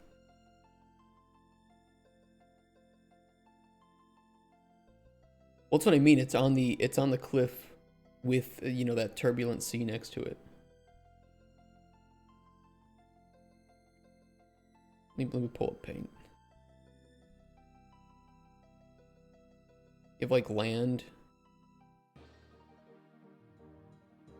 water,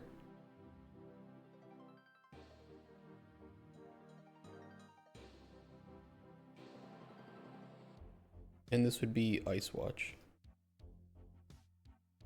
with this region being the, like, everything below here was fucked over by the Sunblight. Frozen Peaks. Frozen Peaks pretty nice.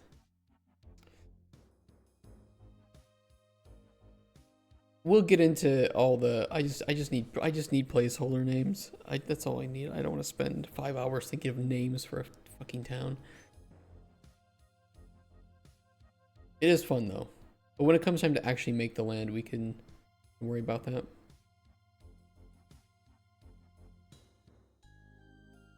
I think like this region would be the ice marches or something. Frozen Empire attempt. Well, it needs to be readable by the players. Over to the east, I think, was going to be the Shidri Kingdom. Yeah, the Shidri Kingdom would be over here.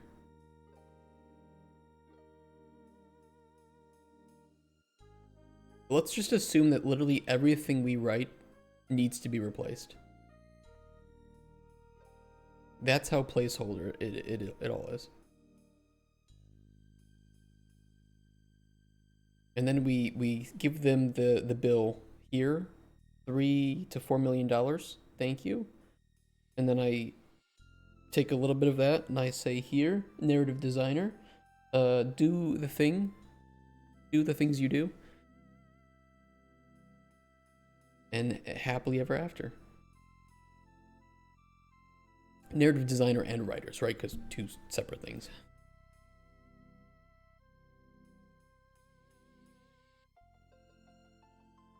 Character's hometown name in an obsidian. This creates a page which I can rename and it will price it everywhere. It's pretty nice. Called Stormwatch. Looks out over said sea. Stormwatch could be pretty nice too.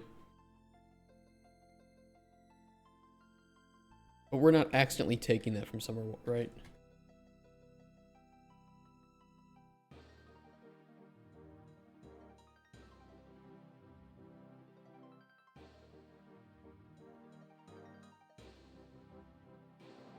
Okay, so, well, part of the reason why I need it to be Ice Watch is because it used to be covered by... Okay, so there's two things. There's an important aspect here that maybe I didn't explain at all in this talk with us.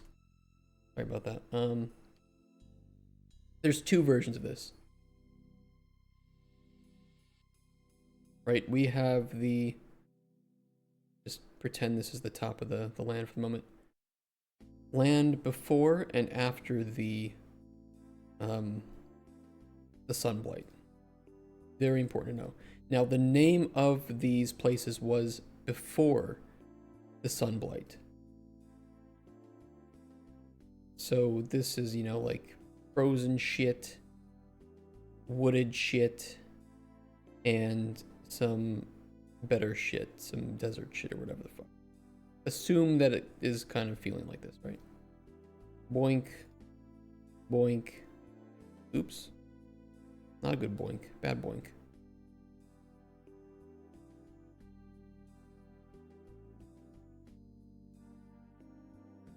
But because of the Sunblight, it's now become like this.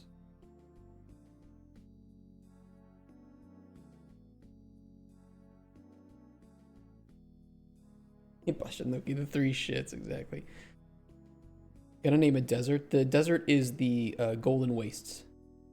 Because it literally just, for 92 straight years, this entire, pretty much everything here was just on fire. And just burning, and death, and decay. And that's why most of the people who were, you know, refugees or living had to escape into the caves, into a massive cavern network that they discovered that, you know, also had its own race and ecosystem. And then only once that the 100 years inferno ended, they could start to come up and things started to pull back. But now you just have this this massive desert called the Golden Wastes here. So the town that would have been, you know, here before and would be called Ice Watch, watching over, you know, the bullshit ice from up here, now is here. And so, you know, the geography and overall climate has changed a bit, but it still holds on to its old name.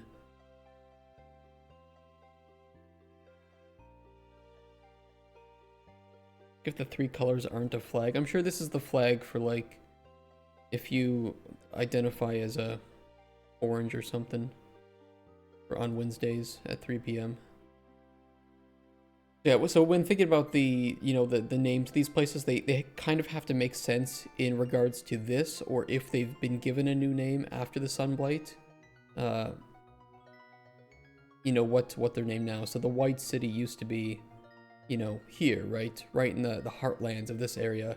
Now it's kind of called the Black City because it was just centerpiece of the Second Erythian Empire, and it moved after the Sunblight up to here, after this king was able to get many of the people who were still alive down into the cavern network that connects these two countries. So big cavern network between these areas.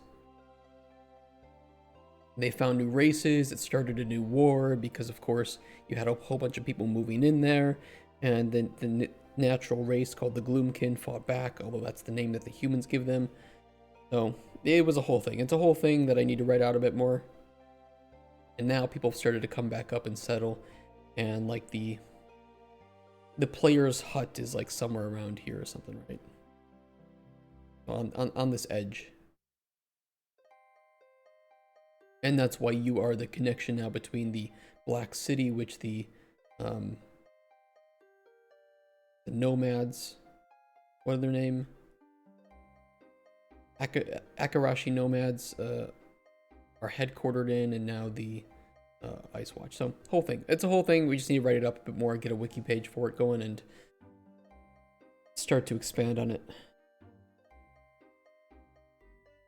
Well, that's why it's called Ice Watch, even though it's kind of just overlooking water now. So it's Water Watch. Water Watch. Tonight at 7 on the new episode of Water Watch. My neighbor was using too much water out of their hose pipe. Water Watch. Exclusive drama. We to first and follow a small village on the outskirts of Ice Watch, the capital of the current Third Erythian Empire.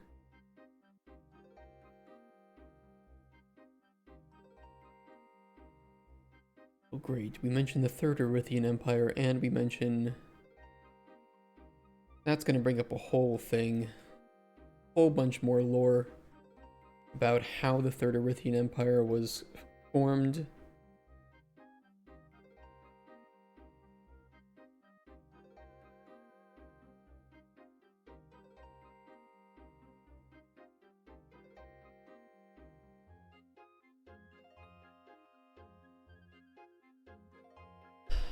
Maybe she could sell a book on that too.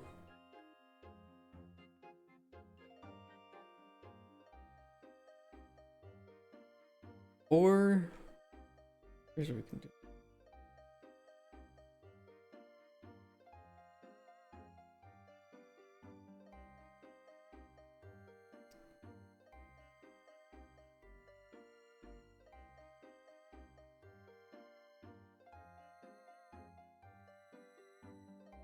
Realistically, it should be part of this book that she'll bring if you accept it.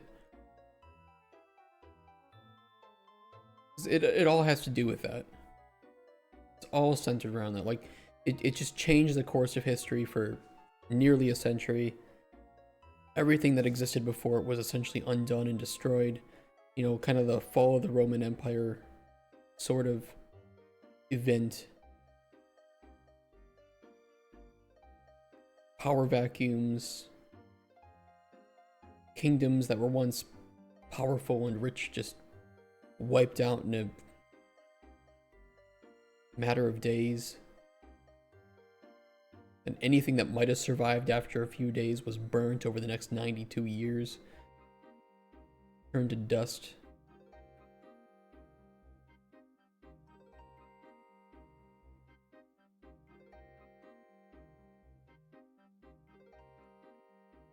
I mentioned.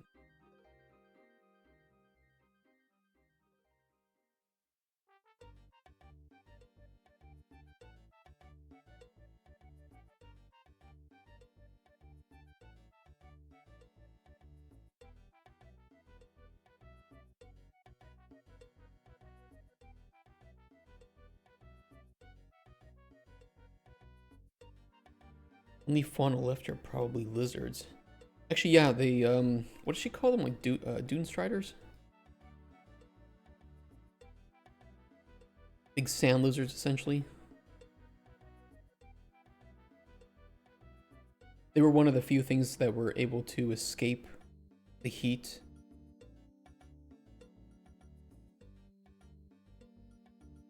And still find a way to survive. Like, it wasn't like the air was just always at, like, you know, 200 degrees Celsius or some weird shit like that, but it was just, it was so hot.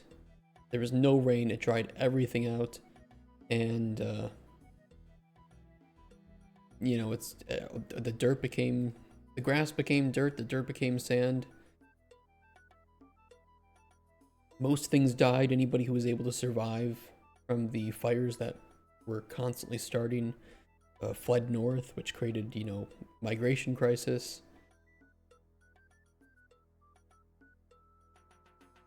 People were fighting over what little scraps of food there were. Nations fought over it too. Cockroaches are probably are.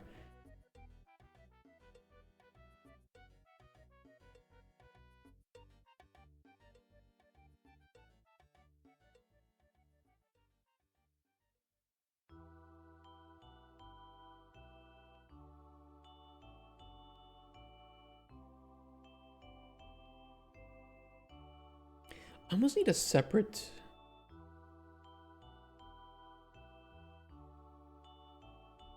I need like I need a check of will the merchant bring the book and has the merchant brought the book.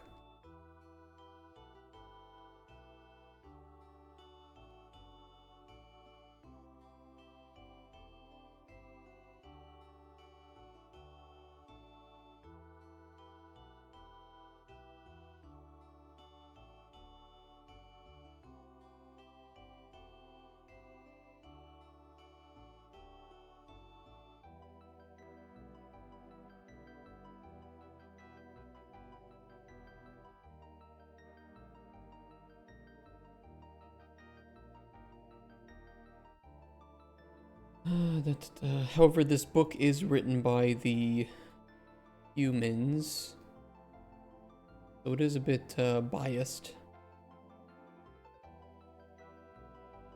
Especially when we start to talk about the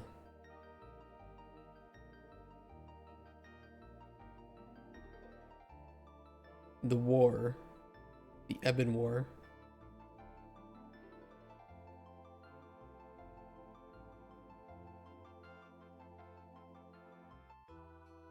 And if we ever meet one of the Gloomkin, they will certainly have very different things to say about the human Gloomkin interaction.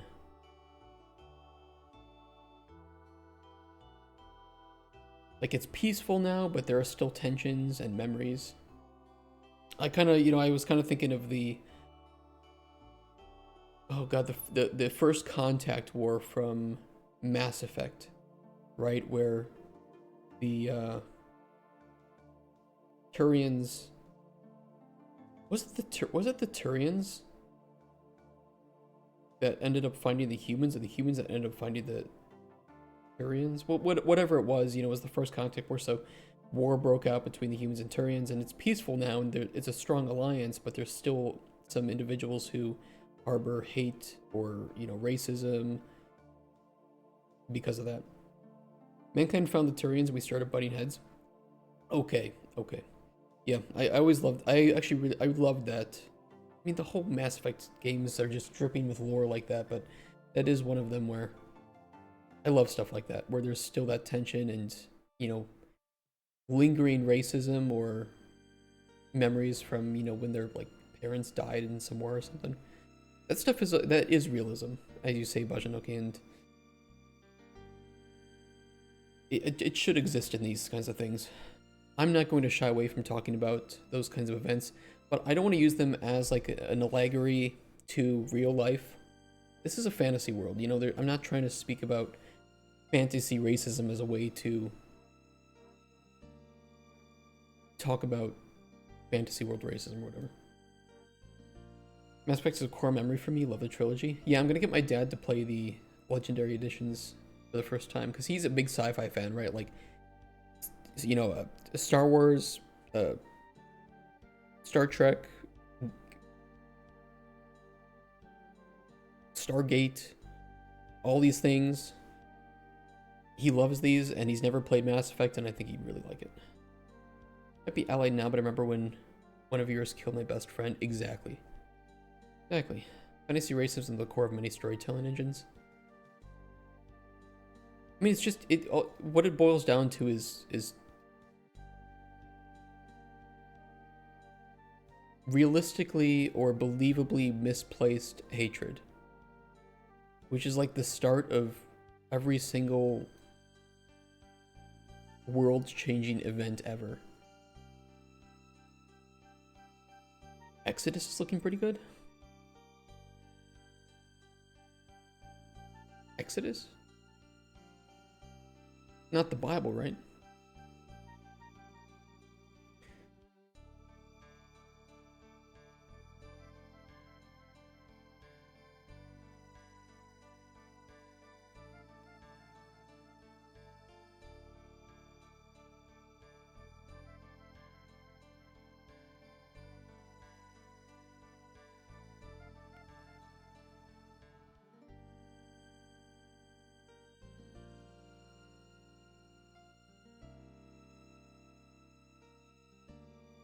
We'll need to save the save choice.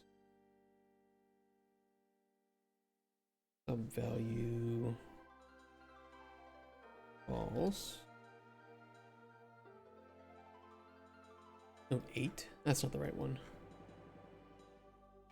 Read dialog node 4.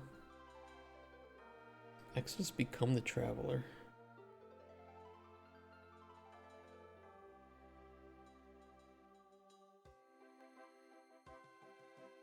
Okay, Toto Kurva, yes. Exodus become the trap. This game?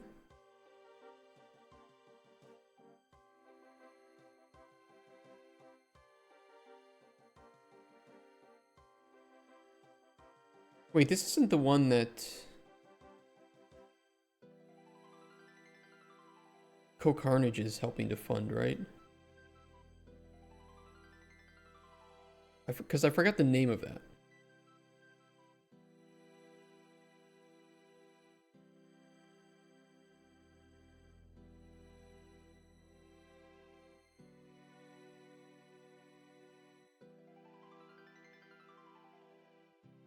Who are they looking for? 0 openings. Who are they? Okay, they had money, so they bought a cinematic trailer.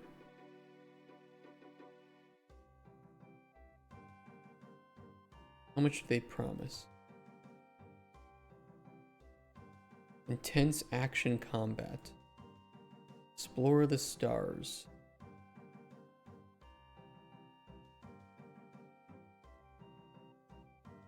Progression. I should hope so.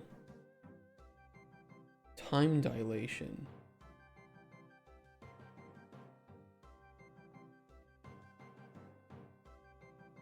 Extraordinary companions.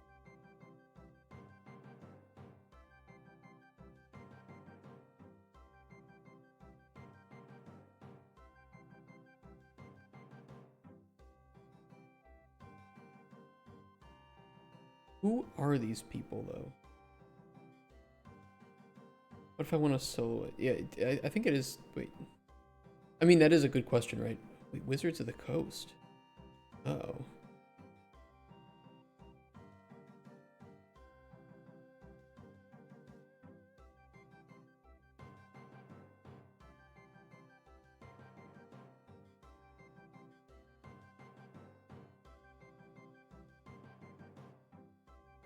This is like cool and all that they have people working there, but I'm kind of curious what these individuals have worked on. Like, where's the team? What's the team's experience? Ultras from Bioware in there, among others? That would make sense. When was this announced? Oh, pretty recently. Wait, is that December 7th? July 12th. Which one is it?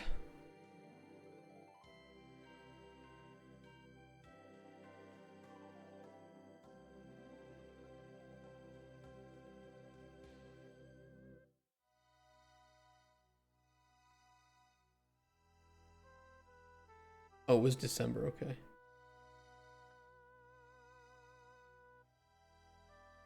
Driving past one game release is already an accomplishment for the average studio. That is true. Okay. I mean, yeah, we'll see. We'll see. They don't have any gameplay yet, so I don't know what to think about it yet. Sadly, it's quite.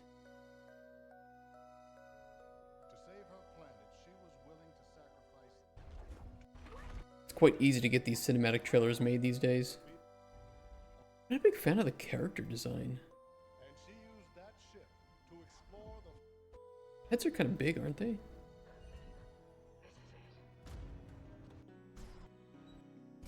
Just me. This is only a cinematic trailer, though. It's not really representative of the exact final design.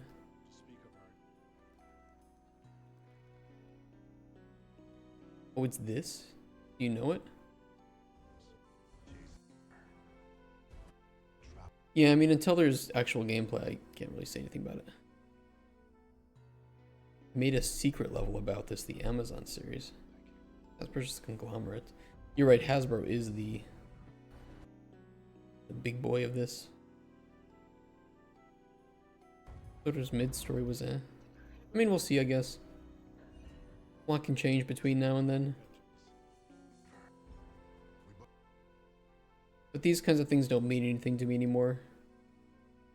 Back when it was expensive to make these sorts of cinematic trailers, and that indicated that you probably had the budget to make the game proper, it meant more. Nowadays, it doesn't take a whole lot of money to get one of these trailers made.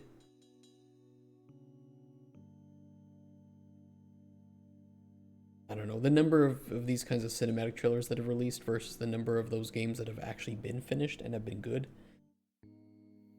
Yeah, it's a declining ratio. Smell of generic sci-fi. What's the one that Carnage is working on?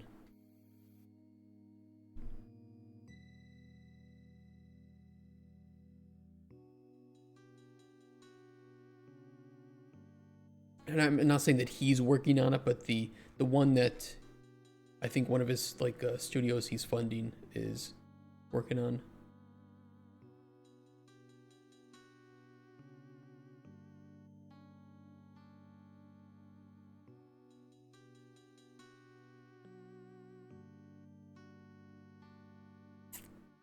Don't see it. It was just talked about. I don't remember. Hey August, how do you find level designers?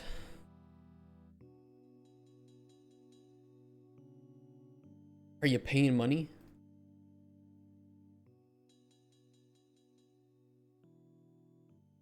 Is that Emberville? Was it Emberville? I thought it had a different name to it, but maybe. No, it was some big sci-fi game.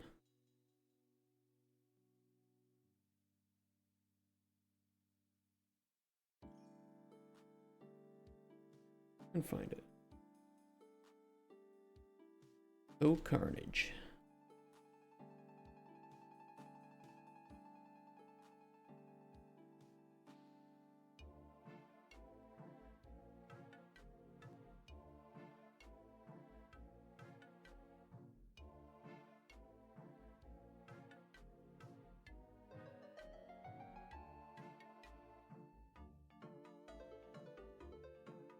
It was pretty recent.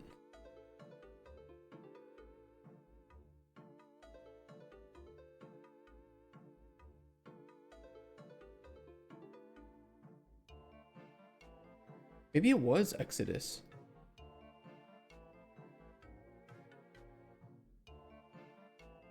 Maybe it was Exodus, and that is the one that was made by BioWare, like the people who worked on...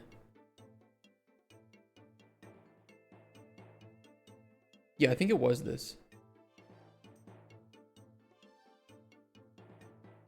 I could swear, though, they showed some gameplay.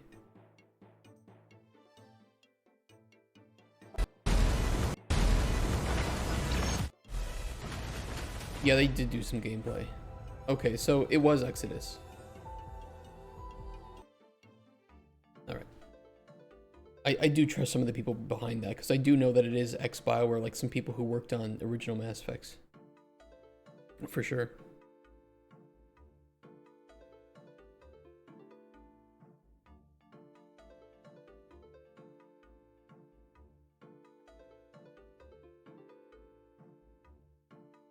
What if the answer is yes? Which answer? Oh, for money? I could recommend some. If you're working in Unreal, I know some Unreal level designers that do extra work. And one that would probably have free time to do it and would definitely need the money. Let's just put it that way.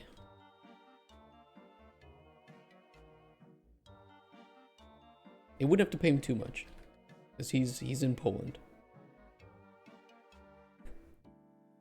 Sorry, Polish people. I'm here too. I know how it feels.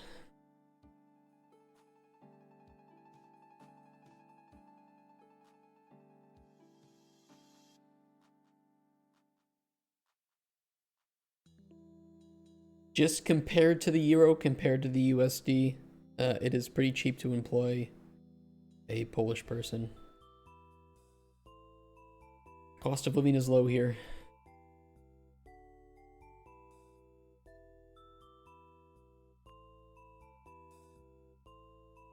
How would you end up in Poland? Well, as Lazy Fangs would say, I am stealing jobs and women. How much rent is here? What, in Poland? Well, if you're living in the cities, it's horrendous. Absolutely horrendous. So you're a Mexican. No, but I like Mexican food. Who doesn't, to be honest?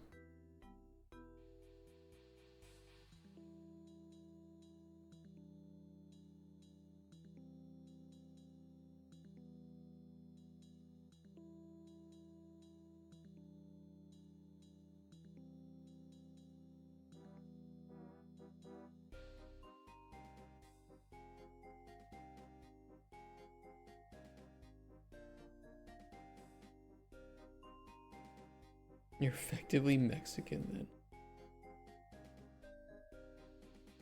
Germany have to pay so fucking much.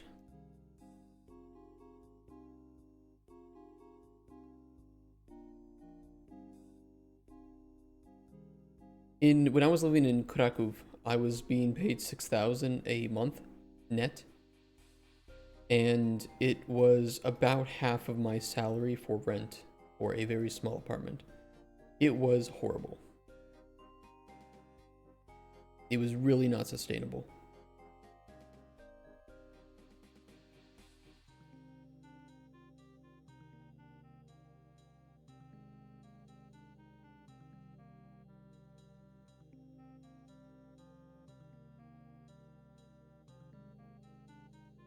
And, you know, it's not like I could just move further away, because it's like, well, I don't have enough money to pay for a,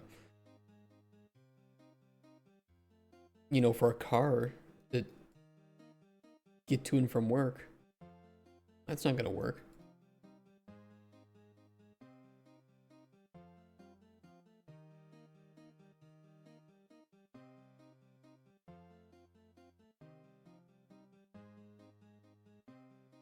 By the way, all of this work, by the way, today is just this. This is how slow I am. And this is only 3 of the 5 questions off of 1 question. So we still would have these 2 to do.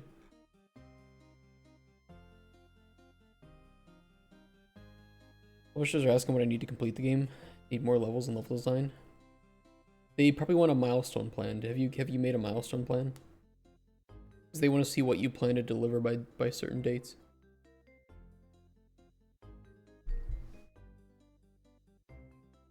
But yes, I do know somebody that would be open, who has the time. And even if you couldn't pay him much, he'd probably do it.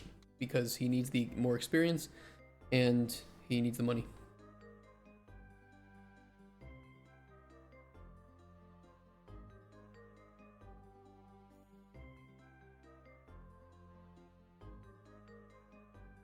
Are you talking about Onibi or something else? If I remember the name correctly. Probably didn't. But do you need the content of the game? Milestone plans are hard.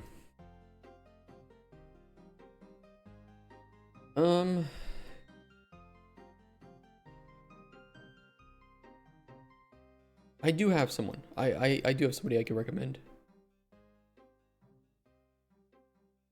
The one thing he needs more experience though on is technical level design. Like, you know, if he needed to blueprint something. But if that's not needed and it's just, you know, make more levels, make content, he knows how to do that.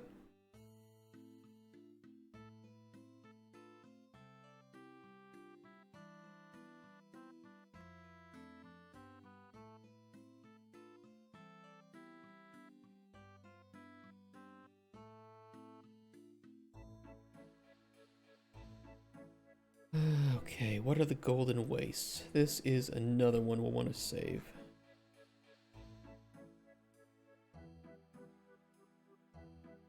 Merchant 1 player was talking about golden wastes.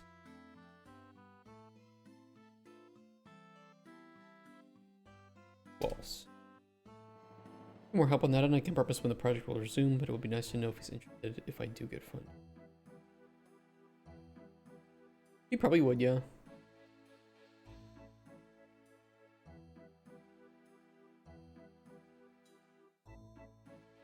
I'll send you his Discord name.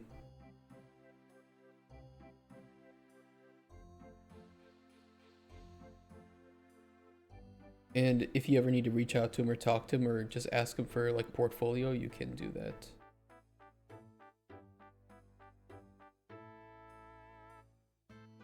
Where are you? There you are.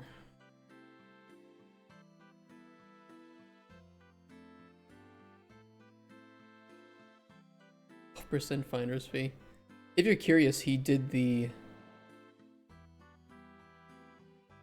a lot of my cliff rework here. He fixed up the edge of the desert for me.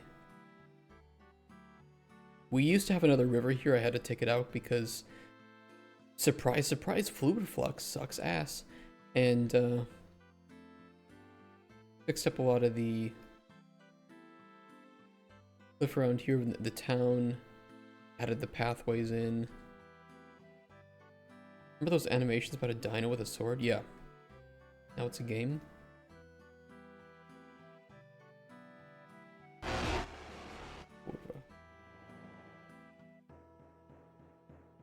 Is this the same guy that made them though? Or is this somebody else who copied it?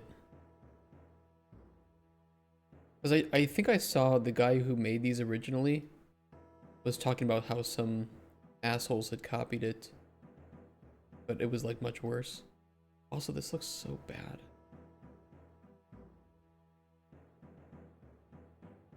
What else did he do? I know he wanted to fix up this cave. This cave was so bad. And he fixed the cliffs here too. So he was doing a lot of just the work on making it look better. But I think he'd need more experience, you know, handling like nav mesh and fixing up some of those problems. So just kind of like the technical aspect of level design, he needs more experience on. But he's a pretty fast learner.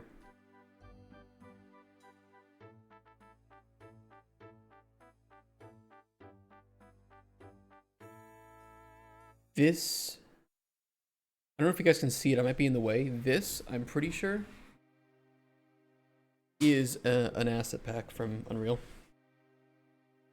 Seems to be the same guy according to the forums. I hope so. I hope he gets more support because he has really, really good animations and an idea for this, but he needs more, Oh, I think he's using Combat Fury, maybe.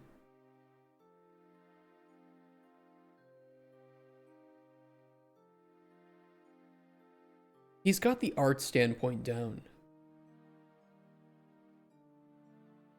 But I think this needs to be more polished first.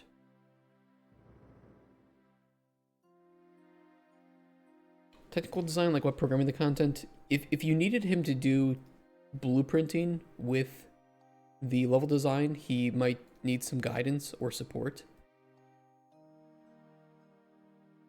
But if you already had all that stuff made and he just needs to place it, you know, actually design the levels, where the player needs to go, point to point to point, he should be able to do that, no problem. I'm just setting expectations. Unfortunately, one of the places he worked before did not ever really teach him how to do that properly, so. Dino Souls. Yeah, he's really got the animations on point. But, you know, it's like, what's the game? You know, where's the progression? Where's the... Show me where I'm starting and where I'm going.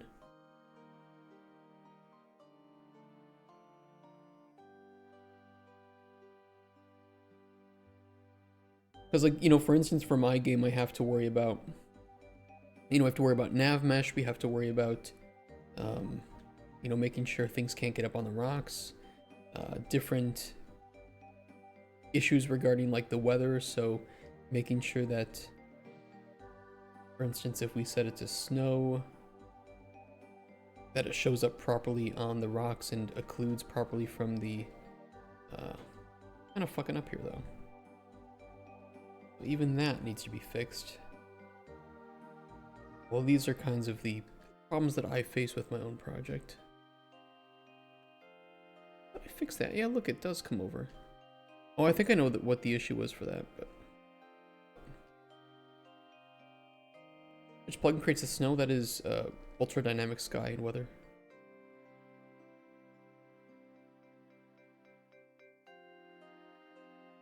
And it is a bitch, because you got to do a lot of work to connect it up and make sure it doesn't snow in certain places, doesn't rain in certain places, doesn't look snowy.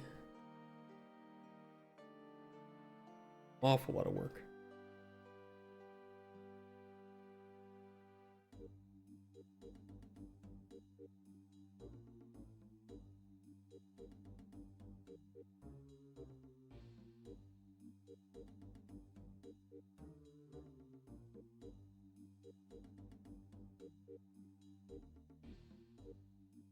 Okay, Merchant 1 was talking about Golden Waste, true.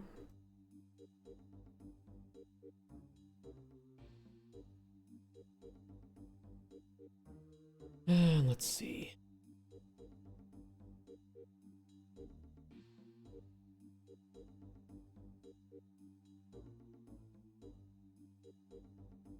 Golden Wastes. A massive desert. Created by the Sunblight.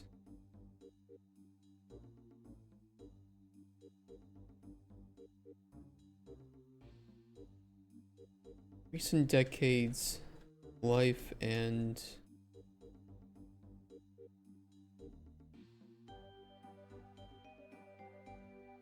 some life and water has found its way back.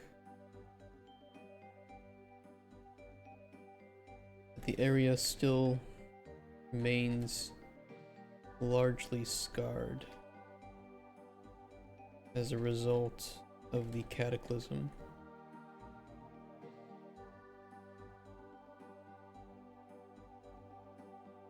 You did a meeting with the Red Deer Games? Yeah, how did that go? Was it kind of as we expected? Did they tell you about like any offer, or were they just talking about how good they are and how perfect they'd be? Or they might have just been mostly listening, I don't know. For me, I always do research on the publishers I want to talk to before I talk to them. And if I know that we're not going to be a good fit, I'm like, no, pass. Oh, you mean you're going to? Okay. They'll probably just listen. I don't know. Pitch deck budget milestone. I mean, the thing is, if they really care about the games they're publishing, they'll want to listen to you talk a bit about it. Otherwise, they're just going to be like, okay, sounds interesting. Where's your budget milestone plan? I don't know if you have those yet or not. But if you do, you're probably okay. If not, then you might want to make one. Switch shovelware publisher. That, yeah, it's pretty accurate. Always massive desert created by the sunlight. Recent decades, some life and water has found its way back, but the area still remains largely scarred as a result of the cataclysm.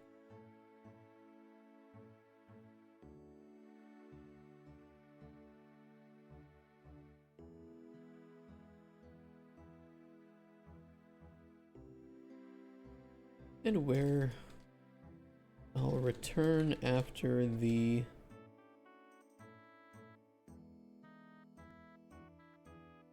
traveling I'm doing.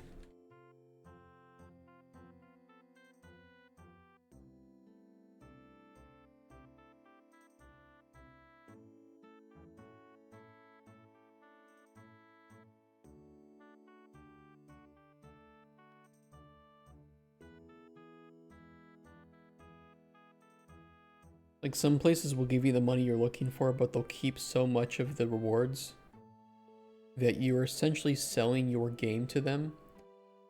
And then once your game is done, you will no longer be able to exist. There are quite a few Polish publishers like that, especially Playway.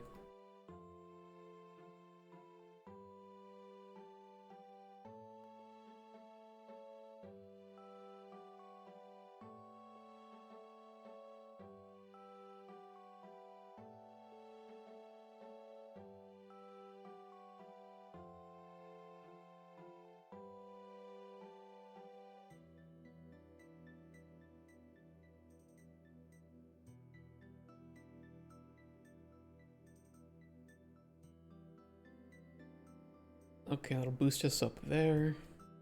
I think we only wrote the exit for this one. We gotta write the exit for this and this. I'll get the project out of the way because I have a bigger IP in the works.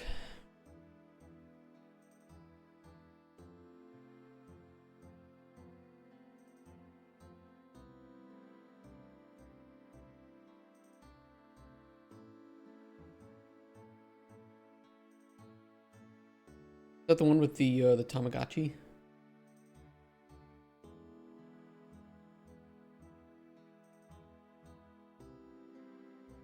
What are your target platforms for that?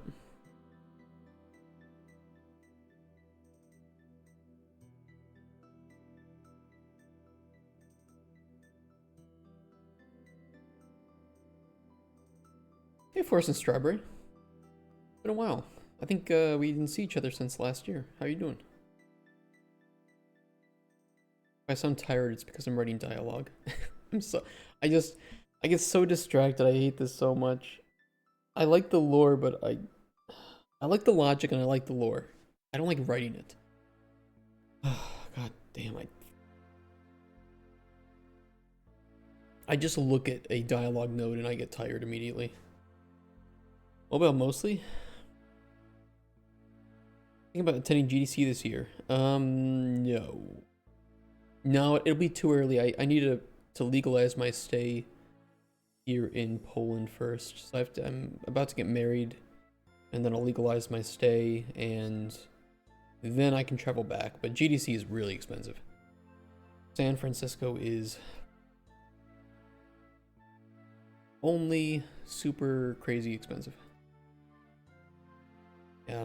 It would be nice to go back there, because I went before COVID, so I went in, like in 2018 or something. No, it was way sooner than that.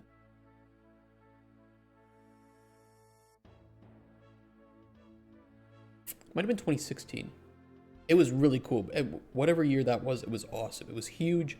You had all the big booths. You You had Epic, you had Unity, you had Nvidia, you had AMD, massive money. And then I went during COVID and it was like, whoop. Nobody's there. Nobody's there, and the only people that are there are they were just blockchain scammers. It was really annoying, really sad.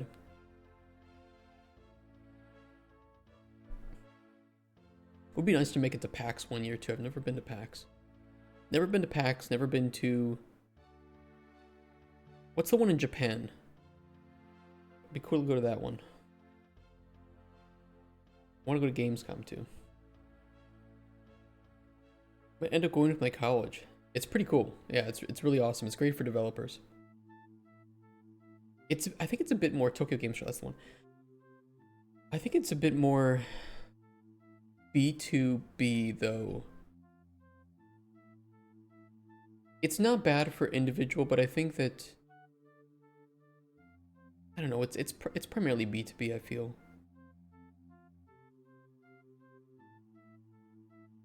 Still good though. Not a bad post to go. GDC is pretty cool. I wish that they held it somewhere else though, like in Texas or something. Someplace a lot cheaper than San Francisco and a lot safer than San Francisco.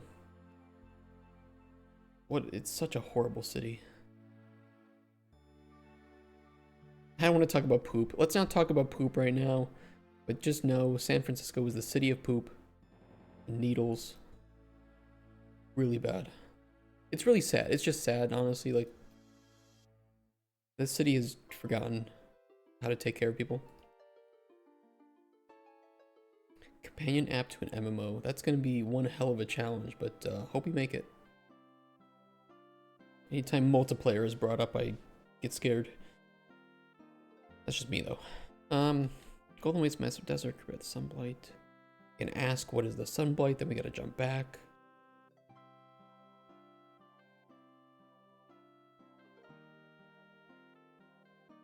I almost want to do a different jump back based on whether or not the player has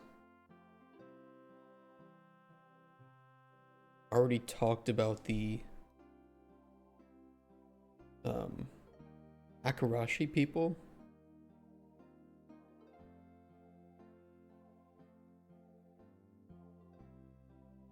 I could always just open this up after the player already talks about the Akarashi. Yeah, let me do that. I'll at least know that the player has gotten that far.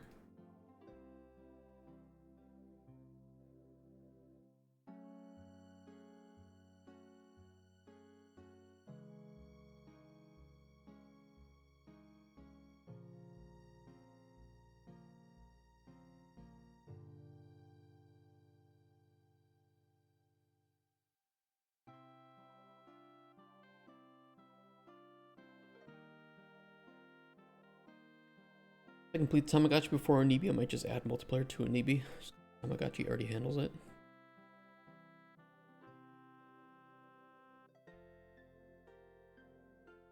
Would it be nice to see? I know the moment I unveil this game to the world, within a matter of about 2 milliseconds, will this game have multiplayer? Multiplayer win. Where's multiplayer? Devs, please add multiplayer.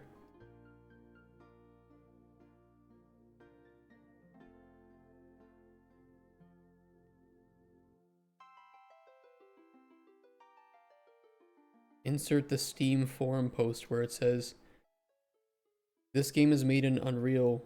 Unreal has multiplayer support. Please turn on multiplayer. Oh yeah, sorry, let me just... Forgot I had that switch unflipped. There you go. There's multiplayer. The Boolean. Yeah, just check the checkbox. Every time.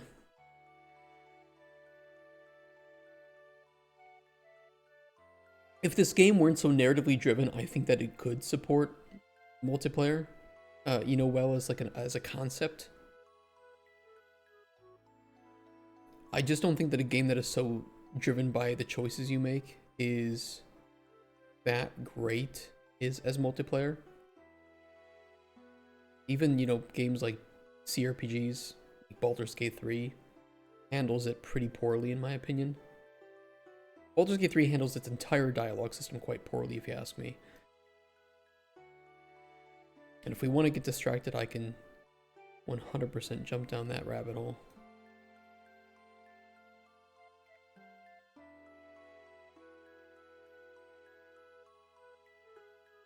I think, yeah, you would agree, True Nightmare, as a as a big tabletop person. I think they were trying to achieve what felt like tabletop dialogue, but it's way better of a game to play solo, if you ask me. Best I've seen in years. Yeah, it's good. It's a good step. I'd like to see it go even further. They bubbled out of control. It was big. That game was mad. It was very bloated. And I say that in like a good and bad way. I think they just ran out of budget. If you ask me, I think that they made Act 1 and 2 with a lot of love, had a struggle figuring out how much time and money it would take to properly get it all working in Act 3.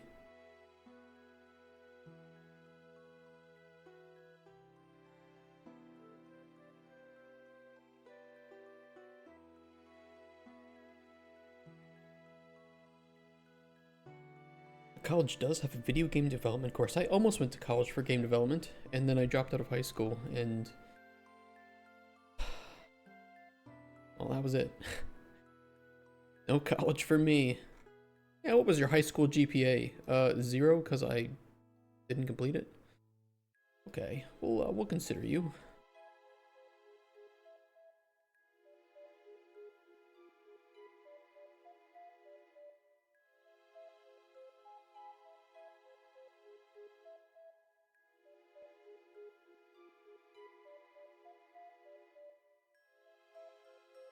Still need to finish Act 2. Okay, I won't talk about spoilers. The only thing I can say is, I don't like that you can't tap in other members of your party.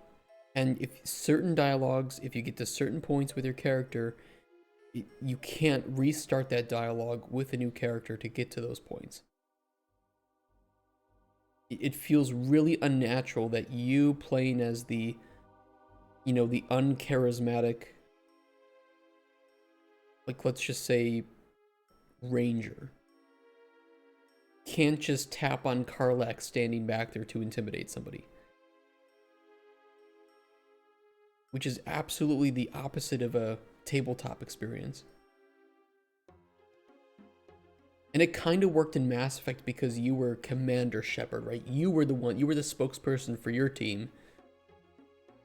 Still hating on Baldur's Gate 3. I just want it to be better.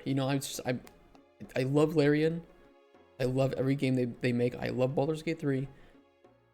I just want them to keep doing it better and better and better, and to have the best game that they could ever make. That's the only reason I say things like this. I think that it's head and shoulders in production value better than other CRPGs. I think in terms of writing and characters, it's mid. It's very mid.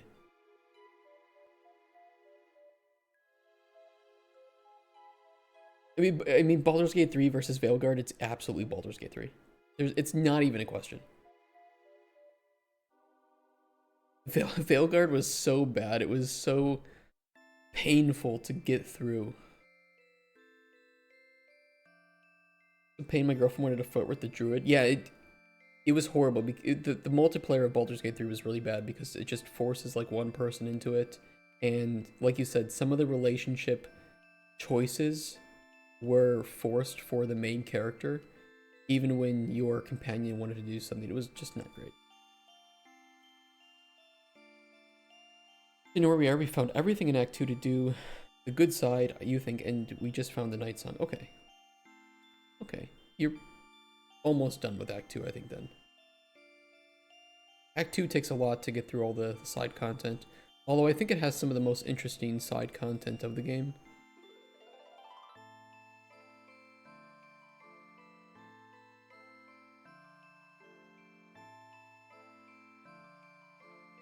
Where do we want to jump back to?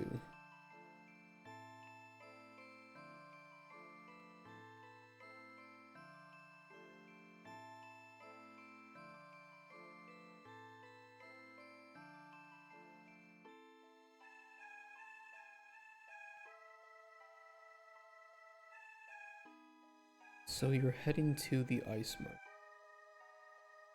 Probably should be what we type here.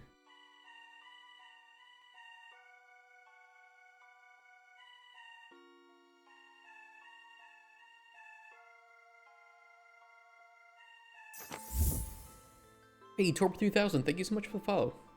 Thank you, man.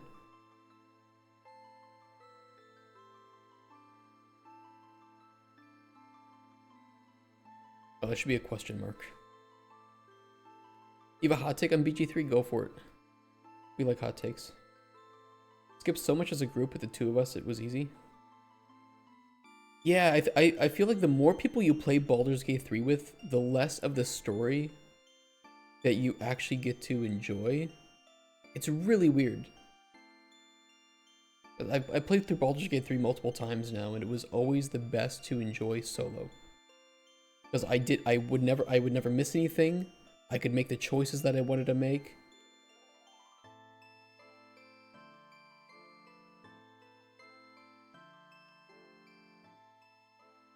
I feel like if you want to play BG3, like co-op, you all just need to agree on alignment. Hey, we're about to play this. We're going for, you know, being heroes.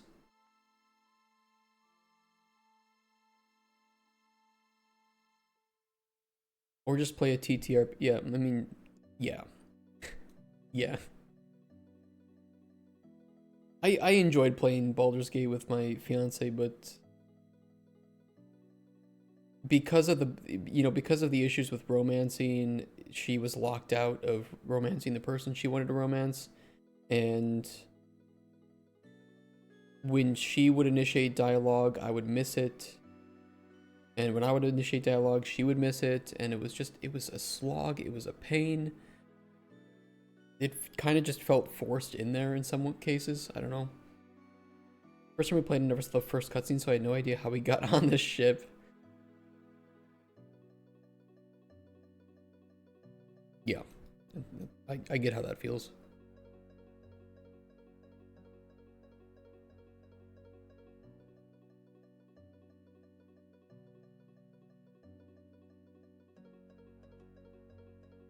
You would kind of already know. So if I'm requiring that the player has already talked about the Akarashi, then you know about the Golden Wastes.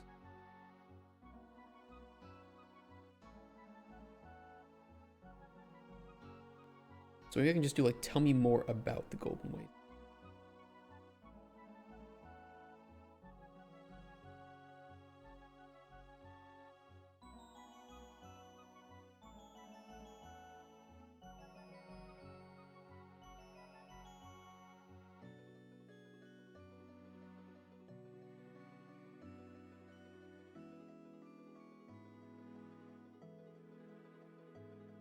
You don't like Karlach, Lae'zel, Tieflings, Githyanki, or Mind Flayers in which they weren't included. I mean, it's hard just to not include Tieflings and Githyanki in the Forgotten Realms.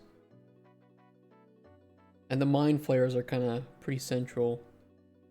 I'm not a big fan of the way the Mind Flayers were handled, personally, but... And I hated Lae'zel my first playthrough. I think Lae'zel was one of the greatest characters after playing through with her as a companion. In fact, she felt like more of a main character than I ever did in the game. Both Lae'zel and Shadowheart.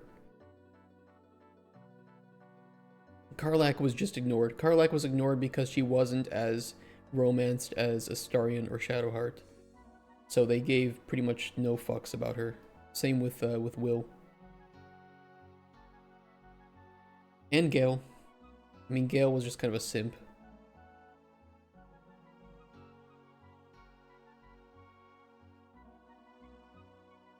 Only announced Switch 2.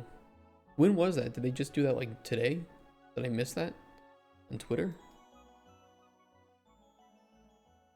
21 minutes ago. Okay, I'll take a look at it. I mean, do we have like info of the specs of that?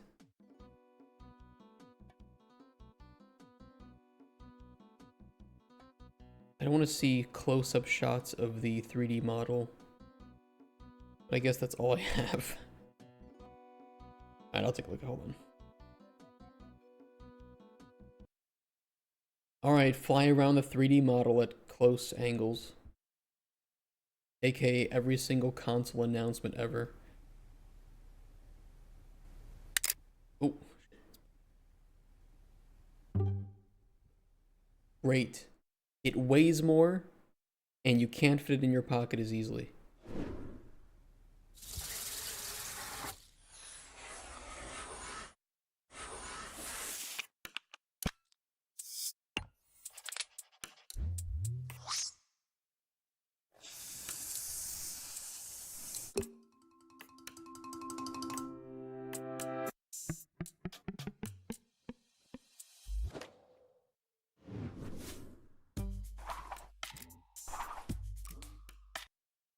Fuck colors, only black.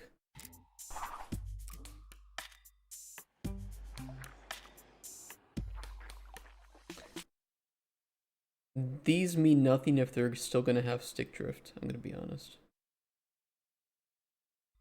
How do they do that though? Black intro. What is this? Oh, I see. Oh, okay, I see. It's so that you can turn these into little. Okay, I mean it's interesting. Nice for multiplayer as well. I'll be able to make use of that.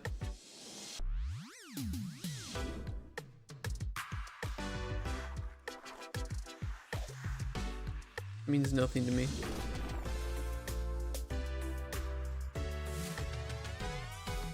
You know, I do like that they're indented like that. It's going to protect these a bit. Although I hope that they sell like something you can put in there to prevent this from getting snapped or something. Because it's gonna happen.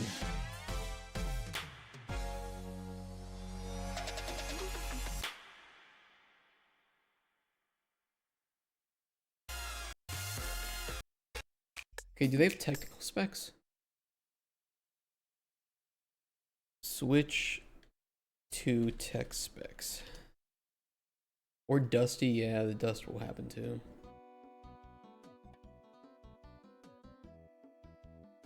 These are just leaks. I don't know if there's anything official.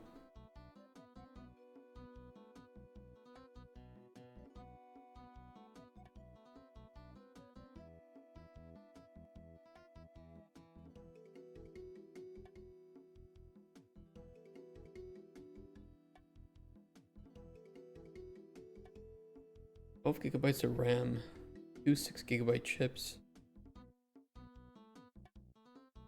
1,500 CUDA core. It's equivalent of 1,500 CUDA cores. Not bad.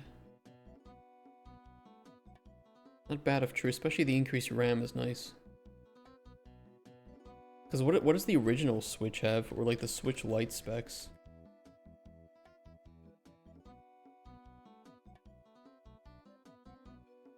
It popped up on YouTube 1 hour ago. It involves your friend. Who? Who? Who's my friend? Oh, do devs know what gamers want? Is that? He's gonna get quite a bit of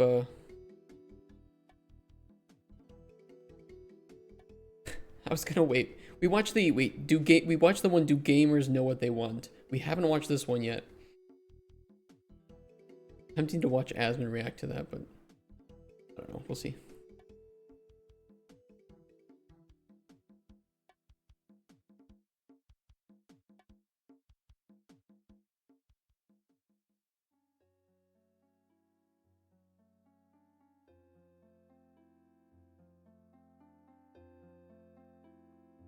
I don't really have any info on the React to Asmon reacting to Tim. Do reaction to a reaction video. 23 minutes though.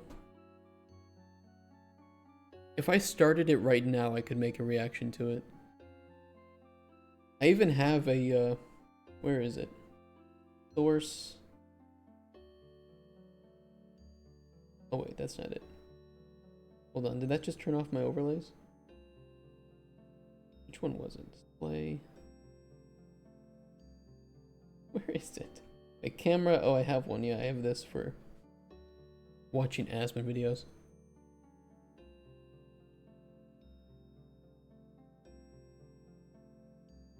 We could watch it. I'm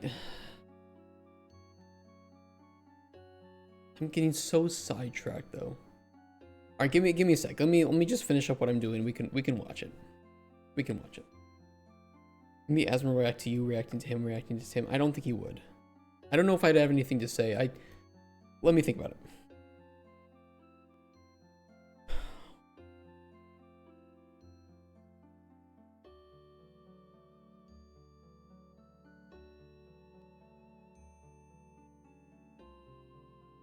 We don't know really, I don't really have much more to say about the Golden Waste. Like, she kind of already explained it up here. I don't really think there's much more that I can say about it. You know what? Good enough. When I see some of the progress in that big 2.5D RPG I mentioned it ages ago. Yeah. Yeah, show it to me. Okay, this has to jump down to here. Would Asmongold react? I think Asmongold might if it got posted on his sub and it was a shorter video. The problem with me is I don't make short videos. I yap for over an hour. I'm a big yapper.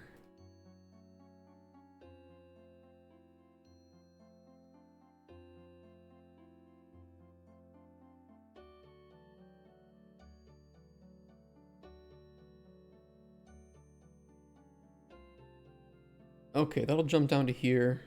Finish up those dialogue nodes. Will that book you plan to bring have more information? We do need to save 2 bits here. We need to save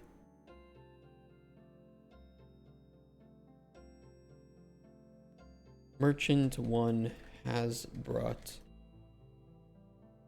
Sunblight book. False.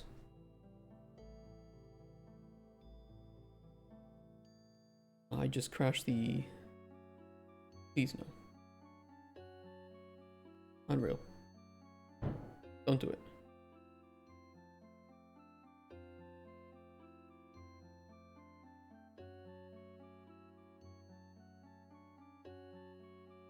I don't think I lost too much.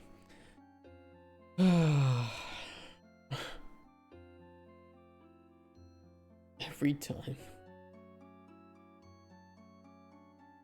Yeah, there's something weird with the pasting in, copying and pasting F names from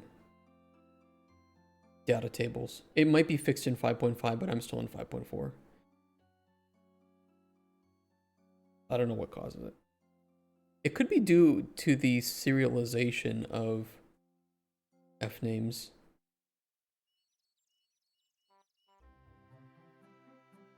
Maybe.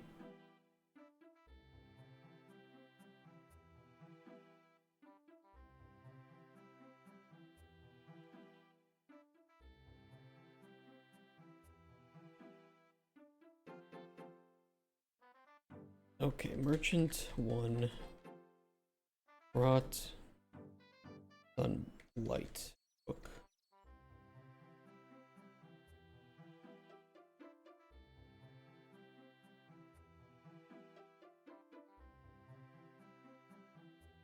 That's not the right one.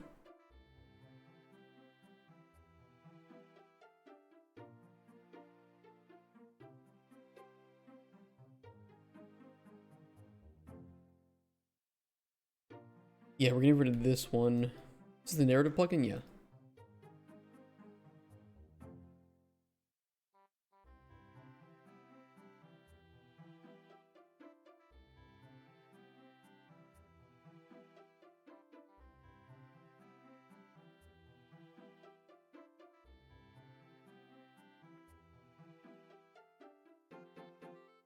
bring book.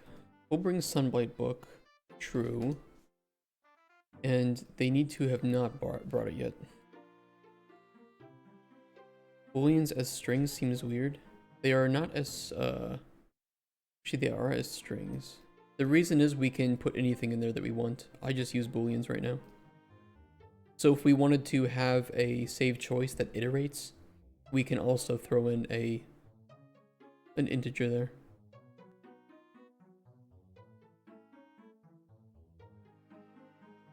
It's for more flexibility, but yeah, it does increase the potential for issues if somebody messes up.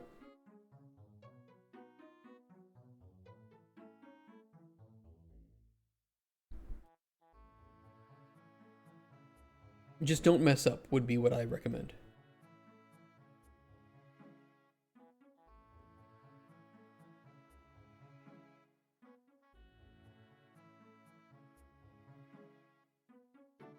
I need these same conditions.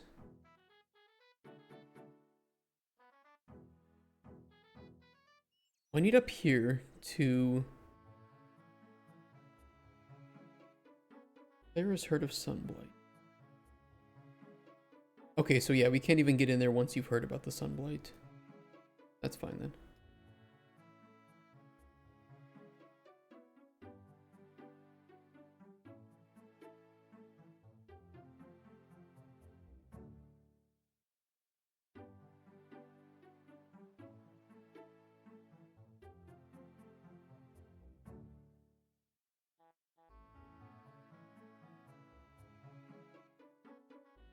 Undoubtedly there will be some bugs I gotta fix here.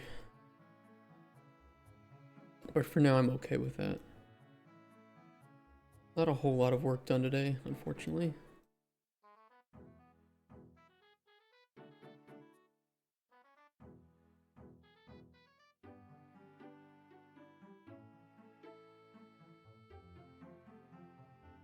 One of those things that I suck at and I'm slow at.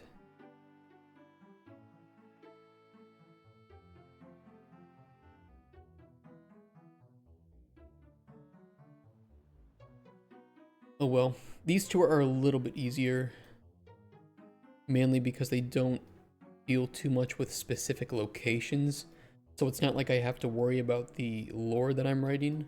They're more about her experiences, and those will be much less strenuous to consider and think about and organize.